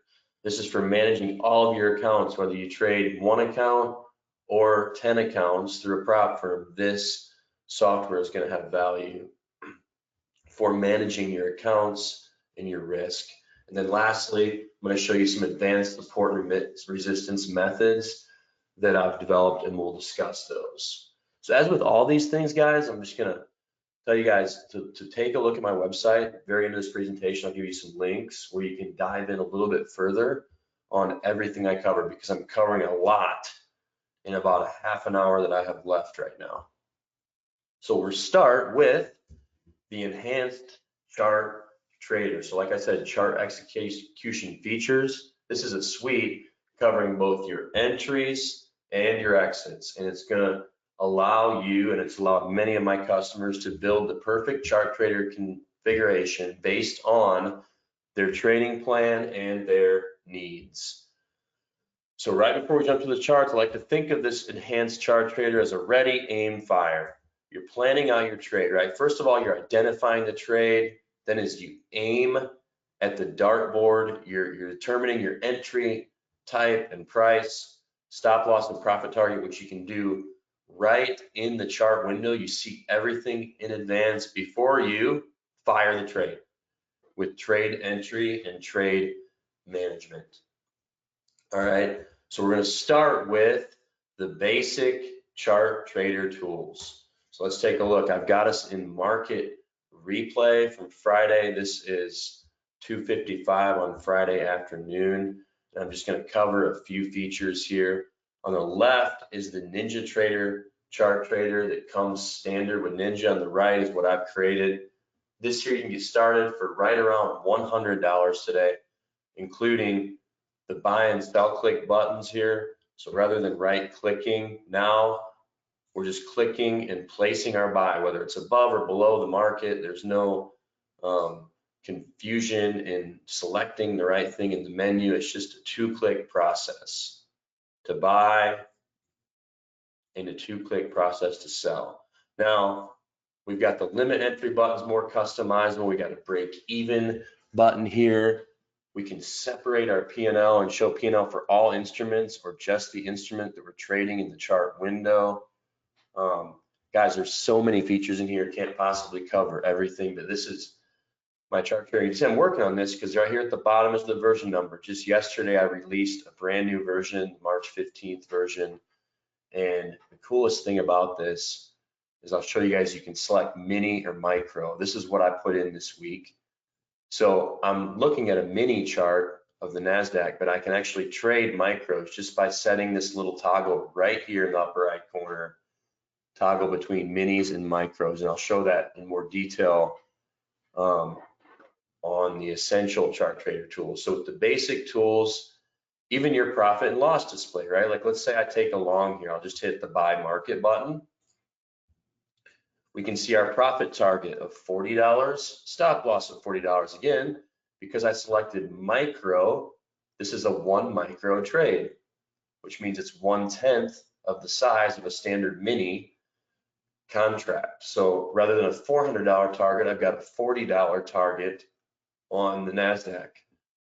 And this is calculating and plotting on a regular NASDAQ mini chart. So being able to see the dollars compared to over here, yeah, see, you can't even see this trade, but we can compare them. If I change to mini, now we can see what Ninja looks like compared to what I've created here with the dollars added to the chart flag. And there's more features as well. For instance, what we can do is attach orders to plots.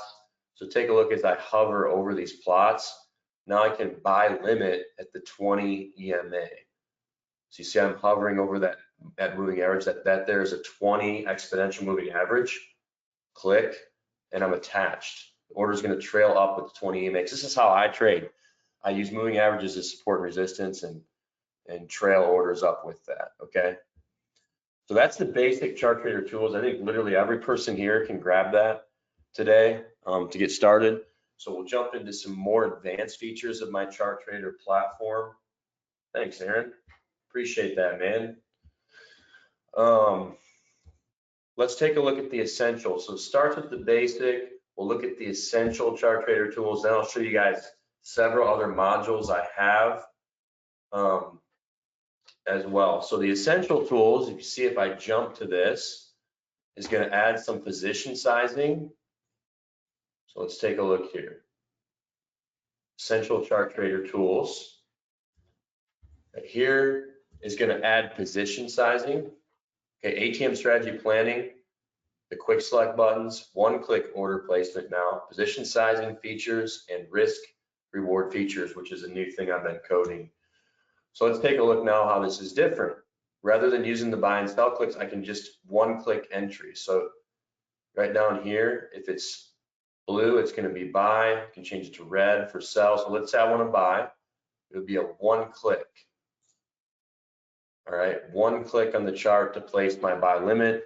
And I can also see it more detailed. I can see a visual of my target and stop. So I have here selected a 10-point target, a 10-point stop. I can pre-plan these. So now I'm buying limit. For example, I simplified the chart, took a bunch of indicators off, but let's say I buy limit to 200 EMA. I can pre-plan my target and my stop right in the chart window. That's ATM strategy planning.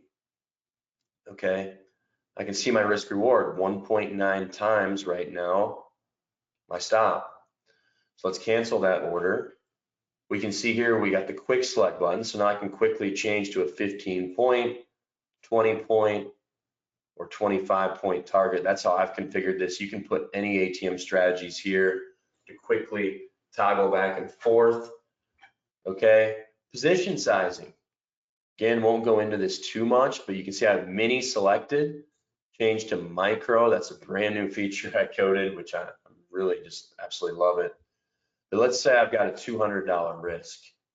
Now, if I turn size on, as I change ATM strategies, it's automatically adjusting the number of contracts. So with a 10-point stop, I can trade 10 lots. A 15-point stop, I'm down to 6 contracts for $180 risk. 20-point, it's going to be 5 contracts for a $200 risk.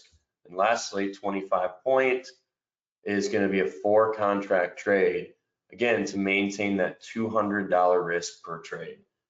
So literally, you can always risk the same amount of dollars per trade.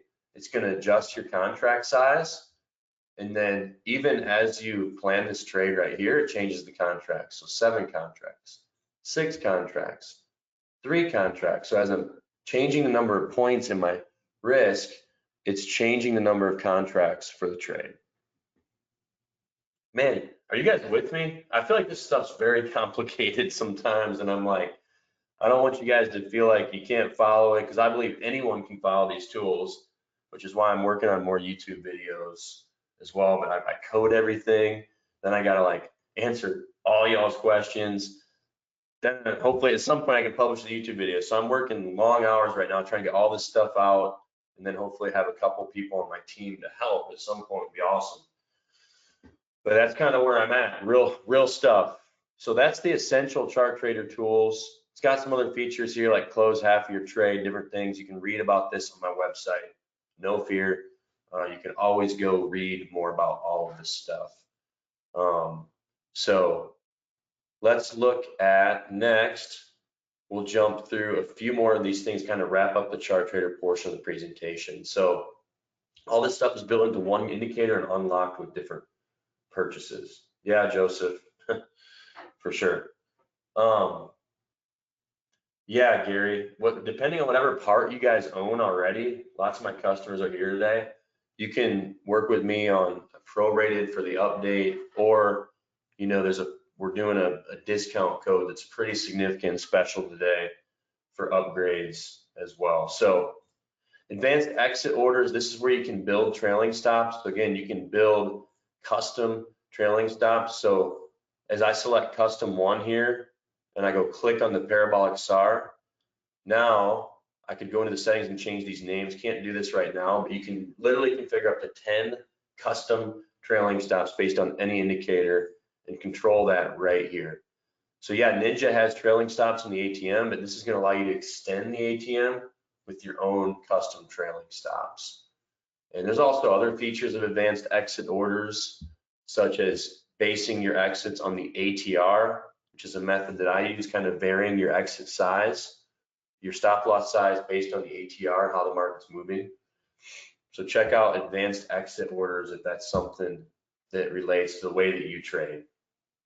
For those of you guys that trade Renko bars, it's a tool I built to kind of pre-plan your trade based on the Renko bar. So let's say I see a double top here and I want to get in on the next down bar.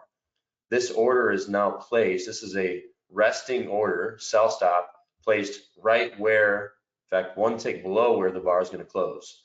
So actually for the bar to close, it has to move 1 tick beyond the end of the bar. To close, it would get you into the trade. Again, all these trades, guys, are initiated with an ATM strategy, which is the standard feature of Ninja, right? You got ATM over here. So this isn't, you know, it's integration with what Ninja's already built, kind of enhancing. That's why I call it enhanced chart trader, enhancing the capabilities. Same thing with range. These are what I call known closes. You know where the bar is going to close, so why not put your order in advance before the bar closes? All right, so you can click. Again, this is where when the range bar, if it closes down, see how the order trails up to keep it in sync with where the bar will close. So that's for range bar traders.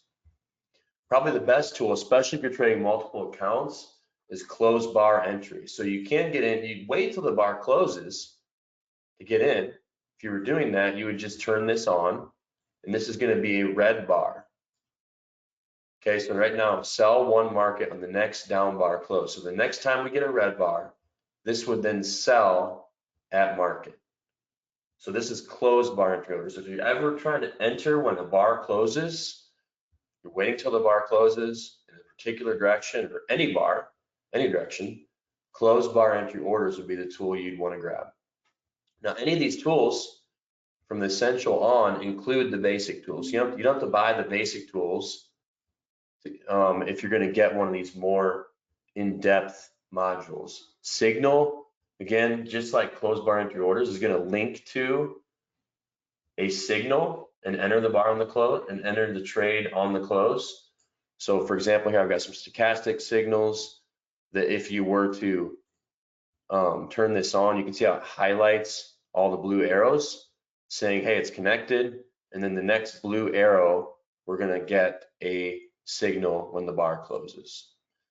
And the last feature is kind of for news, but this is called my bracket entry orders. So again, with 1 click, you're getting a buy and a sell that are OCO, that's going to take you into the trade, whichever way the market moves.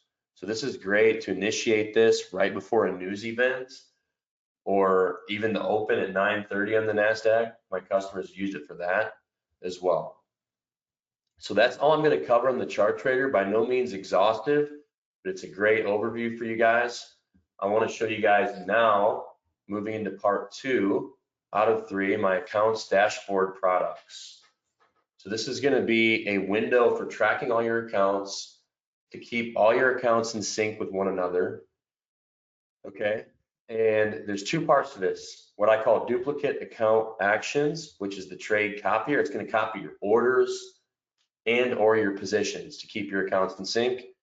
And then the account risk manager, which is primarily focused on risk management, daily goal, daily loss, your trailing threshold values, your ability to prevent you from moving your stop losses. Who's ever widened their stop loss, right? And you're thinking, that's not in the trading plan, right? And all of a sudden I've got a 50-point stop loss on the NASDAQ. I've done it. So it's going to help you manage your risk, all right? And we'll look at this window right now. You're going to see, actually, Didn't connect to Rhythmic, but I've got some Tradevate and Rhythmic evals right now just to continue building out and testing this window. These are my Tradevate evals, evaluation accounts. So again, this window is just going to allow you to copy your trades, right? I got some new features up here. I can see the total number of accounts selected. As I trade to sim, I can see I've got 10 accounts, 11, 12, 13, 14 accounts selected. You're going to select your master account by double clicking on this dot, which indicates now that we're disconnected because this is a playback feed. But there's plenty of videos that cover this, but I'm telling you guys, nobody is putting the effort in that I am into this trade copier. I really care about my customers, approaching hundreds, hopefully 1,000 soon or more customers that are using this, trusting it every day to copy trades, orders and positions on their accounts and manage their risk, right? So you can configure your daily loss here, scroll the mouse, your daily goal, turn this on. It's going to go ahead and get you in and out when you hit your daily goal or loss automatically. So pretty cool stuff. You can dive in on some more YouTube videos if you're interested in having this trade copier / risk manager features. Here's like the trailing drawdown values. You can see like how far you are from potentially closing or blowing the account, and then how far you are from funding the account for evals, or how far you are from getting a payout on the evals. Gary Williams, not doing cross network yet. But I say if you buy Tradevate accounts, you can make as many connections as you want on one platform, which is always going to be more reliable than going cross network, I would think. So, but yeah, good question, man. Multiple Rhythmic accounts like Quant Tower. Again, Carlos, I would love to talk to you about this. So if you would email me, that would be awesome, or reach out on the website so I can get better understanding of this. But no, multiple Rhythmic accounts, no. At this point, the answer is no. So let me see here. Yeah, so that's the accounts dashboard. The last thing I want to take some time to show you guys is just talk about support and resistance. So my support resistance suite, there's a couple tools I've built. I'm going to show you in the NASDAQ chart. First one is chart 1 and then chart 2. Two different support resistance tools I've built. This is called the key levels confluence indicator. So this is going to give you, and again, the best description of this is going to be on my website. So I'll show you guys a link at the end to check out all the offers and pages where you can learn more about everything I've got here. But you can see here, even on the 9:30 open, how we were blasting lower. And again, you're not trying to buy here, right, technically, but you can see how yesterday's low, which is low with the parenthesis of 1. What this is showing us here is we have lows from yesterday, 6 days ago, and 13 days ago, all piled up in here. So this should act as support, but also resistance, right? Also built into this is pivot points. So we got S1 pivot point for today down here. So as we went down, as we retraced up, let's take a look at what happened here, even right here at yesterday's low, right? Combined with the VWAP, became an area of resistance on a day that was already down pre-market and down in the morning. Yeah, we got a giant move up, looking for a place to sell up into these levels. So can't possibly cover everything on the key levels confluence today, but I would love for you guys to check that out. I think this is a powerful tool. I'm not going to go, cherry pick good opportunities. Obviously, with any support resistance level, you guys have been doing this, market can just blow right through. But I think having a roadmap is so important with important levels to make your plan throughout the day. We can look at yesterday or Thursday as well real quick here. Don't forget about yesterday's close, always matters. Pivot point as well. So yeah, obviously blasted right through yesterday's low here and the pivot point. But if you guys don't use the VWAP, it's definitely something you want to check out. Free in Ninja. Yeah, so Aaron, fibs are in here. You can see right here, these fibs are extensions outside of yesterday's high and low. So you got the 786, 127. All of this is based on yesterday's high and low. Yeah, right here's the low. Okay, so you can see inside high and low. Here's the 786 outside of yesterday's low. Here's the first extension. All right. So yeah, key levels is built that way. The other indicator I'm going to show you guys is price action. So this one, and again, trying to figure out how these two could work together. And this is a project after I feel like the chart trader is more complete and the trade copy risk manager is more complete. Want to revisit this and get back into trading every single day. Yeah, so adapt other time frames in the fib levels. Yeah, I think we could do that.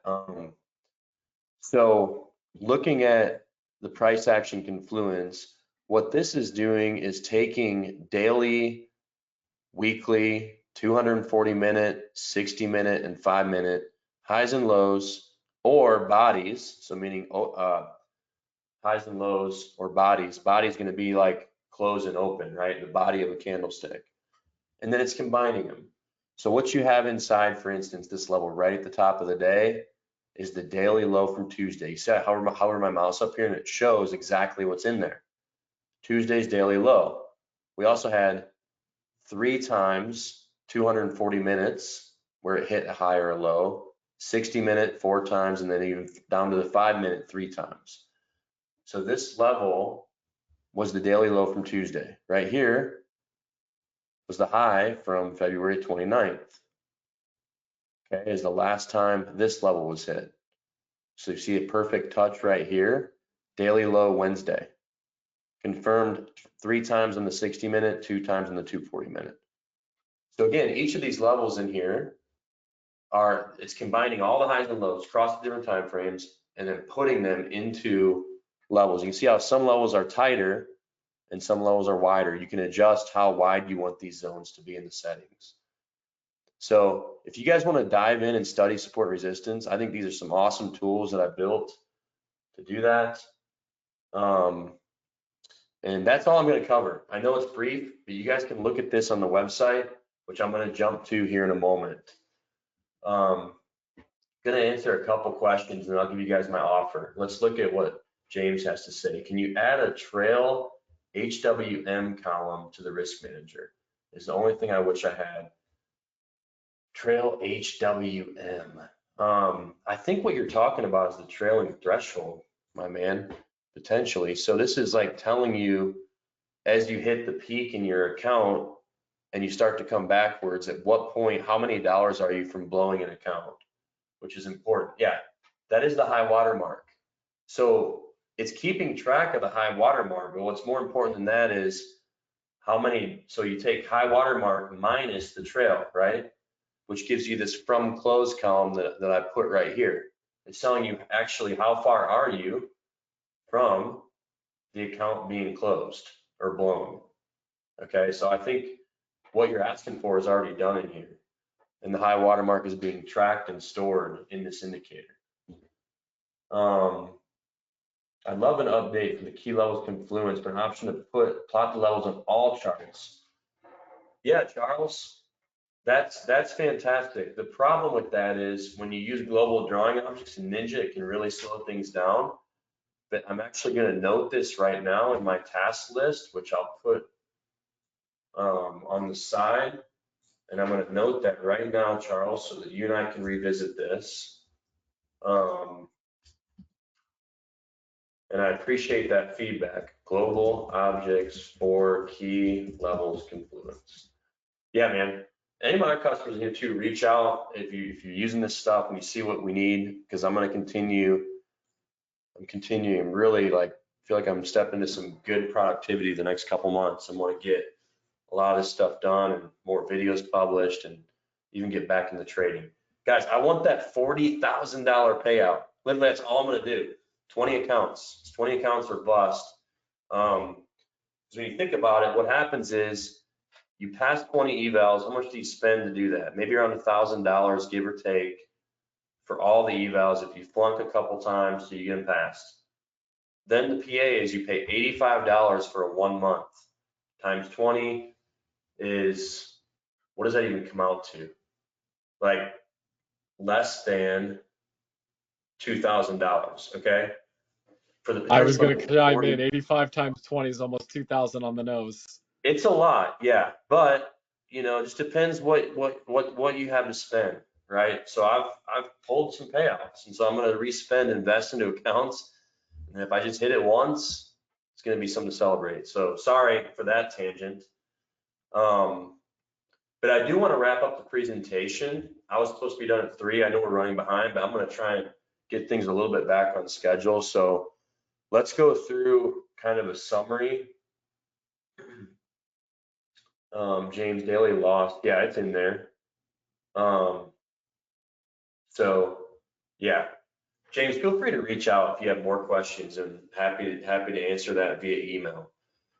So let's take a look at the summary of what I've presented today, and I think you guys are going to be pleased with the offer that we have. I'm going to toss this in the chat right now. I believe there's the link for you guys, so visit that link right now, and you guys can start to take a look at everything that I'm going to offer, and we'll be back on the PowerPoint here, and I'll sum it up for you guys. So take a look at the PowerPoint. All right, so the basic chart trader tools, which is where we started today. I showed you that new feature, toggle between mini and micro. Super cool. Now you can just plot and calculate, like when you calculate things like order flow, it's got to be calculated on the big contract, ES or NASDAQ. But we sometimes, in fact, a lot of times, I'll be trading 5 micros on my next attempt, because again, 5 NASDAQ micros, 100 points is $1,000. What do I have to do? Make 300 points. I've made $3,000, which is how I get a payout. So I'm really boiling it down to, like, if I can make 300 NASDAQ points somehow, some way, I'm gonna get that payout. All right, so I'm just getting hyped right now about getting back into trading. Probably after Easter is my timeline here. So $115 for the basic chart trader tools. If you want to step it up and get some of those features like the ATM strategy planning, the position sizing, again at 40% off, $595. Everything is 40% off today, okay? One coupon code, 40% off, good through the end of the day on Sunday. So I want to give you guys some time to review the website tonight, look everything over, and see, really take some time to look at what I'm offering. Some of these other features, $295 a piece that we've talked about, are the trailing stops, advanced exit orders management. The next popular one is closed bar entry orders. In fact, that's probably the most popular one of what I've developed here for the enhanced chart trader, because you can enter on the bar close. Think or swim, I get it, man. I've developed for that some, but kind of focused on Ninja at this time. Entering on the bar close. You should really look at Ninja, Joseph, too. Really check it out. Enter on the bar close, bracket entry orders, all these features, $295 a piece. Now, this is my big offer for today, at including the enhanced chart trader. What I say is go all in. The professional chart trader tools includes every single feature developed into the enhanced chart trader. With the purchase of that, I'm going to include the support and resistance suite. So these are the 2 indicators that I've designed that I showed at the end of the presentation to draw support and resistance. Total value over 5K today, $23.95. So if you like what you see, you want to go all in and be involved in what I'm doing, have more access to me as I develop more features and things like that, this is what you want to look at and consider right here, getting the professional chart trader tools. But as we covered before this, you can dip your toes in with the basic chart trader tools for $115, right? So there's lots of options here today. Again, the support and resistance suite, we covered this. 2 indicators drawing support and resistance, the key levels of the price action. There also includes a couple signal plotting indicators as well. First touch, off moving averages. It's one of my favorite setups.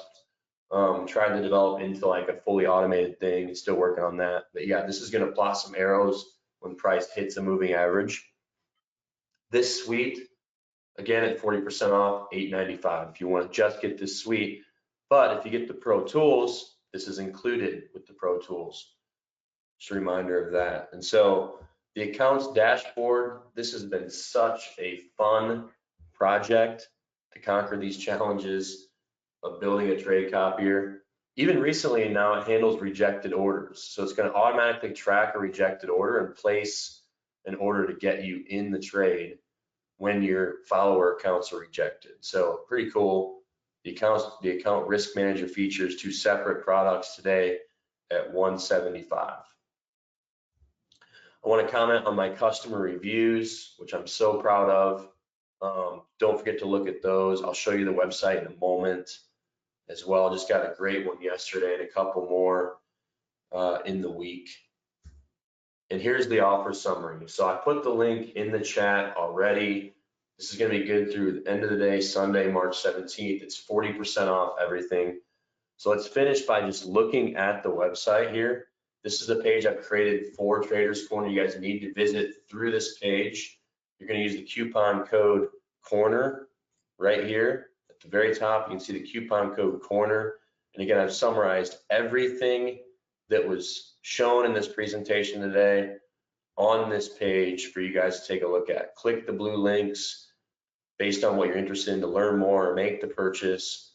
Everything's summarized right here. Would love it if you haven't used Apex to use my Apex link to get started with that. And then the reviews. So I'll just open this link in a new tab. This is amazing. It really keeps me going because there gets to be a lot here handling all of this, which is so fun. I get to meet so many great people and still working on my own trading goals. So it's a story in progress for all of us, but I've gotten some awesome reviews from customers here 2 days ago, yesterday from Andres, who I'm actually working with on hopefully partnering on him promoting some of my software products. Colin about the trade copier. Actually, Dr. Nappy, DJ Nappy, is using the support resistance tools as well. Talks about that right here. So check out the reviews. And I just want to say thanks. I'm so excited going into spring. Yeah, Ray. So the support resistance suite includes 4 indicators. So you got the key levels is for sale by itself. But with the suite, you're getting the whole combo of 4 indicators included, right? Marcia, you did purchase Close Bar. I saw that. Thanks for your business. You bought a lot of stuff. Grateful to have you on board. Wow, that wraps it up. Man, thank you so much, Rob, for having me. Guys, as we step into spring, I wish you all the best in your trading goals. Hopefully I'll be doing more updates on YouTube and in email marketing with how things are going for me. But that's a wrap. It's Saturday. It's beautiful outside. I'm going to get out and do some hiking. So, hey Joe, it's Norman. Hey, I just I'm the next presenter, but I couldn't help myself because I use Joel's trade copier. You're going to see in my presentation where I've done a comparison of all the prop firms out there, but I'm also doing a comparison of all of the trade copiers out there. And I got to tell you that Joel's trade copier is right at the top of the list. So, you know, Joel, you've seen his Trustpilot ratings. Just thought I'd throw that in because I'm you know, I didn't know you from Adam before I started to do this trade copier comparison, and just terrific stuff. Norman, I mentioned you at the beginning of my presentation, actually, but you are a legend, and thank you so much for that endorsement. I remember I'm 38 years old. I remember when I was 24 and first getting into this stuff right out of school and learning how to program and doing all this stuff. I remember at some point coming across your disciplined trader content and grateful for that endorsement. I hope we can chat soon. I would love to help you continue getting that set up with whatever you need to start promoting and sharing this with your customers as well. So thanks, man. Beautiful. What a love fest we're having. I know. All right. Maybe it Let me sounds a do little this cheesy properly. here. All I want to say too is I wish I could stick around. I just have some plans with my friends. So if it's okay, I'm gonna get going.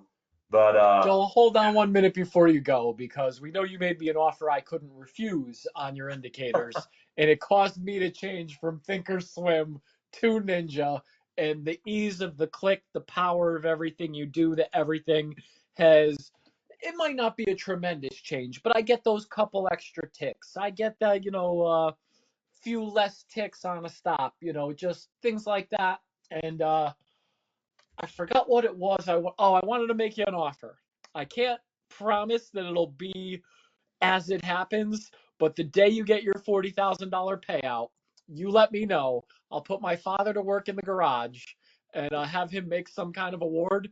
And me and the missus will go to Myrtle Beach or something, and we'll stop and see you along the way. We'll record me presenting with you with the award, and we'll put it on the Traders Corner YouTube video channel.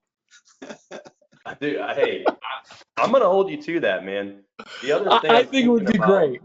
It's so fun to think about this because I was looking through my customer list. I think I have 120 or so people that are local to the Atlanta area. So what I'd love to do is just party in the sauna and the cold plunges, man, to celebrate. So we'll see if I want to invite a bunch of strangers to my house. But yeah, kind of Sell a weird way to tickets, make it a celebrate. But VIP I'm like, event. man, I want I'll to start be there doing to sign some things autographs locally. So super fun.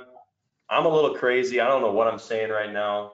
It's been a love fest between Norman and I, and then Rob got in on the three-way. So maybe it's time to wrap it up and pass this to Norman. All right, Joel, I'm going to bid you farewell. We're going to skip the outro. Ladies and gentlemen, Joel's tools are awesome. You hear him and Norman compliment each other. Joel, happy St. Patty's Day. Have a great weekend. And Norm, I'd like to introduce you properly. Go for it. Our next presenter has over 1 million views of his 4-minute drills for traders found on YouTube. He's a former commodities specialist for Payne Weber and has managed huge accounts trading as a commodity trading advisor. Here to present the psychology of prop trading is Mr. Norman Hallett of the Disciplined Trader. Thank you again for the hat, Norman, when I won that contest, and welcome back to Traders Corner. Go ahead and take it away, sir. Let me make it a presenter. Thank you, Rob. I'm going to look for that link to share the screen. There it is. Thank you, sir. Always on top of it. All right, there we go. Thanks for having me again, Rob, and thanks for putting me after Mark. It's a pretty good send-off. I'm going to talk today about the psychology of prop trading. First, I want to find out a little bit about who I'm speaking to here in the crowd. Can you give me an idea in the chat or in the that's probably the best area. What are you? Are you a prop trader right now? Have you been considering prop trading? Who am I speaking to? I want to kind of I got a lot to cover, but I want to be speaking with you directly. I've worked with you. Cheers. It's not here. I'm looking here. Mistakes. Okay, got a pretty good example. Okay, the psychology of prop trading. Look, prop trading.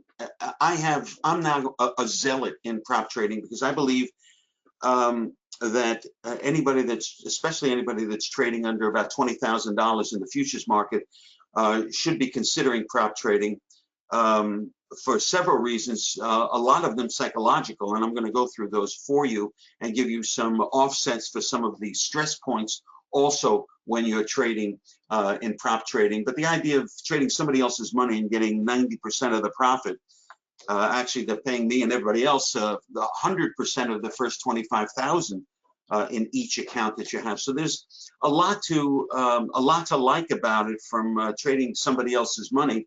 When you're only trading $5,000 or $6,000 or $8,000, you're constantly looking at that bottom line, and every small it's hard to get a small loss when you're trading the futures market. When you're trading prop trading firms, $50,000 or $150,000 or $300,000 account, you got a lot more room. So there are a lot of people apparently prop trading already here, have been considering it. So let's just get into it, because this, I think, is going to help you if you're struggling qualifying, if you're blowing out qualified accounts when they fund you and you just can't get out of your own way to start to see money wired to your bank account. This presentation is, you want to be here with me through the entire, because I'm going to go through the hot points that I've discovered for myself, and I'm a professional trader, and of course some of those confirmed problems and issues that come up, and I've created some offsets for you, some workarounds, let's call it. So let's get going. I'm going to look at my watch here. I figure I got maybe about 5 minutes overtime. Let's get going. I'm dedicating this, and it's likely my last dedication to my late buddy Riley, who passed away at 16 years old, a little over 16, and he and his buddy Juliet was in charge of keeping people off my front lawn, and now it's all going to be up to Juliet. But Riley, over the Rainbow Bridge, and just showing my love and respect by dedicating this presentation to him. What I'll be covering today is who am I, the red line and the green line. I'm going to talk about the 3 major changes to your trading plan that you need to make in order to really slide through, grease yourself through the qualifying phase so that you get funded, and then staying funded so that you can get money in your account. And I'm going to show you an alternative, a trading plan with everything built in, with the mental part built in, and of course the technical pieces built in. It's a simple trading plan, so simple, I'm going to show you a chart on it and you won't believe how simple it is. But in that offer that I'll make for you, it's going to be you and I working together to get you funded.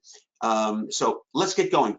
I graduated from the University of Cincinnati with a mathematics degree. Actually, I started in with engineering, and somehow I had a problem with it. Took me two tries to get through mechanics.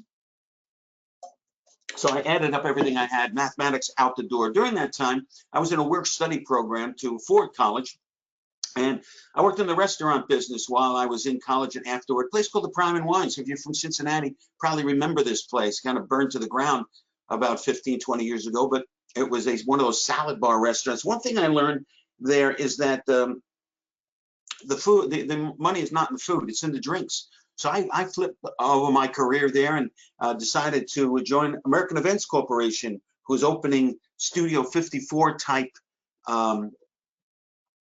operations. They never really quite got to that level, but this was $1,000 membership a year. I was in charge of hiring the staff, hiring the DJs, and opening the place, staying there for a few months, and then going on to the next Park Avenue and opening that one. And what a club it was! It had the women with the stockings. It had the men dancing around.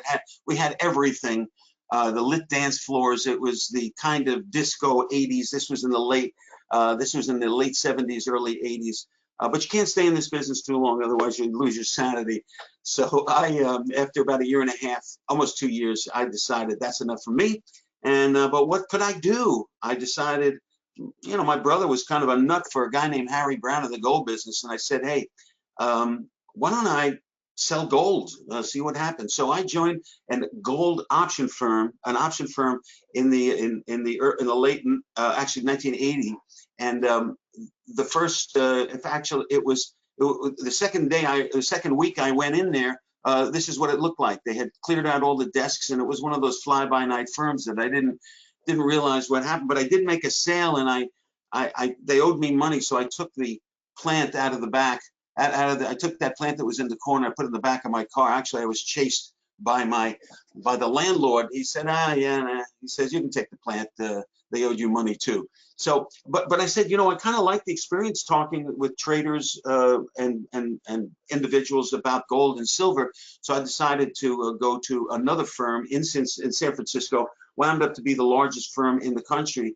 And within a year and a half, I was running the main office. And it kind of looked like this. This is not an exact picture, but I had 63 traders under me that were responsible for helping clients with gold and silver options. That really taught me a lot. It taught me a lot about trading plans, and that's really the bottom line here. What is the trading plan that you have, and how does it fit the markets that you're trading? Most trading plans, when somebody wasn't doing a good job, all of a sudden they seem to be faltering as far as profiting for clients. I'd bring them into my office, and I would take a look at the trading plans, and just all these indicators, all these hoops. Trades were not getting done, and when they were getting done, the horse was already out of the barn. I would take my red pen and and just make a mess of the trading plan and just eliminating all of the duplicate. I mean, why have a MACD when you also have an RSI? So I decided to write a book about it, and I wrote several books. This is the one that I wrote most recently, which is still about 11 to 12 years ago, on how to design and construct effective trading plans. I've also had books written about me, as they like to put me at these trading expos in the front of the first speaker to kind of get the crowd going as I run back and forth across the stage, and you can kind of hear that I'm kind of a fast-paced guy. But I'm going to slow it down here because we're going to get into the meat of what I want to discuss. Let's start with what I call the red line. If you're a prop trader, you know that staying out of trouble is easier than getting out of trouble. There used to be an expression, I'd rather be out of a trade wishing I was in than in a trade wishing I was out. But that doesn't mean you shouldn't be pulling the trigger. You need to identify the right kinds of, I call them frequent, reliable triggers, and go for it without hesitation. But what is the red line? The red line is that line that I heard you discussing with Joel before here, and that's the line where you bust out of the account. In a $50,000 account, which I saw Joel using an example, and I'll use it here, as a $50,000 account, you can't go below $47,500. So it's $2,500 a give. You got to make $3,000 to get funded before you lose $2,500. But the idea here with Apex, which is the firm that I do recommend at this point, and so does Joel. I heard him talking about it.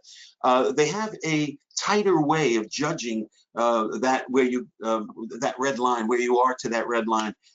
They count what they call open trade equity, which means that if I have a position that's up $1,000 and I let it go back down to break even, my equity may be the same, but they count that $1,000 against me for that $2,500 red line. So now all of a sudden, in my example, it's $1,500 that you can't lose from that point on. But the good news about it is you want to stay fully aware of the red line. I want to make that statement first. There's a lot of traders who have a couple of losses in a row, and somehow they don't even want to look at the red line. I remember when I was getting out of college, I really didn't have a whole lot of money. I wouldn't even open. Sometimes I wouldn't go to the mailbox to see the bills, and when I did bring it into the house, I wouldn't open it because I didn't want it to exist. You got to be fully aware of the red line. It can be your friend. It can be your friend. Okay, it is your friend. The profit and loss measure versus the open trade equity measure. I've described that. Some consider it a major drawback with Apex. I don't.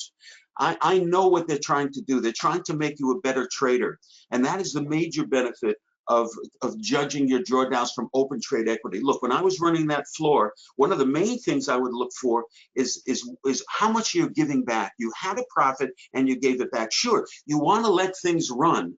You want to let those profits run. We all know that, but you got to defend them at the same time. And so there's a middle ground that you have to be dealing with, that you should be inside of, and really by holding open trade equity against you really does help you to be a better trader. So don't let that stop you. Top Step also is a very good firm. I did pass with them also, but I moved everything to Apex because of a number of reasons, and I'll show you what those reasons are in a second.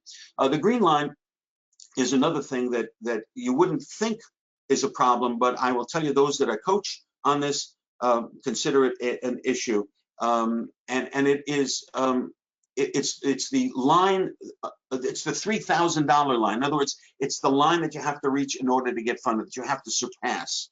Okay, you're so close to that line. You're up $2,800 in your account, and all you need is another $2,000 or $200 to be funded. Somehow that elicits nerves, and you start to tighten up. Well, I mean, what should you do?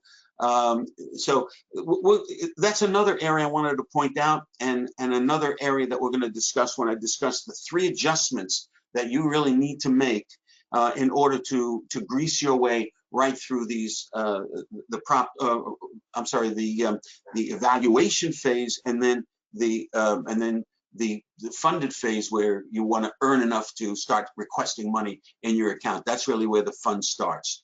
Okay, the psychological dilemma I want to approach here is, when the market starts my way, shall I take the low-hanging fruit, or should I let a good thing run? And of course, this is the dilemma that you have in trading, that especially when you're new at it. Let me take a sip of water. Should I just take what God gives me in the first pop that I get from my trade, or should I let it ride and let it go? Well, if you let it ride and let it go, and you're not successful over time, you wind up being a scalper. And there's nothing wrong with being a scalper. I've never been a scalper in my career until now.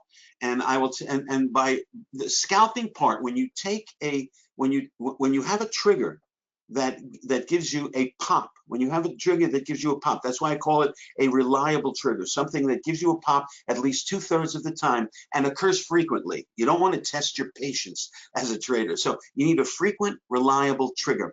And when you have a frequent, reliable trigger and get that pop, I say take that, but let me roll it back. Always start with 2 positions. Always, and if you're trading the NASDAQ or you're trading the S&P, which are 2 popular contracts I like to trade, so I think every trader likes to trade good volume and good movement. You have the micros, even in a small account. I often trade. Yesterday and the day before, I had a $700 plus day and an $800 plus day, and all I was trading was 5 micros and 2 micros.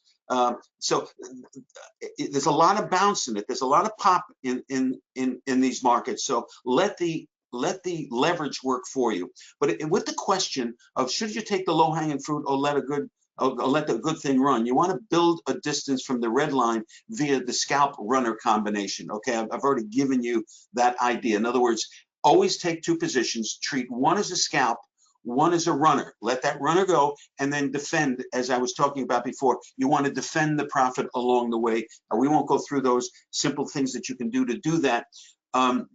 But suffice it to say, my suggestion here, or my insistence here, is that you at least consider always putting on at least 2 positions, or treating the group of, if you put on 5 positions, I treat 3 as a scalp and 2 as runners. Okay, and as 2, if you want to put on 6 micros and consider them 2, 2, and 2, then my next point will be interesting for you. But the idea here is to take your scalp, which really it pads that distance to the red line right away, and then let the other one run. This way, there's no decision. There's no hesitation. Should I let it run? Should I take my profit? Do both. Okay. Here's a little bit of an example. This is actually the kind of chart that I use. This is exactly the chart that I use. You can see, pretty simple. But we're looking for right here. Right here is one of our loaded gun triggers. Okay, and it's crossing a particular moving average. This is a defensive moving average that we use, but that's all we have on our charts. But right here is a place to enter, and I always wait till the market completes, the candle completes. This is a 5-minute candle chart. You can use this in any anything that you want, even the dailies, any chart, any candle size. But in this particular case, you would buy 2 positions right here of whatever you're trading. I also like to trade the currencies. So you buy 2 euro dollars here. Put your stop down here below this formation. This is the formation, these 2 candles here. And immediately you want to, again, my triggers get, they give you a pop, as well as the the ability to be the start of a trend. So in this particular trade, there's a lot of people that would have a lot of grandiose ideas, or at least looking for this this recent high to be tested. Never gets there. The market fades, and you know you're going to take a loss or a break even here. What I suggest is that once you get the pop, and what I do is I usually measure the body of here, because you usually get a pop pretty much equivalent, at least to the size of this body. So I would have taken my right here, and I put my limits in for that. I want to take that scalp, pad my distance from the red line, and go from there. So right here is I would take my stop, or I take my profit on half of my positions on one of my two contracts. Say I would take my profit on one, move my stop to break even on the other, and hope that it goes much further. But in this case, it didn't. I'm stopped out. But in a market, in a trade scenario where most people would take nothing from this, or but never have given them a chance if it did work out, or have a break-even trade or have a loss, this is a consistent way to just keep putting money in the bank, not in your bank account, but in the distance from the red line. And when you get funded, it's going to be your bank account. Okay, you know, if this were a signal and you went higher, you would take your first scalp, and then right here you would take your second scalp, and then so you're always looking for places on multiple positions to take scalps along the way. Or if you're like me, I like to trade two positions or treat them at two all the time. I take a nice fat scalp, and then if it runs, I got a nice fat runner going rather than divide it up. But you trade the way you want. A lot of the people who use our loaded gun trading system like to scale in and scale out with it, but there's a lot of things that you can do with it. But in the basic rules, you're just taking the scalp and then going from there. So in essence, as I mentioned, that would be the thing. You take the multiple contracts on entrance and scale out at support and resistance levels. I think I've milked this as much as I'm going to, but the idea of taking at least two positions, very, very important, okay? The psychological dilemma of increased cortisol level as you reach that red line. As you reach the red line, you know, if you have a trading plan, or you just had bad luck or whatever, and the market, you're getting close to that red line, you have two things that you can do. You can start trading very small and build back, okay? Use micros and minis to build back, or you can reset the account, which usually Apex costs you $80 or $100 if you have the data feed and Tradeovate. It costs me $80 because I happen to be using Rhythmic. But you start from scratch and pay the reset fee. Depending on what the numbers look like, if it's easier to just start a new account or pay the reset fees, you can do the measure, okay? So I think those that are prop trading now know what I'm talking about. What happens though, many like to reset right away, but at least a couple of times try to build back, because there are no resets when you get funded, and you need to develop your skills, okay? So do the math. If the reset is low, if the reset fee is low, then start here, but be aggressive. Don't, you know, you can use smaller smaller positions, but use multiples of them so that you can scale in and scale out. So the idea is, if the reset fee is low, you want to be aggressive, okay? If the experience, it gives you the experience of building your way back to help you get funded, okay? Because when you get funded, there are no reset buttons. So, you know, do the work, and if you've done the work for a while and you decided to go big in one of these accounts, and all of a sudden you're near that red line, go ahead and reset. So use the tools that they give you to better fit who you are and your plan of how you're going to do this. I can certainly help you with that. So the mechanical adjustment 3, okay, and this is the psychological dilemma of I'm close to passing, but I don't want to lose ground. This is that green line that I showed you. I'm very close to passing. I've got a $50,000 account. They want me to, I need to make $3,000, bring it to 53,000. I'm at 52.7 right now. I'm so close. I'm getting a little nervous. Should I go very small? Should I not? Two friends of mine.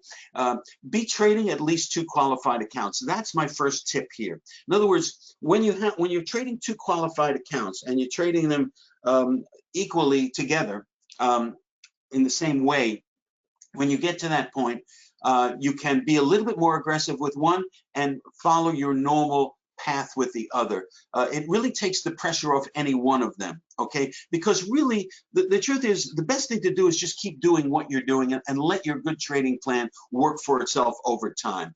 Initially, you want to trade these two accounts in your usual trading techniques. Get them close to that red line, that green line, and when you get close to qualifying, you can trade them a little bit differently. I like to do that.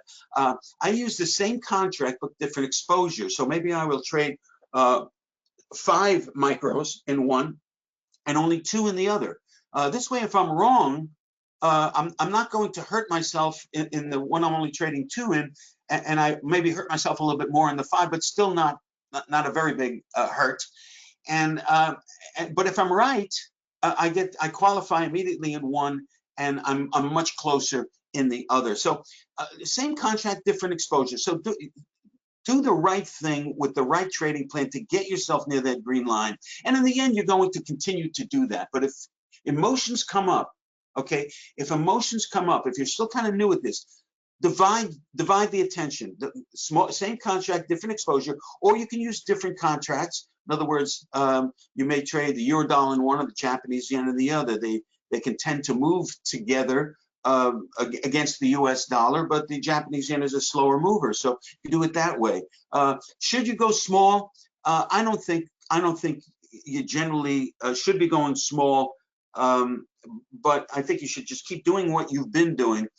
You want to stick with what you got there. There are some places where you want to go small so that you can understand how to build yourself back, because you really need to understand. You really need to have that skill set when you're funded. Okay, those are the 3 major mental and emotional things. Cortisol level is incidentally your hormone, your stress hormone level that you want to keep down as a trader. Okay, I wanted to give you an idea of what I have for you so that I can help you together, you and I, building this together. Get your pass, get you funded, get that money in your account. Trading firms will fund, as you know, if you're in it. If you don't know, anywhere from 25,000 actually to about to 300,000 and some more. And you can earn 90% of the profit with Apex. Here are some of my certificates. They give you a certificate when you pass. You can see I've got 10 I'm using right now, and using Joel's trade copier, the previous presenter, to make some sense out of all of this. This one right here, the white, is what they give you. This is the first one this is the one I have hanging on my wall. This is back almost a year ago, about 10 months ago, when I first took my first payout, where they put it in my account. I suggest, incidentally, that if you're just starting on this, you want to start with a $50,000 account, something small, so that you can pass easily and get fun. You want to see that money in your checking account. I remember when the first time, it's $1,000, I called my bank and I said, hey, can I spend this? Is this real money? Yeah, it's real money. These people at Apex have paid out $100 million in the last couple of years. And what I look for when I did a comparison of these prop trading firms is who's the biggest, who's growing, and those 2 measures and others that I measured these prop trading firms against really pointed toward Apex and Top Step. So this is actually the study that I did. It's a chart. If you want this study, all you got to do is email me or email admin, say, hey, send me the prop trading firm study Norman talked about, admin@thedisciplinedtrader.com. I'll send you this so that you can read it. It'll be on a Word sheet that you can scroll down. It's on a few pages, but I compared a lot of different things. The winner was Apex. I'll just get down to the bottom line. They just passed $100 million in payout over the last couple of years. They've been around for 3 or 4 years, 4 years, I believe now. They've got a high rating on Trustpilot. They have traders from 150 different countries. They've been around. This is what it kind of looks like when you zoom in. This is actually not even the whole east-west part of this chart. But if you look at this $50,000, this is the one that I'm concentrating. This is the one I want you to start on. Yeah, it's $167 is their monthly fee, but they never, I've never seen them without a 90, 80, or 70% discount, which makes the monthly price either $16.70 or or $33 or $46, $47, depending on which discount they have. So they're listed monthly, but these are closer to reality. You can double or triple these, but it's still a very small number. Got to make 3,000 before 2,500. Just so you know, in the end, I want you to kind of look for this 150, which has a nice deeper red line, which really allows you to do more things in the testing phase, even though they're asking for $9,000. It's easy to get to when you have a lot more distance from the red line. Anyway, but always start with the 50. In my videos and so on, if you look at them all online, they'll all talk about how I love the 150. But in working with traders, this is what accelerates their earnings. It's getting that money in your account and seeing that it's real, because it doesn't seem real. They're making plenty of fees on people who are not disciplined and don't have a good trading plan that fits this kind of a thing, this prop trading. So I'm going to show you one right now. Again, the discipline, if you want to, the disciplintrader.com/apex. It's another link that you want to write down, because this will always give you Apex's number. They don't always advertise the best deal. And about 10% of the time, there's a deal that they give us to help traders that they don't advertise. This will always send you to the best deal that they have. Okay, you may not see it to the very last thing where you say take my money and open my account, but be patient. You'll see likely a deeper discount than what's being advertised. But so always use this link, the disciplintrader.com/apex. I'm going to show you the trading plan and what it's about for passing and getting funded. Okay, it's called the Loaded Gun Simple Trading Plan. It's got core loaded gun, the core loaded gun area. It's only really an hour and a half of video. It's not even an hour and a half, and all of the rules in the core video, in the core trading plan. And again, it's a simple trading plan. You saw the chart that I used. You saw how simple it looks, but it fits on one sheet of paper. How you get in, how you get out, and there are additions as we work together. I can find out a little bit how you trade. Do you have the patience of a saint? Do you have no patience? It's easier to adjust your trading plan a little bit to fit you than it is for your brain to fit the trading plan. You should do both, but in that discussion I can show you a couple of nuances, things that you can do to help you with sticking to your plan, which is the real issue with most traders. So not only is the loaded gun trading plan adjusted to pass this and get you funded and getting paid, but it also is something that you can nuance to fit you and get there even faster. So the core values, the core loaded gun trading plan, again, it's an hour and a half of video, and it's very, very simple. Okay,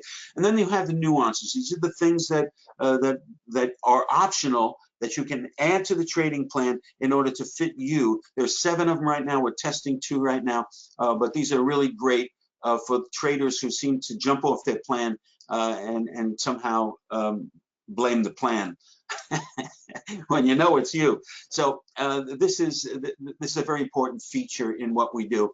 And we have monthly get-togethers. So not only am I going to offer you one-on-one coaching with me for an unlimited amount of time, for 90 days, an unlimited coaching that's our first bonus, but we also have monthly get-togethers where we all discuss our successes, any new people or any strugglers. We talk about how they can help if they're still struggling. So it's a lot of really positive talk to get everybody going in the right direction. Okay, we share updates, we share experiences, and if you can't make it, you can of course get the recording, which is available to you. But here's my first bonus: unlimited one-on-one coaching sessions for 90 days. Okay, as many times as you want. There are people that meet me every other week.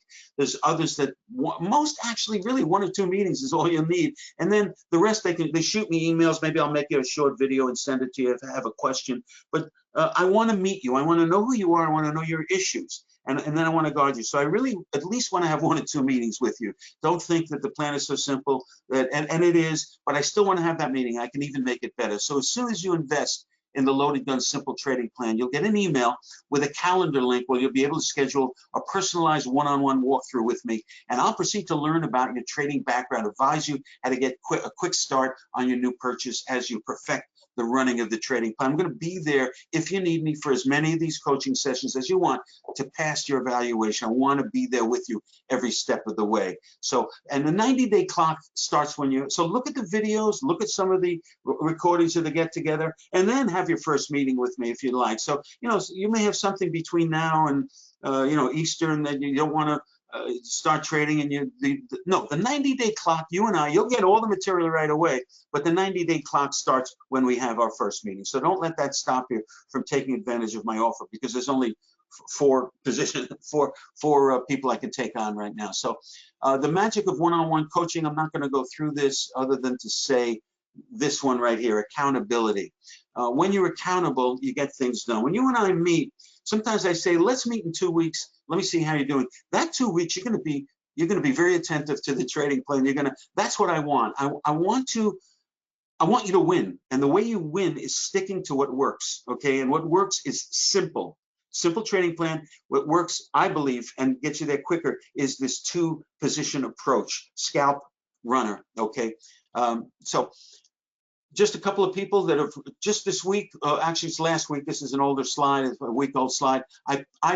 Mike said I passed the $100,000 valuation, 4 days of trading in the Loaded Gun, mostly scalping, but a few runners. Here's a guy that was a scalper. He couldn't stop himself from mostly scalping, but he realized that the runners is really what brings home the bacon. He brought it home.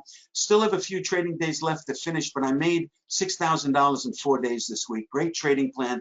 Thanks so much. A part-time trader, Mike. And here's Sandra, who said, I'm making some progress now. I really credit your guidance and your voice in my head. I now have 3 funded accounts with Apex and requested my first small payouts in 2 of them. She requested you can crest as little as $500, and that's what she did. And she's off and running. Terrific.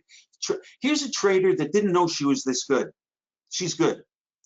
And you're probably pretty good too, and you don't know it. And this was actually within a week. Please share some of you with your wife that since funding my first 5 Apex $50,000 accounts last Thursday, he's a pretty aggressive guy, and 5 more 2 days later this Tuesday, on those 10 funded accounts, he profited $21,000 in real money, all in a NASDAQ.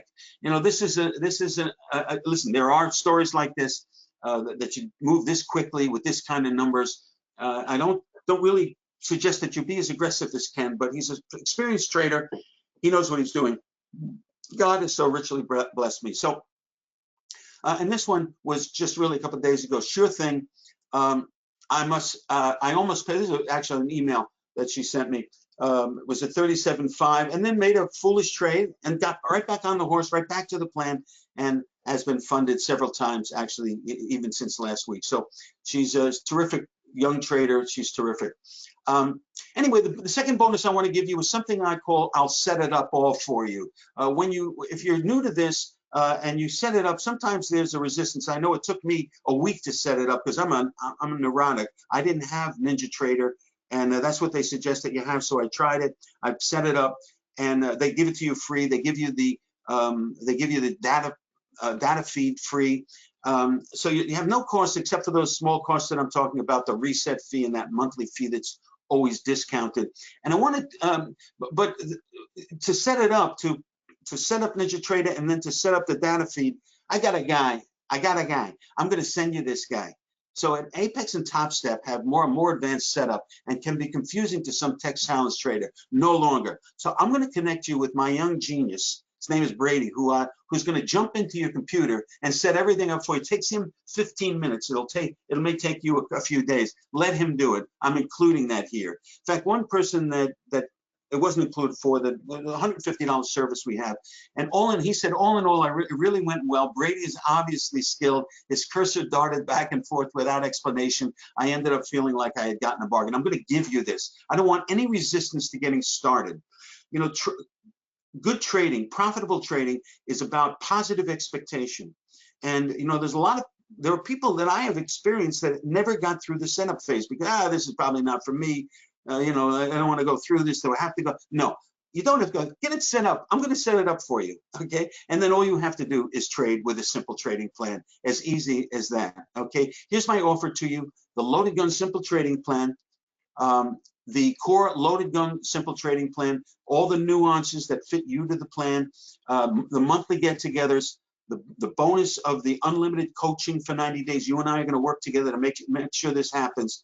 A hands-on setup of your data feed and trading platform. And one more thing, my personal guarantee, I'm so confident that you're following the Loaded Gun Simple Trading Plan will result in you getting funded by your prop firm so that you risk their money and not yours and still receive 90% of the profit you're going to generate. Just share your trading experience with me, that you followed the simple rules and it didn't work for you, and I will refund your purchase price plus $500 for your trouble. I haven't had to do it yet because it's a great trading plan, but it's out there for you just to keep you grounded and safe that you're really about to experience something that's going to work for you. Okay, so again, the offer, Loaded Gun Simple Trading Plan, the core, the nuances, the monthly meeting. Right now, we offer it for $24.97, which is a terrific price for what I'm describing to you.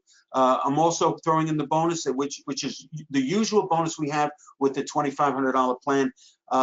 Unlimited coaching one-on-one. This will not be on the offer page that I'm going to send you to, but I'm including it here, the done for you setup. It's all valued at $5,247, and as I mentioned, we now offer it at a terrific price of $24.97, but not here. I've got 4 spots, 50% off, $1,247. It's a one payment thing. That's it. We'll work together. We'll get you funded. We'll get the money in your bank. $1,247. Okay, their money. Yourprofit.com. Use the coupon code Riley, who just went over the Rainbow Bridge last month. Coupon code Riley, so that you can wish him well as you're getting this terrific deal. Their money, yourprofit.com. I'm going to be on the chat. If you have any questions, I'll be on the chat for the next 45 minutes, maybe half hour, an hour.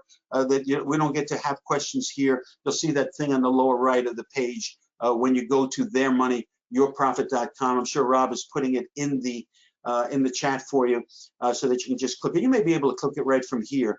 We'll work together on this. Look, this is doable. I'm doing it. You saw all the banners I have. You saw Tiffany. You saw others doing it. Mark, Mike. Let's do it together. All these people use my guidance to make it happen. This is not rocket science. You just have to know how to work this particular system. Okay, I've got a limit of 4 traders. I may have a limit of 5 traders. There's one person out there that got on the waiting list. What's going to happen is if you're the 5th trader and you press that buy button, after you fill everything out, it'll say sorry, full. Put yourself on the wait list. This person did it, but I haven't heard from him in the last couple of days. He's in Luxembourg. So maybe that's maybe I'm communicating at the wrong times, but that fifth may reopen on Monday. So please do, if you're not one of the first 4, put yourself on the waiting list. I'll have at least one there for you. So their money, yourprofit.com. Use the discount code Riley, and I'd love to help you like I've helped others, and of course started by helping myself. Thank you, Rob. Thanks so much, Norman. And I have to say, it's wonderful when 2 of our presenters interface and one is giving credit to the other. You know, Norman uses Joel's indicators, and Joel was inspired by Norman and knows his tenor in the industry of success. You know, Norman, congrats on your on your success as a props trader. So props to that. No, great information. I see you've done your due diligence as usual. It's always great to have you on the show, Norm. Over 1 million views on YouTube, ladies and gentlemen. Mr. Norman Hallett. You can find him at thedisciplinetrader.com. I did put the link in the coupon code in the chat box. If you're interested in being mentored by a true professional with 40 years experience who can pass prop trading evaluations with ease, look no further. Click the link in the box. Thank you again, Norman. Happy St. Patrick's Day to you, sir. Thank you. Yeah, 40 years of experience. You're lucky if I don't fall asleep during our coaching session. But hey, I've always wanted to ask. Yeah. How much did that plant cost you? Which one? The one you took from the empty office. It was about $1,500. Oh, that is. I was thinking it was like a $40,000 plant. You know. No. Oh, it's been a great start to the spring season. I hope everybody's listening closely. Our last presenter is a graduate of Syracuse University and has been trading the financial markets for the last 15 years.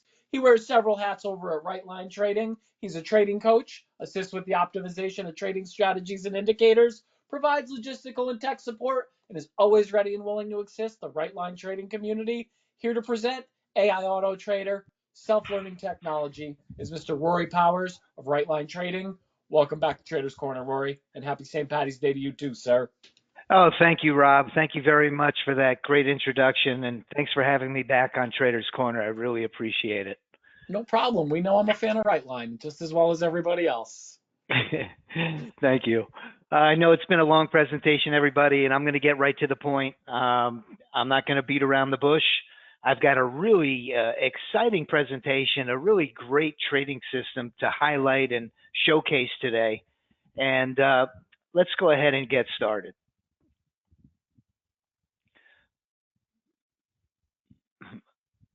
I just want to very briefly get the CFTC out of the way. I am not a licensed trade advisor. This presentation is for demonstration and educational purposes only. There is a significant amount of risk associated with trading. And if you're not familiar with that risk, please do yourself a favor, consult with a licensed financial advisor. You could lose your whole trading account, and who knows, they could even come looking for you for more. So with that being said, I just want to give a little shout out to my team here at Right Line Trading. And here at Right Line Trading, our vision, our mandate is to help develop innovative trading strategies that help predict the future direction of price. We want to provide our traders with an edge. We want to provide our traders with an edge over the other retail traders. And we want to use that information to extract profits out of the market. As traders, we're not left-leaning or right-leaning or political. We're capitalists. We're trying to make money, and we're trying to do it in the most effective and efficient way. Also, a second mandate of ours is to build a community of traders that help support and collaborate with one another to aid us in our trading journey. Let's be candid. If you've been trading a while, it's not as easy as they said it was going to be. I remember my inbox, and still is, just filled with emails on how much money and how quick and how fast and how easy. And man, I couldn't wait to get started back when I was a newbie. I thought I'd be rich, within the first few weeks. But that's not the case. In reality, this is not a simple, easy journey that's not filled with some speed bumps. So to be part of a community, there's power in numbers. Now, I want to just briefly recognize my team here at Right Line Trading without wasting anybody's time. But I think it's very important to know that I'm part of a team of extremely qualified professionals and educated. We kind of distinguish ourselves from some of the other vendors because we trade the right edge of the market every morning. And we use our software and our trading signals to leverage profits out of a variety of different financial instruments. The first way we do it is with our futures, and we have a couple of professional futures traders. We have Mr. Craig Emery, who had purchased dozens of trading systems, just couldn't find his way. And once he got started with our trading system, he kind of found his groove, and he's a very consistent, profitable trader now. And he trades in our live trading room for futures. Now that prop trading has kind of burst onto the scene, kind of like gangbusters, it's opened the floodgates, and it's allowed everybody to get off the sidelines and get into the game.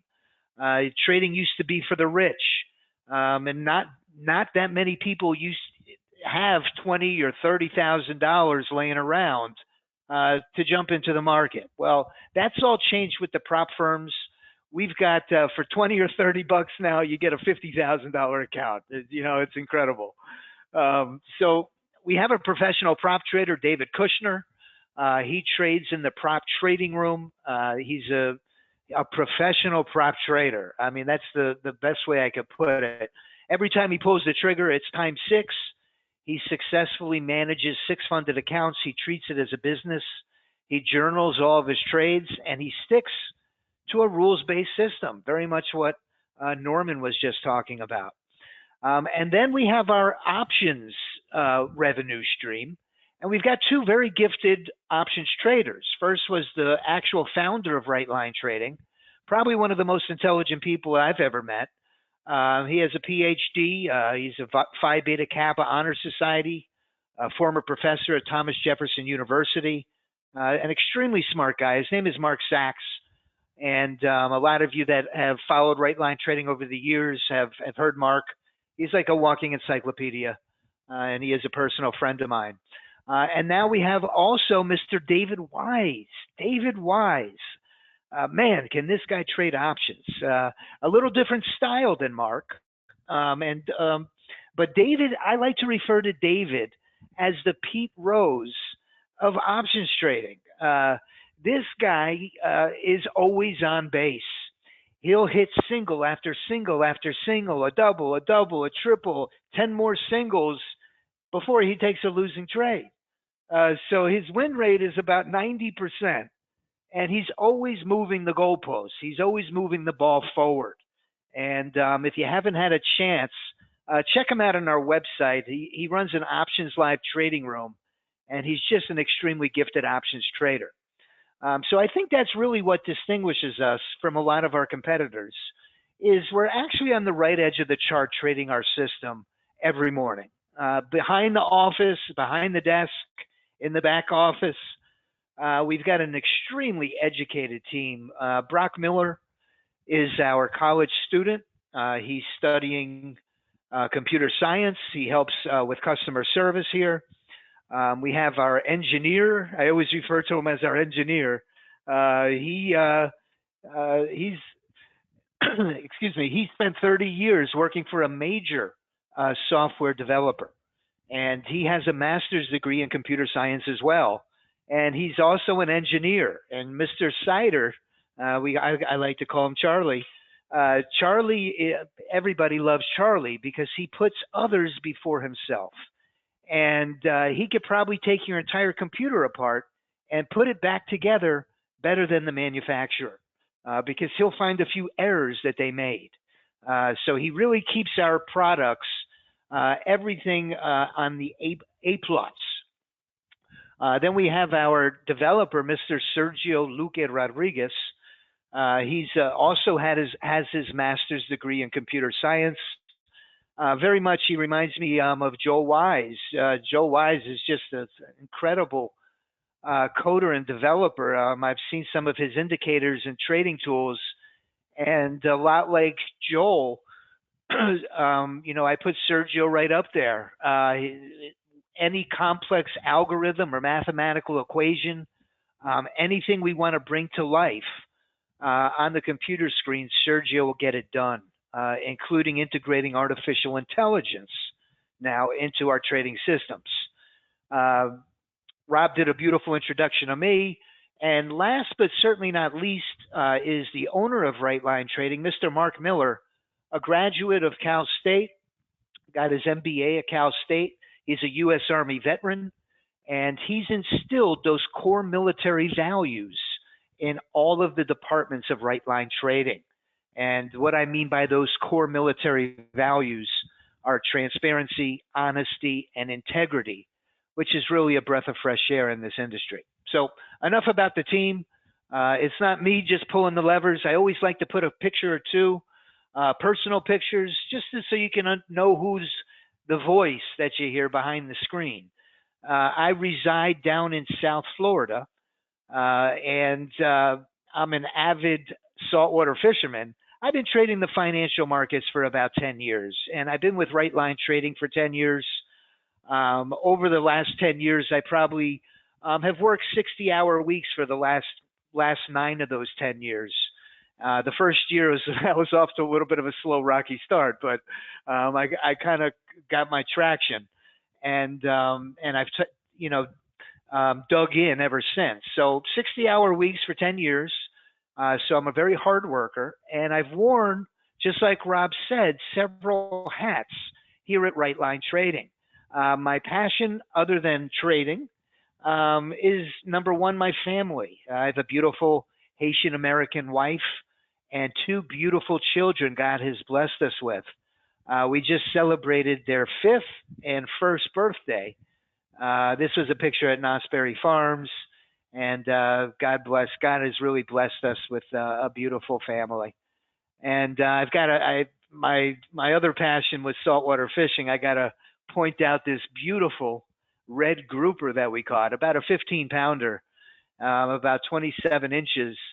And man, that's good eating right there. We found a little bit of a honey hole out in Key Biscayne, and hopefully tomorrow, weather permitting. And that's the beautiful thing about spring. I've got to say, I know this is the spring special, and spring's just a great month. We're kind of up north. I know you're thawing out from a cold winter. I've got a Trader George who lives in Buffalo, New York. Whenever he calls, he says, "This is George up in the frozen tundra." Well, spring is coming. We're getting ready to thaw out with March Madness. Tomorrow we have St. Patrick's Day, and it's new life in the spring season. So the genesis of the AI Auto Trader. Let's get back to business, because I don't want to get dull. Because what I'm about to show you is probably the most powerful, exciting system to watch trade that I've ever witnessed, and I've seen quite a few systems. We've all experienced problems making money trading, and listen, I've probably experienced more problems than most of you, to be honest with you. I've listened to a presentation right here on Traders Corner, and the presenter had mentioned how, as human beings, we have maybe 10 different personalities that we all share. We don't all share them, but we all have our 1 out of 10 or a mixture of a few. And it turns out that 9 out of 10 of these personality traits just don't lend well to being a good trader. And I could tell you, I guess I have to blame it on my old man. I was predisposed with a few of those personality traits that I let my emotions get in the way. Listen, for some people, there's just no amount of coaching, and it would just be way too expensive to continue to make mistakes without an alternate path, without an automated trading system. So if you suffer from impulsive decisions, if you overtrade, revenge trade, you squeeze your stops and profit targets like I do, something that Norman said really resonated with me, because my biggest problem, and David Wyse is trying to cure me of this, is that I love to squeeze my stop up. I love to squeeze my stop, and I'm going to show you a video in just a minute where it's a perfect example. But what it does is it prevents me, the trade will nick my stop, it'll give me a little head fake, do a little pullback, and then continue on in the direction of the position that I had. And I'm on the sideline, stopped out of the trade, watching that trade mature and all of the money that I've left on the table. And it's a sickening feeling. So Norman had mentioned that really the key to being a successful prop trader, or even if you trade your live account, it makes no difference. You've got to let your winners run. If you cut your winners short, you're never going to make money as a trader. It's just the way it is, unless you're like David Wyse, who can win 90% of the time. But most people can't. So it's so important to let those winners run. And if you're somebody like myself who cuts your winners short, that just doesn't manage the trades well, that's blown out several accounts, I've got good news for you today. Okay, it's been our commitment as a team here at Right Line Trading to bring this to an end. And you've got to see what I'm about to show you. It's just amazing. Because let me tell you, when at 9:30 and that bell rings, we all know, and the good Lord knows, that we have no idea which way that market's going to go. I've asked David Wyse, as the CPI report was coming out, we knew it was going to be a hot report. This is back a few months back. And I said, Dave, we know that report's coming out. Which way is the market going to go? And David said he doesn't know. He doesn't know because David doesn't rely on his opinion or biases or the talking heads. He relies on the chart, on the technicals on the chart. And the system that I'm about to show you takes all of our opinions and biases and the talking heads, and all of that is eliminated from the equation, and your entries are all taken automatically based on the technicals. So we've narrowed it down to two things that you need to create trading success. Number one, we need the proper tool set. Listen, just to make an analogy, if you're a carpenter going to work, you're not going to take a silverware. You're going to go with your toolbox to get the job done. If you go into the trading arena, you don't want to be overmatched by the other retail traders. They're going to eat us up alive. We're not really looking to take money from the professionals, from the large institutions, hedge funds. Those guys are going to make the money, and that's not what we're looking to do. We're looking to have an edge over the other retail trader, and that's the key. And I'm going to come back to that point a little bit later. But ideally, because if you're anything like me, listen, I've been talking to traders for a long time, and I used to talk to a guy named Marty. And old Marty, this poor guy, it didn't matter how simple of a trade it was, even if it was an automated trade, he found a way to get in his own way. He could turn a winner into a loser, a lot like me, okay? But old Marty, God bless him. Ideally, number two, we found that we would like to have software that eliminates all of those human mistakes that we make and gets us in and out of those trades automatically and puts our stop and our profit targets in the most ideal places.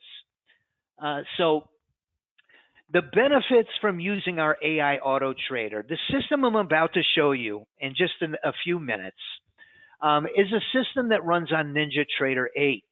I know we've had a lot of NinjaTrader vendors on the show. A lot of them are in the ecosystem, and probably a lot of people in the audience here today are familiar with NinjaTrader 8. However, if you're not, there were a couple of options presentations. I heard Whiz and Toni, and I think there was one other, the very first gentleman, Jeff. So if you're an options trader, if you're not familiar with NinjaTrader 8, NinjaTrader 8 is now a free platform. Hallelujah. Used to be $1,000 or $1,200. Now it's free. For $12, you can get a very nominal fee. You can get a data feed that has the whole CME bundle, and you'll be in the game for $12. All you'll have to do is throw some money in your account, and you're in the game. And then you have the prop traders, which is also another avenue where you don't even have to put your own capital at risk. You can open an account like Norman was talking about with one of those prop firms, and for pennies on the dollar, you can get into the game and have the opportunity to make a really nice amount of money. So the benefits of using our AI Auto Trader is you can't, there's no more overthinking or hesitating. Everything is done for you, okay? It's going to put your stop and profit targets in the most ideal locations, and I'm going to tell you how in just a few minutes. There's no more cutting your winners short, and there's no more mismanaging your trades, okay? This system is going to do everything for you. It's going to execute, and manage the trades on your behalf. RK, I see your question, and I'll come back to it in just a minute. So I want to highlight, we have a diversified portfolio of strategies, and we trade all of the index equities. By the index equities, I'm referring to the Dow, the Russell, the NASDAQ, and the E-mini. We've also diversified with energy, crude oil, and precious metals, gold, and we're looking to add some on bonds right now as well. But the first strategy that I want to highlight is our cash cow. Our cash cow is what we refer to our Russell strategy. We trade the Russell on a 15 range candle. And our ATM strategy, what I mean by ATM strategy, is where we put our stop and our targets, how we manage our trades. It's an automated trade management strategy. And we start with one contract. Okay, so there's very little risk. It's great if you're trading a live account. Nobody likes to take drawdowns. If you're trading a prop account, you can't take a drawdown because you lose it. So all of these strategies and all of the performance that I'm going to be going over today is based on a one contract strategy. One, we're trading one E-mini. So the Russell has an initial stop of 20 ticks, and we're risking $100. It's $5 a tick, and our profit target is 80 ticks. So we're risking 100 to make 400. So the risk to reward ratio is 4 to 1 in our favor. I can't tell you how many times that I've taken a few winners and I'm feeling confident, I'm feeling good.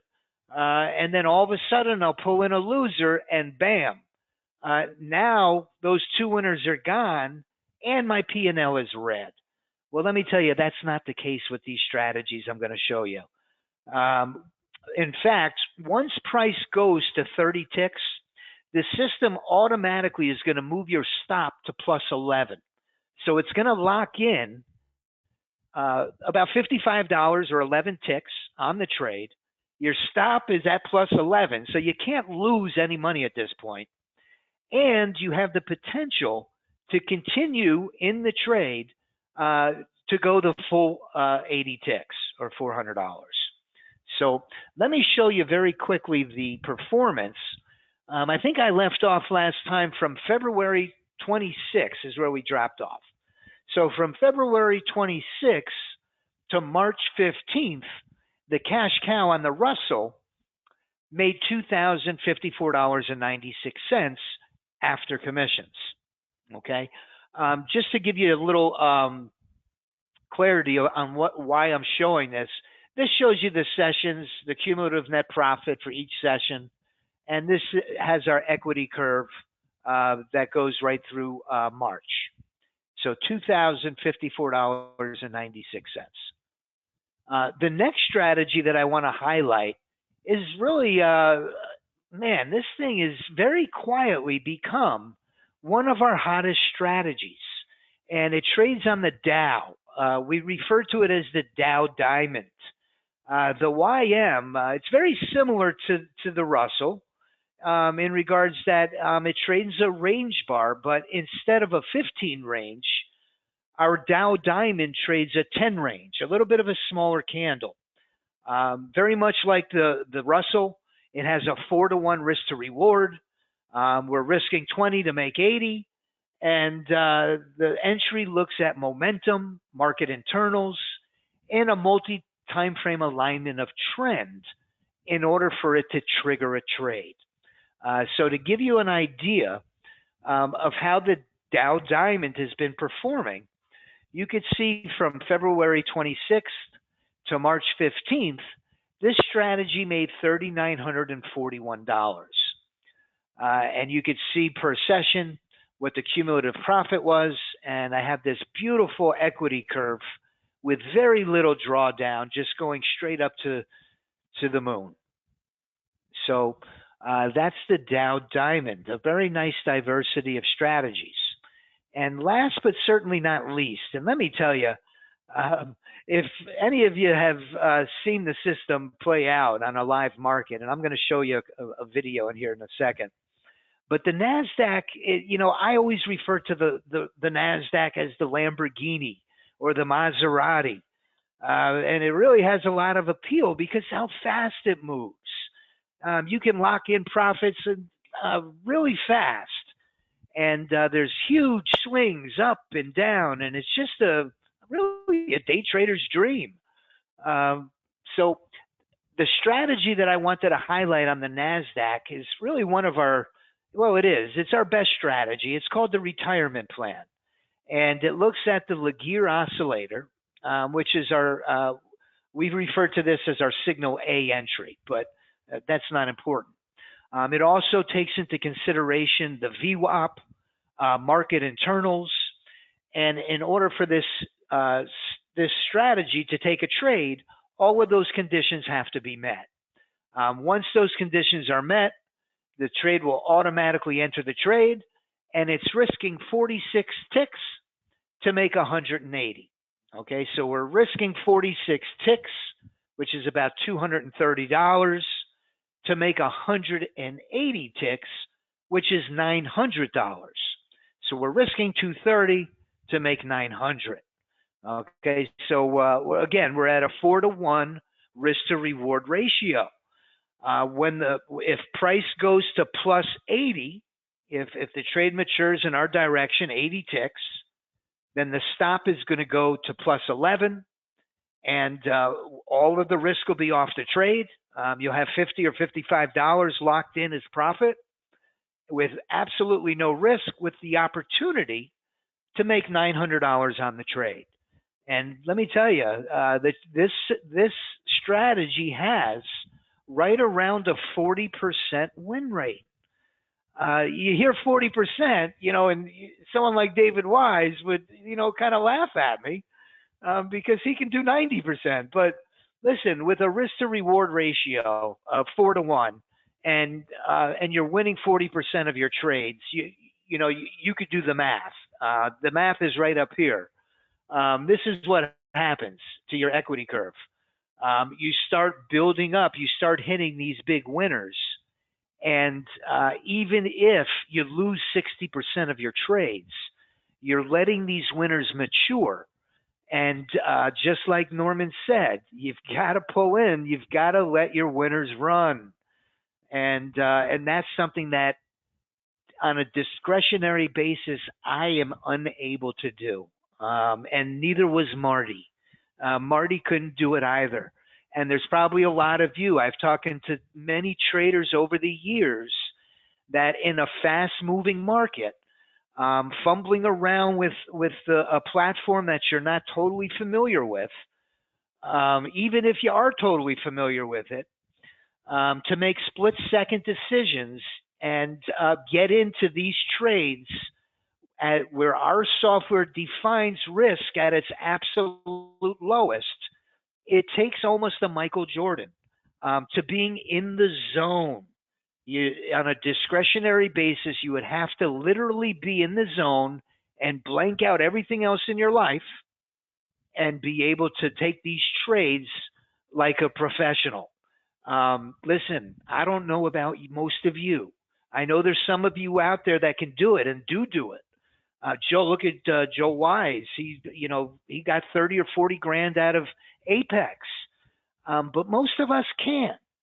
And I'm not ashamed or embarrassed to tell you that I can't do it on a discretionary basis. But this system, believe it or not, this system makes me look like a good trader. And I'm about to show you a video because we trade the system live. If you don't believe the results, they're all recorded sessions. They're all on our YouTube channel. It's 100% transparency. And this system actually makes us look good as good traders on a live market. In fact, I'll go ahead and I'll show you the video now. Now, this video here is sped up a little bit. We kind of used it as a YouTube short. But this was the day that the CPI report went out. And it took a long trade. And I only wanted to take short trades in my mind. The CPI report came out a little hotter than expected. And I was a little nervous because it took a long trade. And you can see, I think this was on our 30 range. Yeah, this is on the haymaker. But you could see the trade go up for a full winner, and that was on the full Nasdaq, a full winner of 200 ticks, and it was a beautiful trade, and it went all the way. This second trade, I'm kind of going to speed it along a little bit. This was a trade where we were trading 2 micros, also on an Apex account.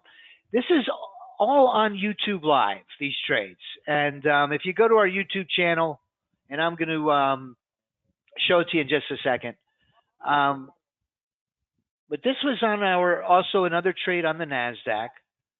And you can see on the bottom right-hand corner of my chart, the volume. Those are the contracts crossing per minute. You can see it's going at about 4,000 or 5,000 contracts per minute at one point. And this trade just gets us into the trade. The system looks for a disparity between uptick and downtick. It looks at the market internals. Our goal is to follow in the path of institutional money. Well, how do we do it? We do it in a few different ways. One is looking at those market internals. One is looking at a multi-time frame assessment of momentum and trend. And this trade just keeps going and going and going.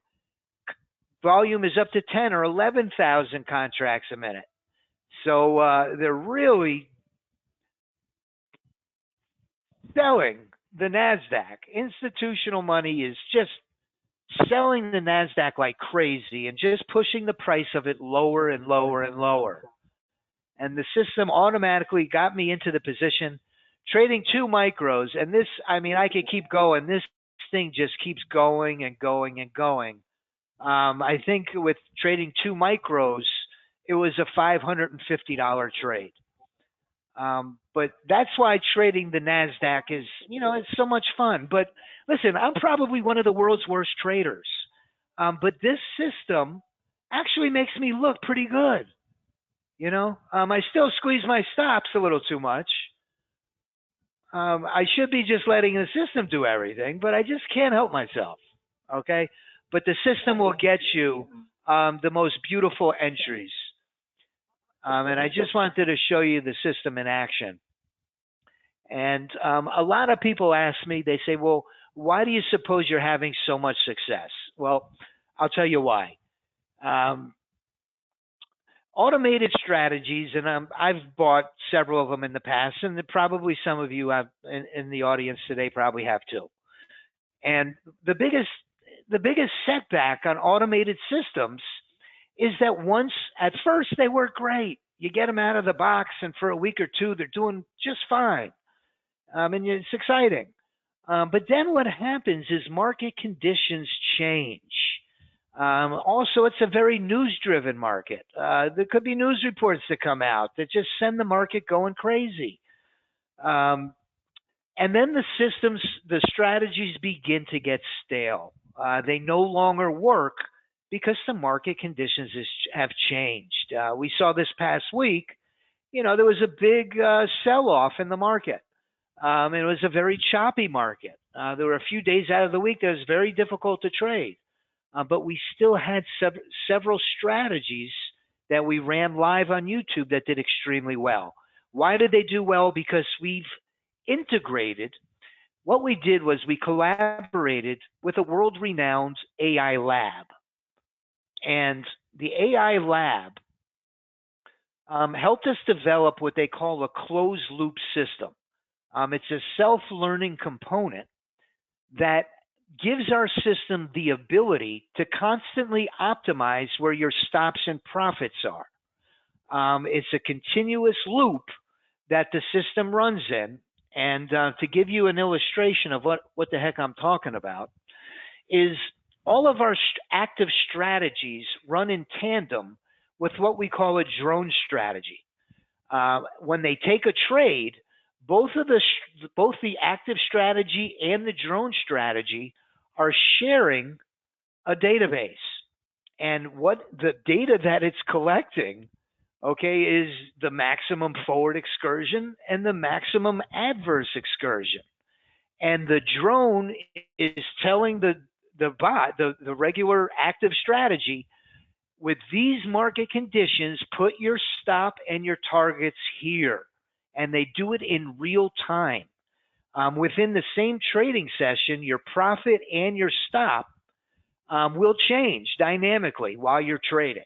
And that's all based on this closed loop system that we've just integrated into our automated strategy. And I really believe that that has been the secret to our success. So the benefits of this self-learning component, I've touched on them briefly, is they give the strategies the ability to adapt to the changing market conditions.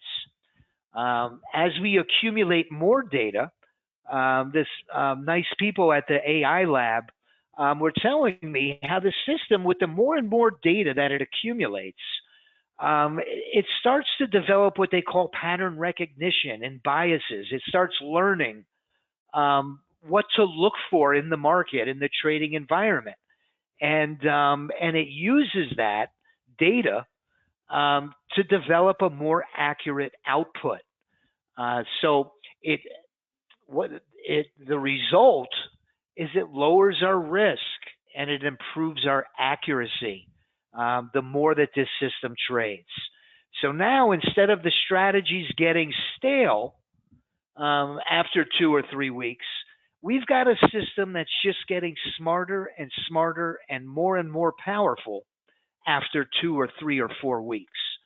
So the best thing to do, if you decide to come aboard today, you will get instant access.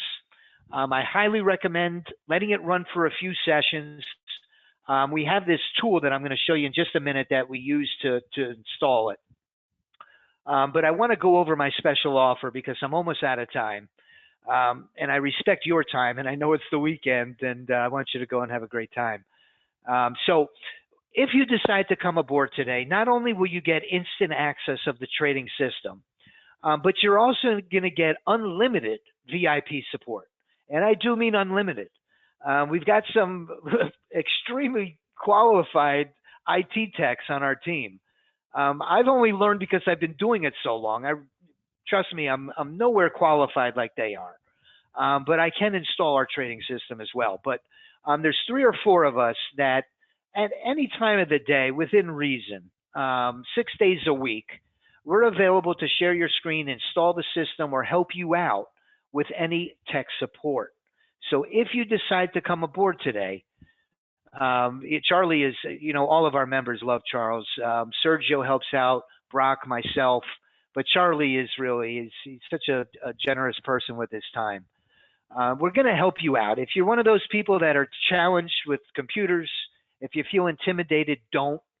It's going to be as easy. I'm going to show you the workspace here. It's going to be as easy as enabling your strategies.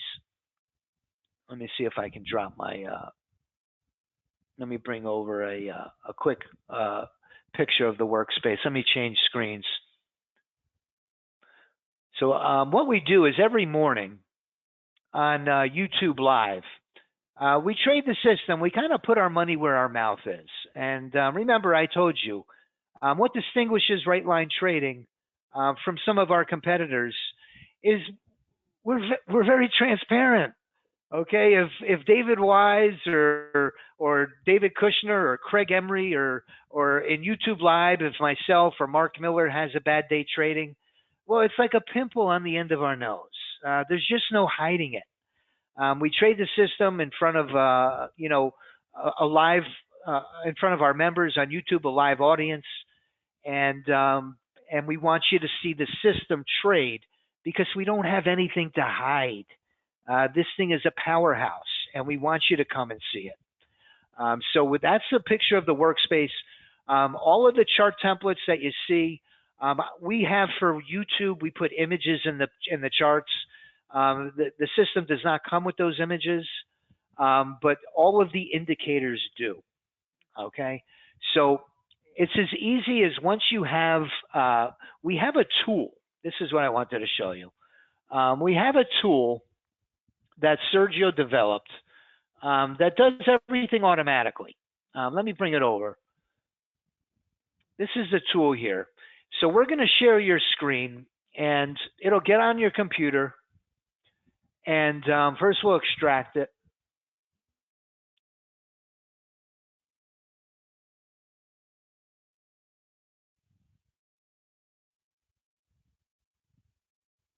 And then if we open it up, once we share your screen, we're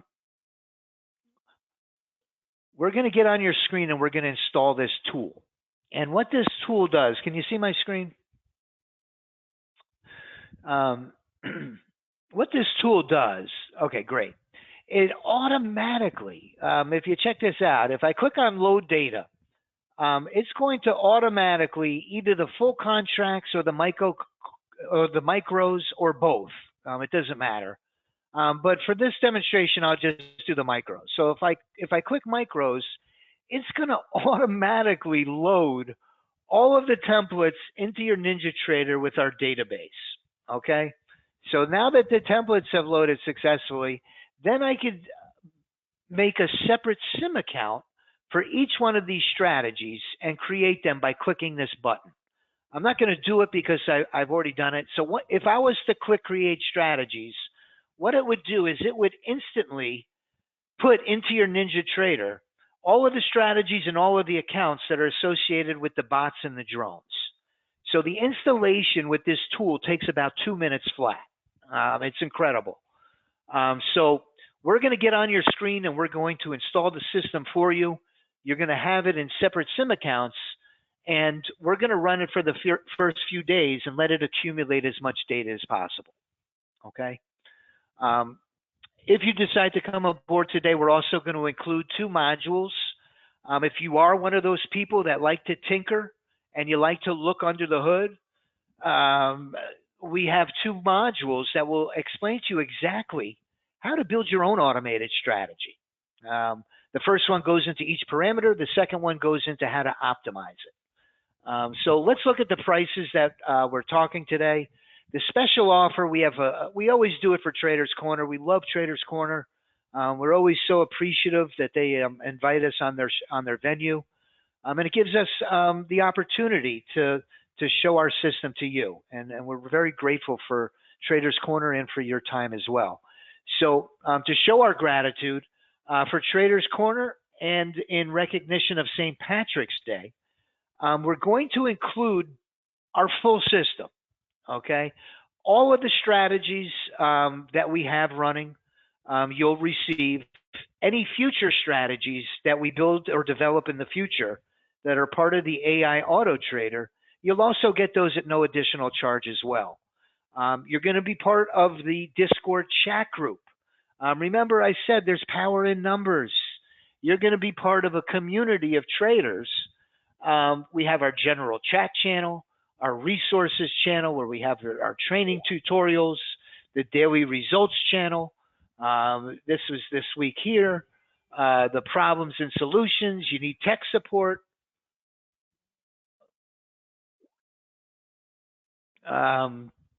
It's all going to be in the Discord chat group. And you're going to be in YouTube live with us. Okay, we're going to trade the system with you live every morning, and be there live and show the system running. You'll know exactly which strategies are doing the best, and you'll make sure that you're getting the same results that we are. So the pricing, normally the system costs $6.99 per month. I know a lot of people at first they say, "Wow, that's a lot of money," and it is. It is a lot of money. However, this system, we've had traders make $3,000 and $4,000 and $5,000 per day, and we do it all the time in YouTube Live. It's not a one-off, day if a strategy makes 2,000 or 3,000. It happens almost every session. So I think the pricing is relative to the value of the system. For our annual subscription, if you use coupon code SAVE$1000, it brings it down to $23.99 per year, which is about $200 per month. So for $200 a month, you'll be with us for the entire year. And last but not least, really, I think the best value, if you're one of those people that just doesn't like recurring subscriptions, then go with the lifetime offer. This is the big discount. It's 50% off. The lifetime license is normally $79.98. We're going to be running it through the end of this holiday weekend at 50% off. The $39.99, it might hurt for a second, but believe me, this system has the potential to provide you with dividends, returns for years to come. And remember, in the beginning, I mentioned this system really, along with our options equity stream, but this system is also our #1 priority. We're continuing that collaboration with the AI lab to make this the most powerful automated strategy available to the retail trader. And I'm telling you, I'm not telling you as somebody trying to sell the system. I'm telling you as a truth. It's the gospel that this system is the resources and the money that we're putting into the development. And we've got some new surprises coming very shortly. This will be the most powerful automated strategy out there. So $39.99, that's going to give you the lifetime license.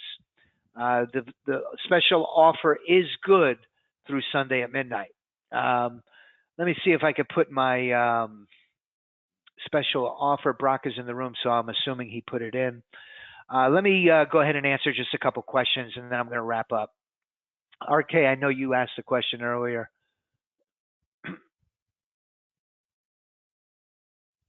Trying to stretch it out some, forgive me.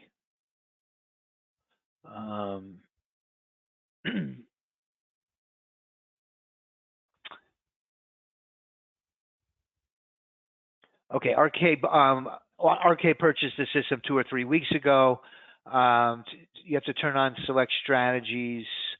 All of the strategies, RK, it's important to know for the bots, you could put in a daily loss limit, where if everyone has their own risk tolerance. I'm glad you brought this up. Everybody's risk tolerance is different. If you're trading a live account, we don't want to take a drawdown. If you're trading a funded account or a prop account, we have rules that we have to follow. So within the strategy parameters, RK, we can set our loss limit for the day. Personally, I do 500. If I lose 500 for the session, I'm done. If my strategy makes 500, I'm done for that account, and I'll put it on a different account. Yes, it takes both short and long trades. Makes no difference.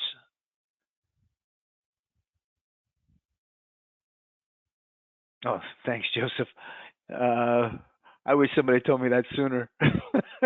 Joseph said we can't see what you're talking about. Hopefully you can see my slide.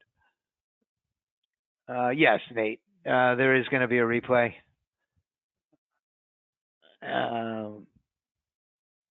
RK, thank you for your kind words for Charles. Sure, Marcia. Yes, you can operate it for only a half an hour. Listen, I can't tell you how many days that I trade the system on my I'll trade it on Apex accounts and it'll hit a profit target in just minutes, and I'll be done for the day. And that's really how this system was developed.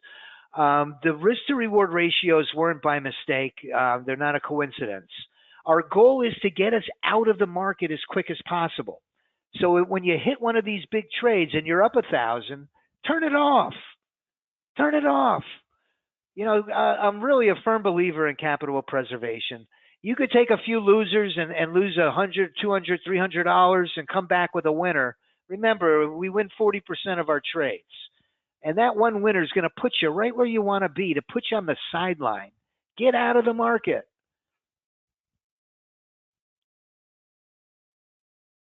Vince, we're going to listen. The optimization process never ends. This collaboration we're doing with the AI lab has no ending. That's the exciting part about it, because we're going to do the full system, and it's going to be, I'm telling you, what they're working on now. Stay tuned. Now's a great time to come aboard. Do you have a strategy on the ES? Hey, John, good to see you. I've known John for, God, I don't know how long now. It's been years. Yes, John, we have what's called, and I always talk about it, is the cash register. Runs on the ES. The ES, and that's the, listen, that's the strategy David Wyse, our options trader, helped us develop. It looks at that Laguerre and the VWAP. David's methodology, he's always, looking at the relative strength versus the SPY. We run it on a 10, we're going to have a 2 on the ES, one on a 5-minute, and a new one that's a little quicker on a 10 range. So we have 2 variations on the ES. Yeah, you can run the drone alone for a half an hour, okay. The inputs are all modified themselves now, Robert. That's the beautiful part about it. Robert was a member with us back before we had this artificial integration, where we had to manually adjust them. Now the system dynamically adjusts them. Hey, Renalfo, if you put your name and your number, listen, if I don't get, because there's a lot of, yes, Joel. Yes, we can work that out for you. Do me a favor, Renalfo, Joel, or anybody else that has a question that I haven't had time to answer. Please put your name and your number. Nobody else can see it. I promise you. Nobody else can see it. Put your name and your number in. I can see it, and I'll take a screenshot of it, and I'll give you a call. And I'll answer your questions. So, Renalfo, yes. Joel, yes. 10 range. That's. I'll talk to you on the phone, RK. If you put your name and your number. 10 range is like the candlestick that we're using. It's a type of it's a bar type.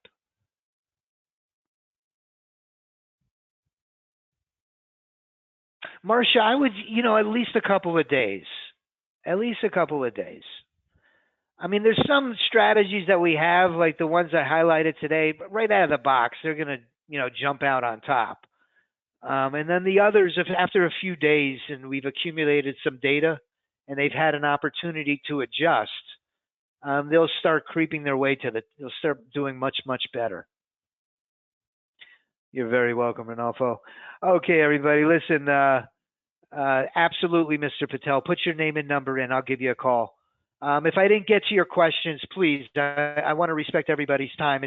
I just want to take one last opportunity to show you I've discussed YouTube Live, and I've discussed our Discord.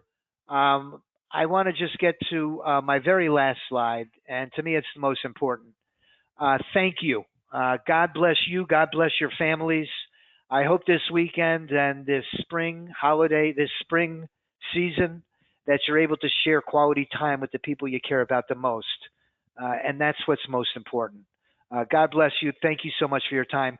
Thank you, Traders Corner. Thank you, Rob, for having me. I think Rob might have gone ahead and left behind. So I'll go ahead and I'll close it out. And thank you. Thank you, everybody.